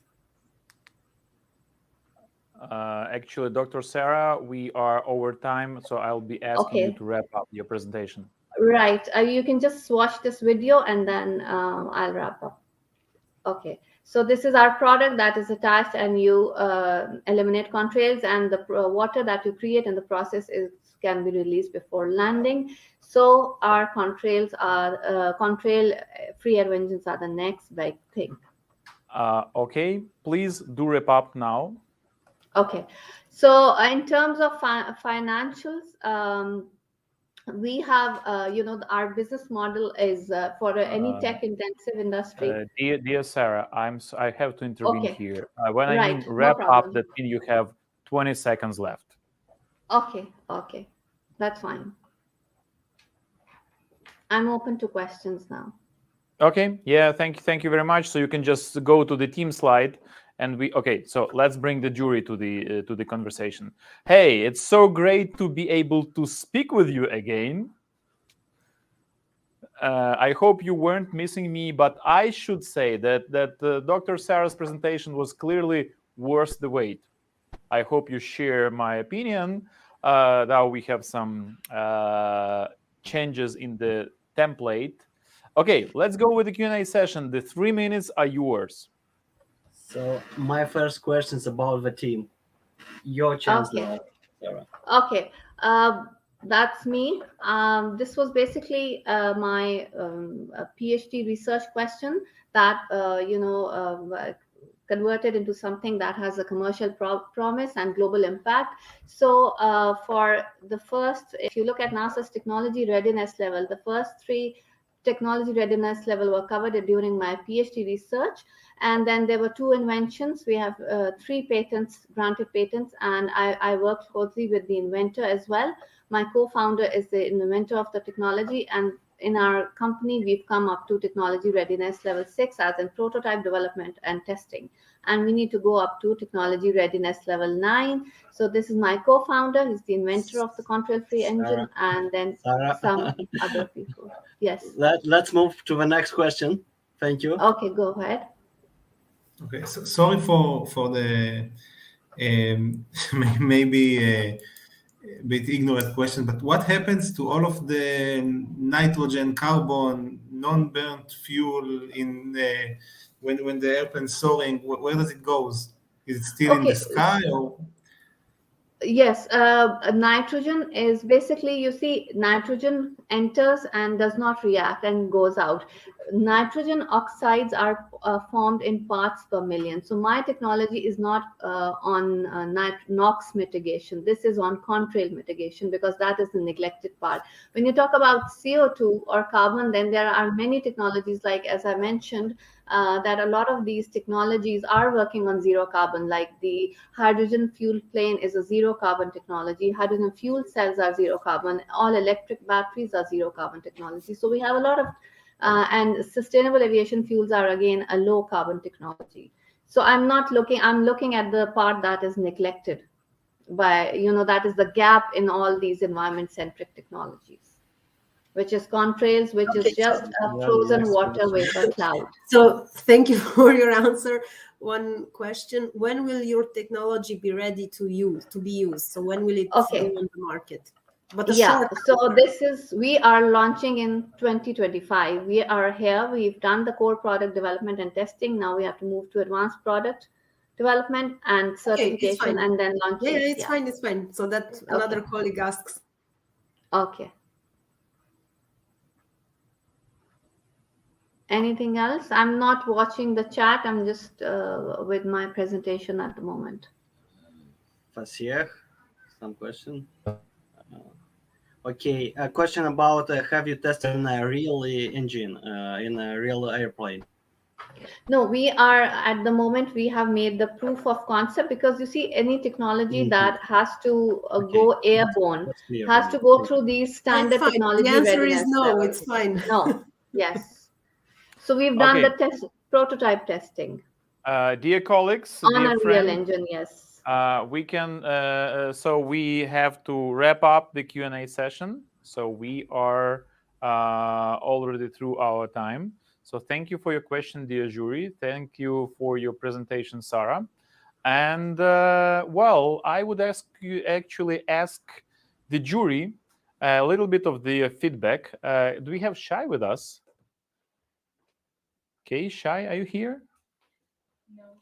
Okay, probably there is a connection. There is a connection also issue for Shai. So before we go to the jury room to finalize the evaluation for this session, I would ask the jury team: has the name of the session of the theme proved right.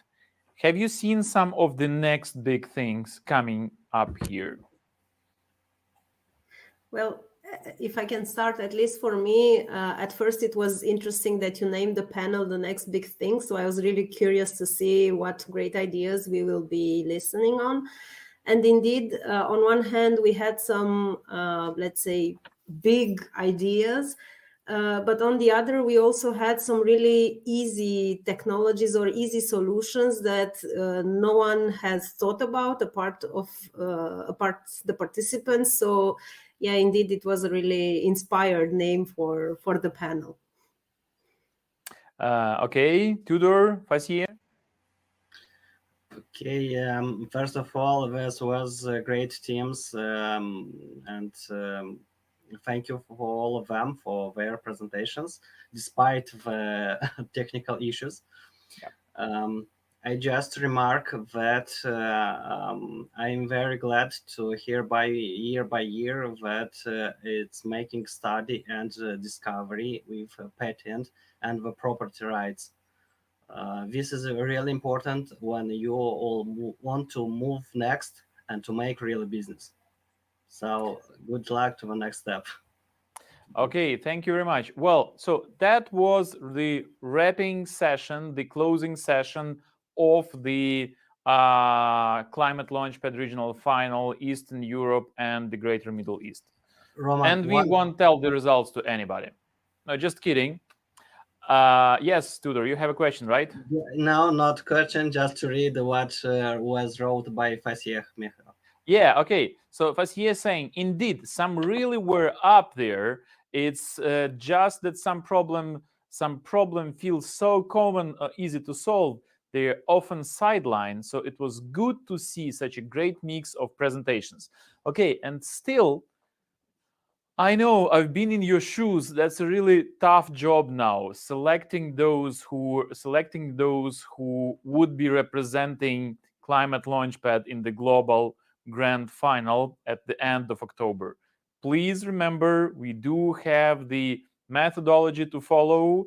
You do have, in addition to your scoring cards, you do have the jury guidelines for the scoring, and we are inviting you within minutes to the jury room on Zoom. Meanwhile, I want to ask you to wrap up this round, to wrap up this session with a round of applause.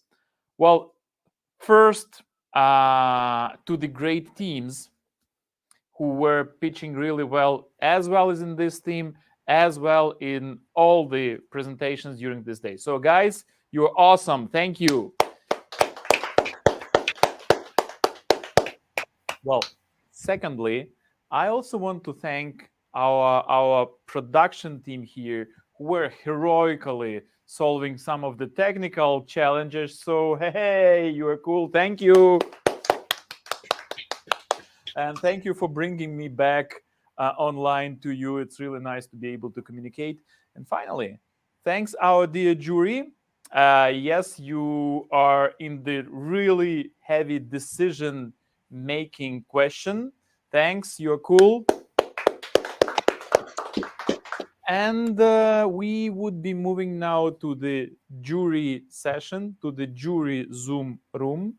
So within a minute, we will be there. And in 35 minutes, in 6:05 Eastern European time, we would be announcing their results, which is also important. Hey, welcome back, Shai. So we are now proceeding to the jury room, Zoom room, and the results would be, yes, in 37 minutes online, we will have award ceremony. Meanwhile, we are putting the break here. So stay tuned. We'll be back to you really, really soon with the results, who are the winners. Dear teams, I know you're a little bit nervous, so you can use the networking functionality to meet some of you partners, investors, friends, and you remember you have the networking feature on the left of your session session browser, and you can speak randomly. So if you want to speak, for example, with me, I will be in the networking just in 1 minute after we start speaking. Okay, I would probably ask my colleagues to bring up this tool, but probably you remember how to use it.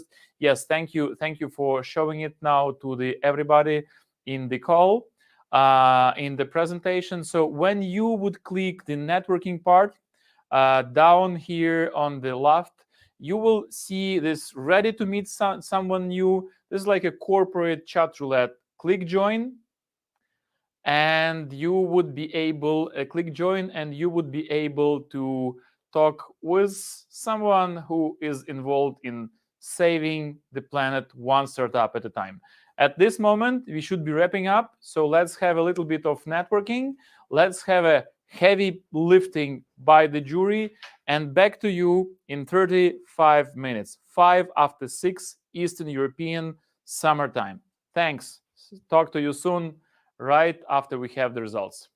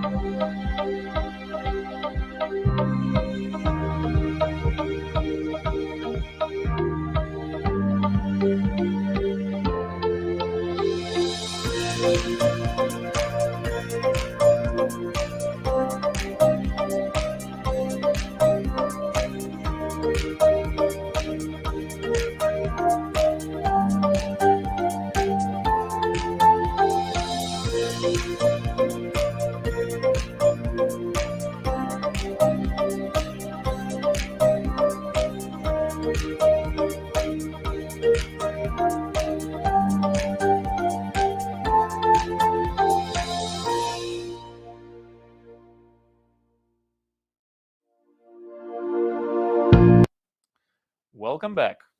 This is the wrapping section. This is the final part.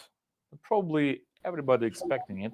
We are announcing soon the results of the Climate Launchpad regional final in the Eastern Europe and the Greater Middle East region. And I know you're waiting for the results. Hey, Ran, how was your journey with our teams this time?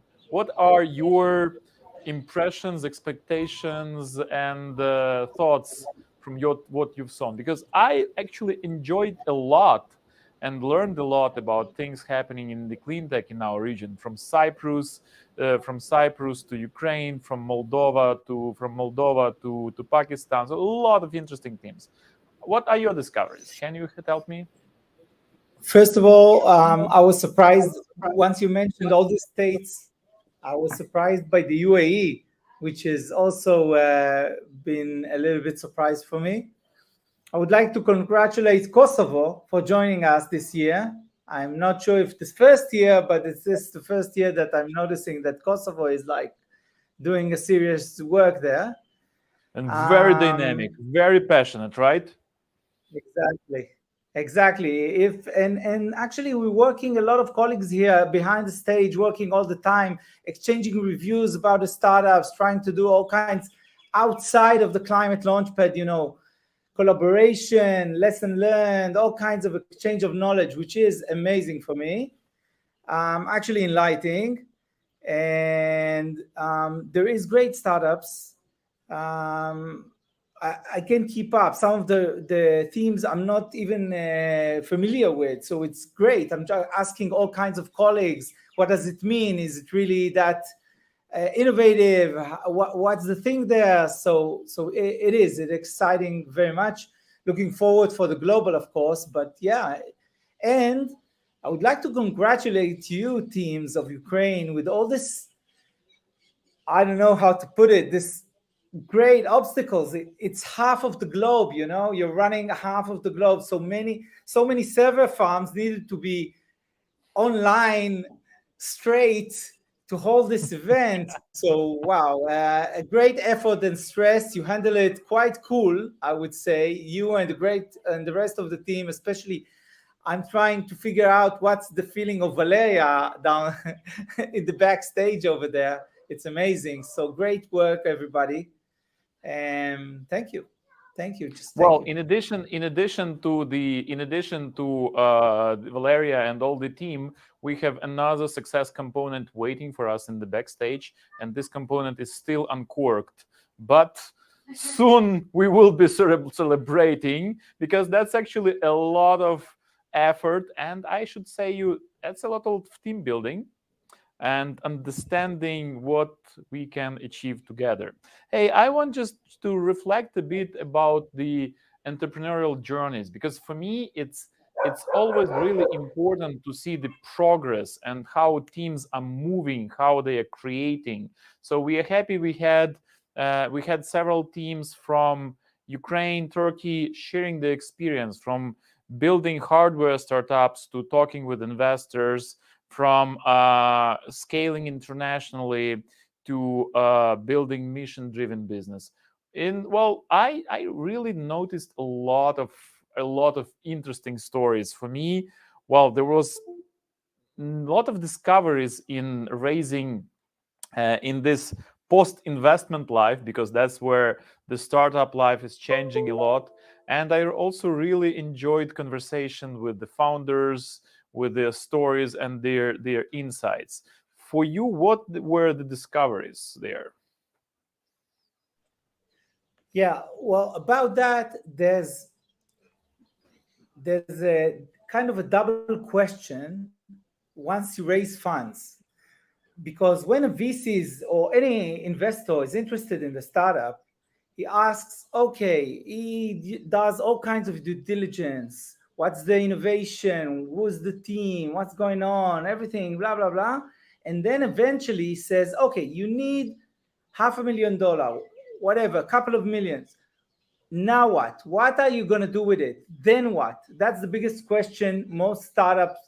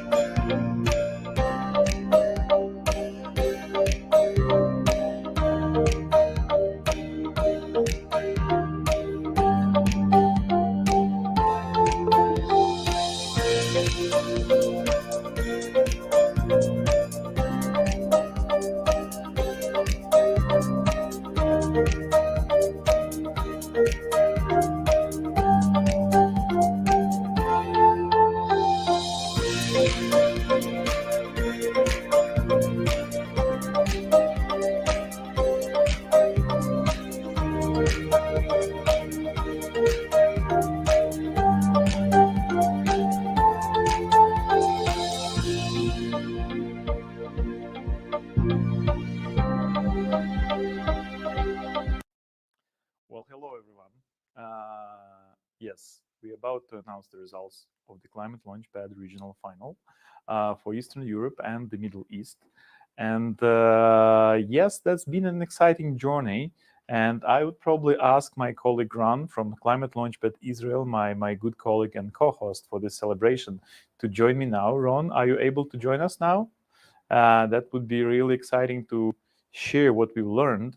From my perspective, I can say, well, that's not just about the stories of the green business ideas Hey, I see actually Ron coming. Yeah. So for me, this final, it's not just about competition. That's also about the stories of growth. And well, I really loved when Franz Nauta mentioned in the first panel that it is not about winning startup competition that helps you build business. And that's important that we see that Climate Launchpad is helping build businesses. Ron, have you enjoyed the businesses that were created by Climate Launchpad some 4 years ago, 5 years ago, and now are flourishing companies and that shared their stories?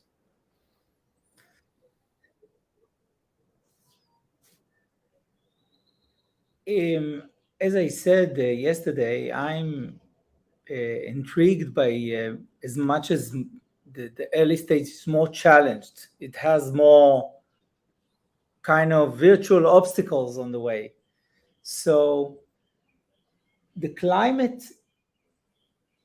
launchpad and any climate entrepreneurship that I'm running in the last several years, listen, even the thought that the early stage, just the pilot or proof of concept will cost several millions. Like, let me give you an example. One of the startups we had several years ago was a solar field, a solar PV field that's working 24/7, that's providing 24/7. It's not intuitive.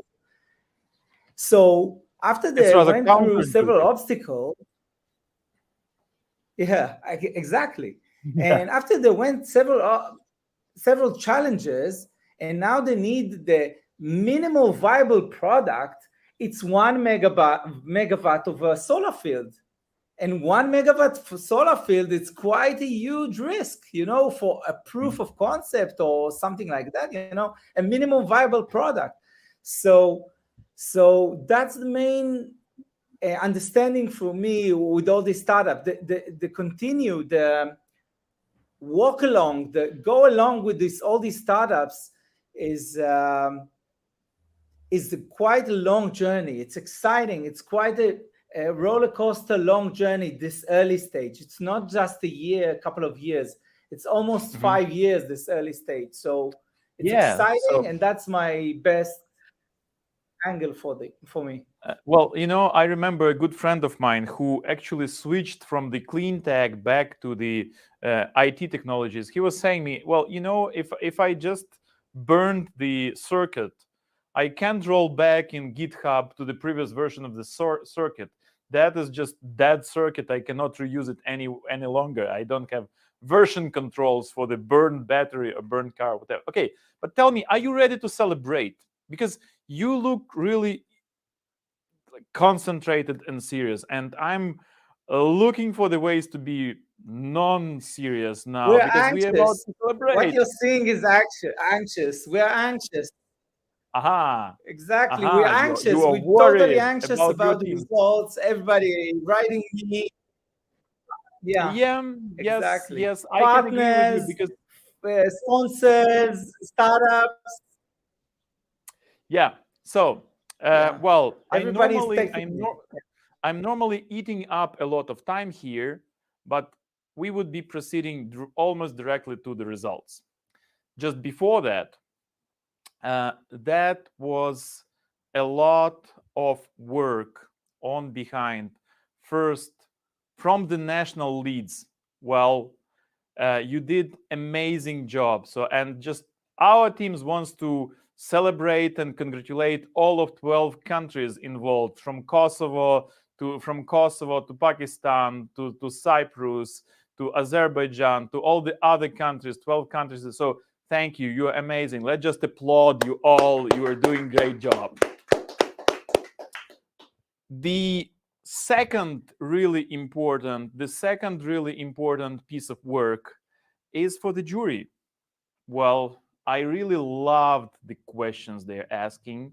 I really love how they were using the 3 minutes they were giving to dive deep into the essence of the businesses.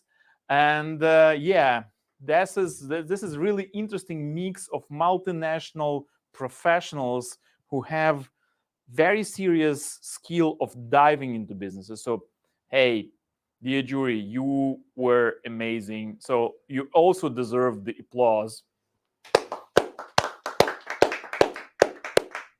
And also, we are working with the amazing team with the organizing committee in the Netherlands who created Climate Launchpad. So this is kudos to the central team of Climate Launchpad for bringing us together. We would never have the chance to meet each other, as well as the Climate Launchpad trainers, mentors, and all the communities bringing the knowledge. Yes, I do want to applaud you because 6 years almost, we are bringing a lot of knowledge into our lives. Thank you. And it's also important to say other types of things because, well, why we are doing startup competitions? To help startups grow. And this is essential that we have driving forces. One of the driving forces behind that is actually some of our partners. And at this moment, I do want to thank our partners from Konrad Adenauer Foundation for making this regional final happen, helping it, because without your support, that would be really, really hard for us to do it. And I would be honestly saying, hey, we had half a year in fundraising, and I'm so happy you were able to join us just several weeks before the event, while some of the other partners were hesitant. So while dear Konrad Adenauer team in Kyiv, Brussels, and Berlin, you are awesome. Thank you very much. We do appreciate your support. And I also want to celebrate the results of the Green Incubators team and our partners and service providers and contractors. You should have seen how they were tackling a little bit of technical challenges. Yes, fighting like a lions or lioness to overcome it. So yes, guys, you're awesome. And we are doing that everything for the teams. So they are growing. So they are fulfilling the path which was set by Franz Nauta. That's not about winning the contests. That's about winning the business. And we do want you to win the business. So, and what you have shown is the ability to win in the business. So this is really important. This is really exciting. So yes, the round of applause goes to those building those green businesses, and we wish all you the successes, growth, new markets, and a lot of paying customers. And maybe someday you would be sponsoring Climate Launchpad or other contents like that. So, dear ladies and gentlemen, this goes to you, the teams who are creating the new startups, solving climate change one startup at a time. Thank you. And before we announce the results, is what the startups are getting. Yeah, why is this all about, and what we were able to secure for you in terms of prizes? Sure, the biggest prizes, the biggest challenges are the participation in the global grand final of Climate Launchpad, virtually this year, but facing a lot of investors, a really interesting community, and going to the potentially Climate Kick Accelerator and a lot of investment opportunities program. And also we were able to secure something to bring you. Well, you remember our panel about building hardware startups, and we were speaking with Andriy Karpiuk of Biosense, the food safety portable lab for detecting mycotoxins that was a participant in 2019 about the role of the CRM system building his relationship with investors. So all the winning teams are getting access to the free CRM and 90% discount for the first year from HubSpot, one of the leading CRM providers via HubSpot for Startups program. Hey, thank you guys. You are doing a lot of work on that. So you will have access right after announcing the results. Well, not actually right, tomorrow. This point one. Point two, every winner would get $1,000 voucher for the team collaboration suite called Notion. $1,000 is pretty much for the young team starting to build their collaboration environment. And I know many teams in Ukraine run on Notion.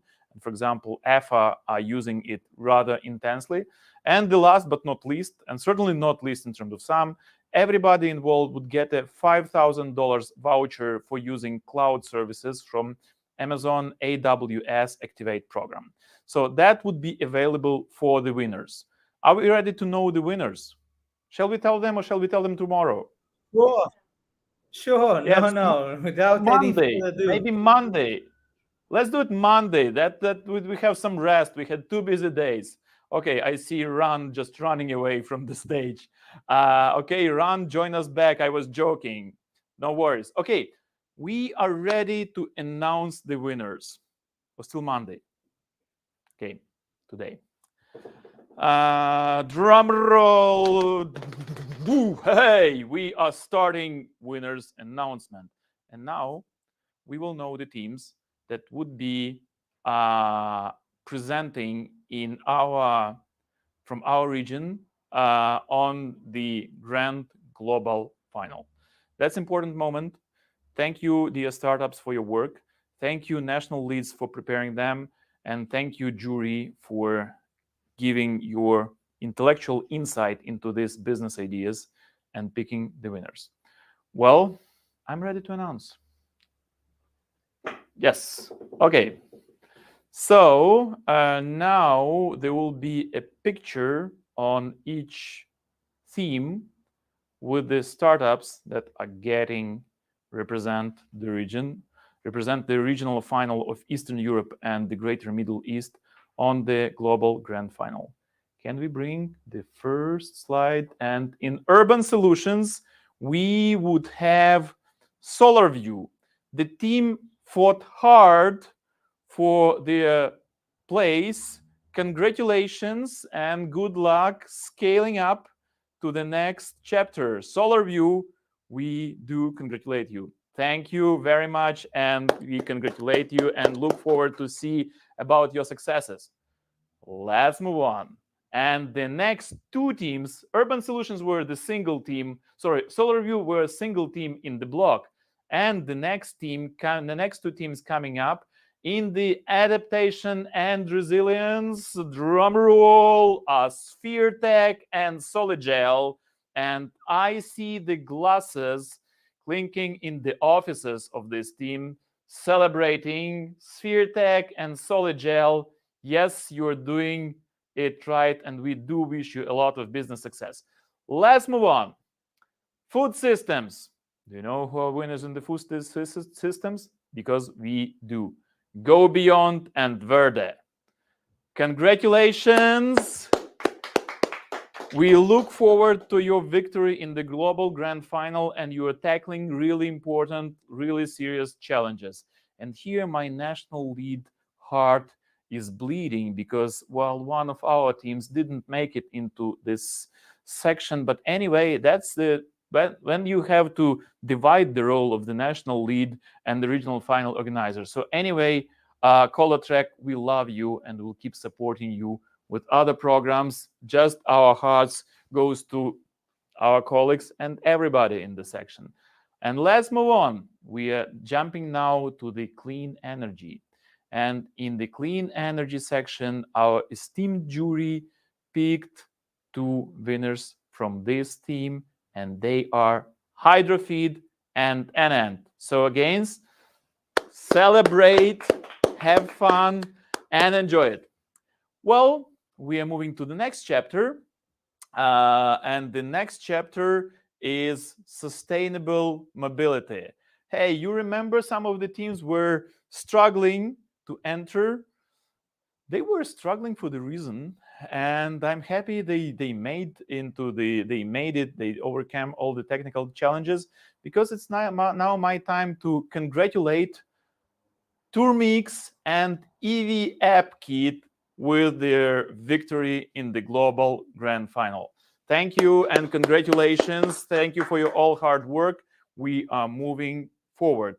The next up is the circular economies. Circular economies, that's a really exciting block. There was a tough competition. That was one of the toughest in terms of competition sections. And we are, and the jury awarded here the winning spots to the teams of Oleotex and Wastepresso. Congratulations, dear friends. And yes, we do wish you all the successes. Let's move on. Oleotex, Wastepresso, and circular economies, the next big thing. The next big thing is having the two winners, and we have Solor and Biok in the winning batch here. Finally, Ukrainian national lead got at least one winner, but anyway, we love all the teams here. So congratulations to Solor and congratulations to Biok. Yes, thank you, jury. Thank you, everybody. Do we have some other prizes left? No? No prizes? Okay. Ran, can you join me again here for the final wrap-up? I'm here. Fully excited. You're here. Are you happy?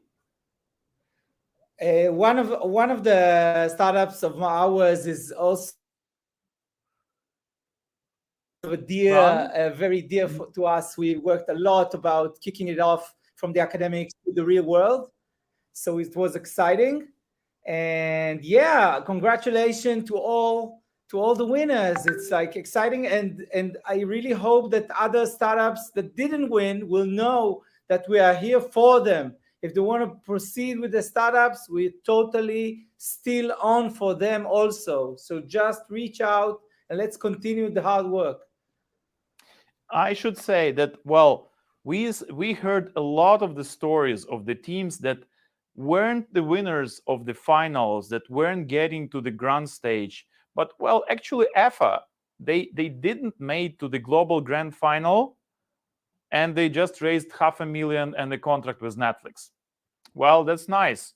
Biosense, exactly. They also, they weren't picked during the national final, but they're one of the most sustainable, moving forward, and active teams. So, well, that's the winning in business is not about startup competitions, but startup competitions can propel you like a rocket. Let me reassure the other startups. Two of our startups that I mentioned, one didn't even won the national final in Israel and raised $2 million just recently. And the others, the 24/7 solar field, didn't reach the global really in the late stages, didn't get to the finals, and yet they got funded and they're still moving on. So it's definitely not the end. They're here in the network. We can run with them as long as they need. Well, thank you, Katerina, from our friends at Konrad Adenauer's Foundation. Yes, congratulations to all the team, both for the winners team and to the teams that got so far in this competition. I'm sure you would be driving forward and moving forward. So, well, probably we have to wrap up here because we have teams that would be celebrating and we have teams, yes, and we have teams that would do okay, or that roll up our sleeves and kick the next competition or next investment round. So we wish you all the success. And finally, I want to say thank you again for everybody involved in making this happen. I want to say thank you to Ederic. Ederic, thanks a lot. I want to thank you to the team of ClimateLaunchpad, to Danielle, to Minke, to all the people who are working or were working with the team. I want to those who are on the maternity leaves now and who just came back there, to Emily and to all the other team members. This is point one. Well, point two, I want to say thank you for the jury and the teams on their hard work. And of course, once again, for the national lead, because you are doing really important work, keeping the progress moving forward and driving forward. And Ren, thank you very much for being my colleague and co-host on this journey. And finally, yes, I do want to thank you, all the team working here, producing this event. I want first to thank Valeria. Valeria, thank you. Yes, she's watching everything, and she is doing really heavy lifting, coordinating everything, and also coordinating sometimes really crazy schedules. Thank you. I want to thank, yes, Valeria, thank you. You are the superhero. I also want to thank everybody behind the stage from the Green Incubator team. I want to thank Ola, who invested a lot of efforts. I want to thank Katya, Katerina, our communications leader. I want also to thank Nadia and Andrei who are focusing on other projects, but we're providing a lot of backup. I also want to thank Nastya for helping a lot with doing the very essential mathematics of the competition. Also to all our providers of the knowledge, technology, and beauty and connectivity, especially to Eugene, and to Yaroslav, as well as our friends, partners in Spinus, and our event partners, Event and Voice. So, hey, you are awesome. We love you. We could never do it without you. So thank you very much. We are happy to wrap up this event now, have some rest, and plan some further summits, some further mountains, some further next steps in helping grow the great business of making this planet more sustainable and preventing the climate disaster. So thank you, everybody. It's time to say goodbye now. And we really enjoyed this journey. So ClimateLaunchpad 2021 regional final, Eastern Europe and the Greater Middle East is wrapping now. So I hope we will see each other at the global grand final, as well as at many other venues helping green businesses grow. Because green businesses are the thing that we need the most, and green businesses are essential because we cannot just save the planet with the broken brown business models. So we need to start green at the core. Thank you for all your effort. Thank you for making things happen. It was a privilege to serve you as a host of this event and one of the national leads and trainers for ClimateLaunchpad. And again, I'm grateful for this opportunity to contribute, help bring more sustainable businesses to life. And we will keep this work. Should you be traveling to Ukraine, through Ukraine, you should always know that there is a friendly place, friendly office, and friendly team looking for everybody involved with sustainable, green, new topics. Please be always welcome. Have a cup of coffee, cup of tea, or cake together with us. And sirniki is a magical word you should say when you're coming to Ukraine, and you will be treated with a very delicious thing. So we are looking for the new friends, we are looking for the new meetings, and now we want to congratulate everybody on their great job and say thank you and see you soon. Bye-bye.